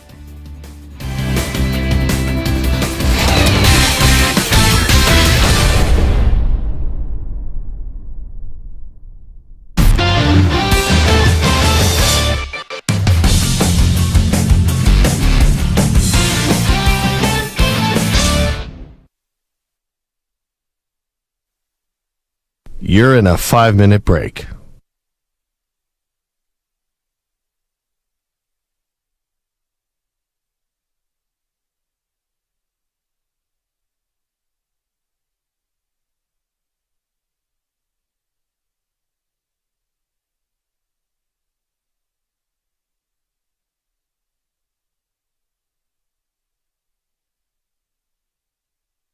Four minutes, 30 seconds remaining.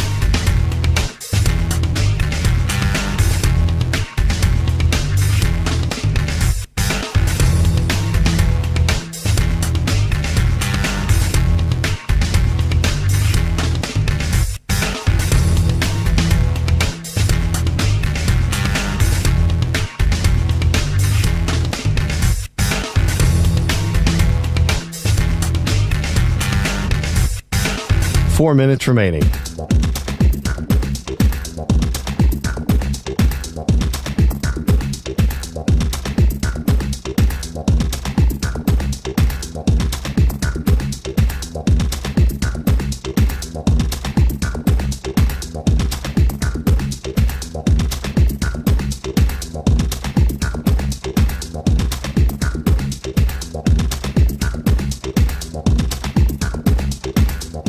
Three minutes, 30 seconds remaining.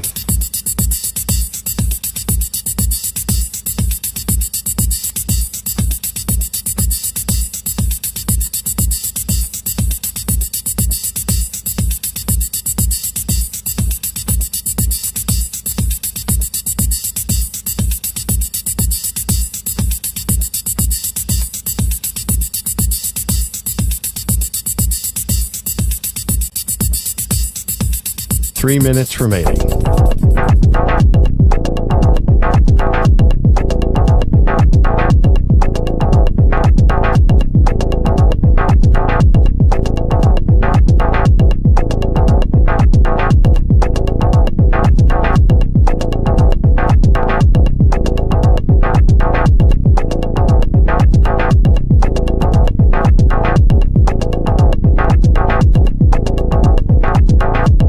Two minutes, 30 seconds remaining.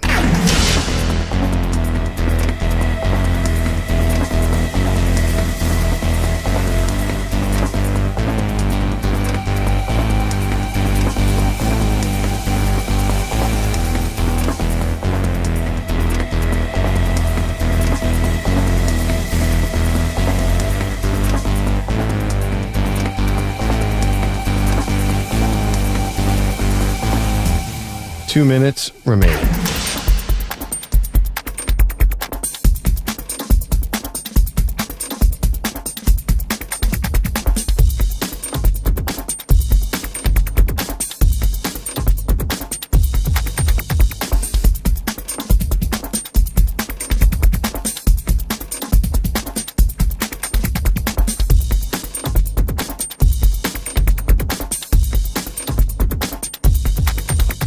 One minute, 30 seconds remaining.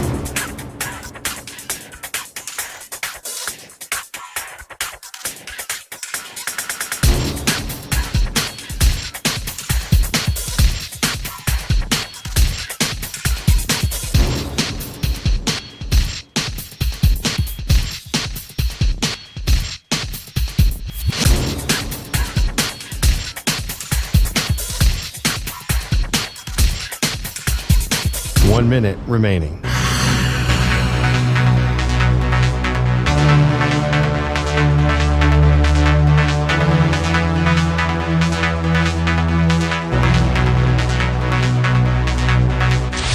Five seconds remaining.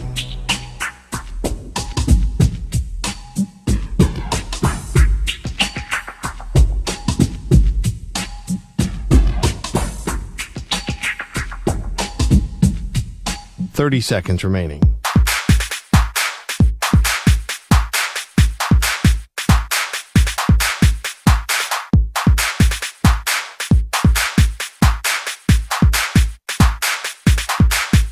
Fifteen seconds.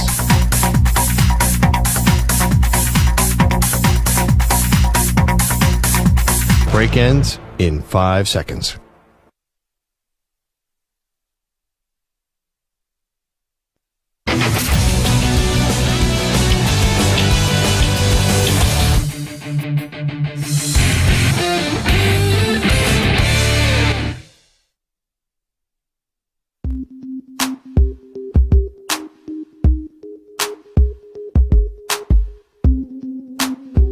You're listening to the JR Sport Brief. I got to tell you, JR, the only highlight of my night is being able to talk to you. One of the best and most underrated in the business. I got to tell you, you're amazing. Call him now at 855-212-4227. It is the JR Sport Brief show here with you coast to coast on the Infinity Sports Network. Man, how the hell did this happen? Lakers just lost to the Mavericks with no Luka, no Kyrie. Mavericks beat the Lakers 118 to 97. Anthony Davis had 21 points. LeBron James had 18. And for the Dallas Mavericks, P.J. Washington, 22. Spencer Dinwiddie, 19. Klay Thompson, 13. Quentin Grimes, 23 points off the bench. There you have it. Lakers getting waxed by backups. Anyway, let's go back. Let's back up. Let's go back in time to a few things that took place this day in sports history. The day is January 7th. Back in the days when I was young, I'm not a kid anymore. But some days I sit and wish I was a kid again. It's time for this day in sports history. You see, back in those days, we had radio and you couldn't see anything and it was primitive and lousy and we liked it. On the JR Sport Brief Show. I wish I was 50 years younger and I'd kick your ass. 7th. In the year 1972, the Los Angeles Lakers, they set an NBA record. 33 straight wins. They beat up on the Atlanta Hawks. I guess what else is new, beating up on the Hawks. 134-90 was the score. This is still the longest winning streak in NBA history. Wilt Chamberlain had 15 points and 20 rebounds. Let's take a listen to how marvelous Wilt was, courtesy of the NBA. In on Wilt, puts it up. Wilt knocks it down. Taken by May on the garbage play at the base. Boy, Wilt blocked that nicely. May behind a nice screen by Washington. Shoots a 17-footer. No good. Tipped by Wilt to himself. Tight rope back. Throws the ball to McMillan. Great play by the big man. McMillan a good reach. Bounce to Jerry. Down the middle. Around Maravich. Up and in. Here's George Trapp driving down the middle. Chamberlain slice. Watch that out of bounds. He is awesome. Absolutely awesome. That last backhand bounce pass he threw was something that Maravich will never be able to do. This hand is for Wilt as he leaves the game, and they're giving him a standing ovation in many sections of the arena. Many sections of the arena. Pistol Pete Maravich, he'll never be able to do that. January 7th, the year 2007. Hey, Phil Jackson celebrating his 900th victory, the fastest to ever reach that mark. Phil Jackson inducted into the Hall of Fame as well in 2007. Listen to Phil from his speech say that this is all because of Red Holzman. He made me the coach I am today. Red not only encouraged me to stay a part of the game, but he also taught me a lot about watching the game. He would say, you know, this is not rocket science. Defensively, you try and stay in front of a man. Offensively, hit the open man. Yeah, it sounds simple, right? Pass the ball, the guy's open, shoot the ball. Don't dribble the ball. Anyway, January 7th, the year is 2010. Alabama smashed Texas 37-21. Nick Saban was still coaching, not on TV. This is what Nick Saban had to say about winning a national title at Alabama. This is from ESPN. Well, really what it means to me is I'm so happy for our entire team. You know, our fans who have been great ever since we've been in Alabama, the players, the great job that they've done in buying in to do what we need to do. Our coaching staff and everybody in the organization, our administration, Mal Moore, Dr. Witt, everybody has, made a great team, and that's why this team is good. It's not just because of me. I'm proud of the team, and I'm proud of the way they played today, and I'm really proud of the state of Alabama and our folks that this means a lot to. Yeah, let's go ahead and hit the reverse. Uno reverse. January 7, 2019. This is the last time Trevor Lawrence was good. Clemson won 44-16 the national championship. They beat up on Alabama. Listen to this catch. Listen to this pass. Trevor Lawrence connecting with Justin Ross. 74-yard touchdown that made it 38-16. This was also ESPN. And backpedaling, Lawrence flips it open, wide open. Justin Ross off and running. The Alabama native wins the foot race, and Clemson strengthens its grip on this championship game. Yeah, good luck to Trevor Lawrence. He got a busted up shoulder. Hope he has a better coach. Well, not Doug Peterson. I like Doug Peterson. I thought he worked for a crap organization. What you want from me? Anyway, those are a few things that took place this day in sports history. Kind of crazy. Let me say this again. It's going to take some getting used to. It is January 7th. The year is 2025. Damn. Hickey, I thought things were crazy in like 1999, and I'm like, well, the year 2011 is going to be weird. 2007, that's going to be weird. Man, it's 2025.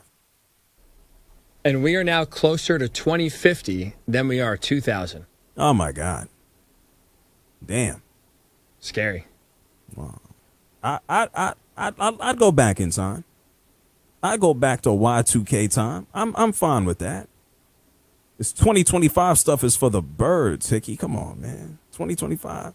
Already 2025 for the birds? That's it? You're out? Nah. Or just the overall lifestyle? When are they going to create the time machine? That's it. Do you want to go back? I would. I wouldn't mind. Where would you go back to? Would you go back to Y2K, or would you go even further than that? I'm good in the year 2000. Nah. Let me think. You know what? Take me back to 2004. No. Not even. There's a mix, Hickey. There's a mix. There's no perfect year to go back to. There's none. There's no perfect year. You got a year that you'd like to go back to? Actually, yes. I would go back to 1986. What the Mets? The Mets and oh my God. Penn State won the national championship in the same year. You would want to go see that? Ironically enough, both the last championships they won. Of course I'd want to. Are you kidding me? Of course. I've seen nothing. I can't even begin to discuss my memories and thoughts in the years that I mentioned. I'd be kicked off the radio. They have nothing to do with sports. Let's just put it that way. Yeah, nothing to do with sports. Interesting. Yeah, quagmire, giggity goo. Okay, how about that? Hey, listen, thank you so much to our guests. Jason Kabinda joined us to talk about Penn State and the Lions. Thank you as well to Scott Goldbranson for coming through to talk about the Terrible Raiders. Of course, tomorrow we'll bring you a top 6 list. You don't want to miss that. I might even give you a teaser. Just know it's going to be a top 6. How about that? Anyway, you can find me online everywhere at JR SportBrief. Hickey, where can they find you? On Twitter, Ryan_Hickey and the number 3. Yeah, all of that good stuff. The JR SportBrief show is done. We'll be back tomorrow, 6 p.m. Eastern, 3 Pacific. Thank you to everybody watching on the stream and everybody listening all across North America. Be safe, be cool, be smooth, be well. The JR SportBrief show is done. Don't move. Bart Winkler is coming up next. Thank you for listening. And thank you, Hickey.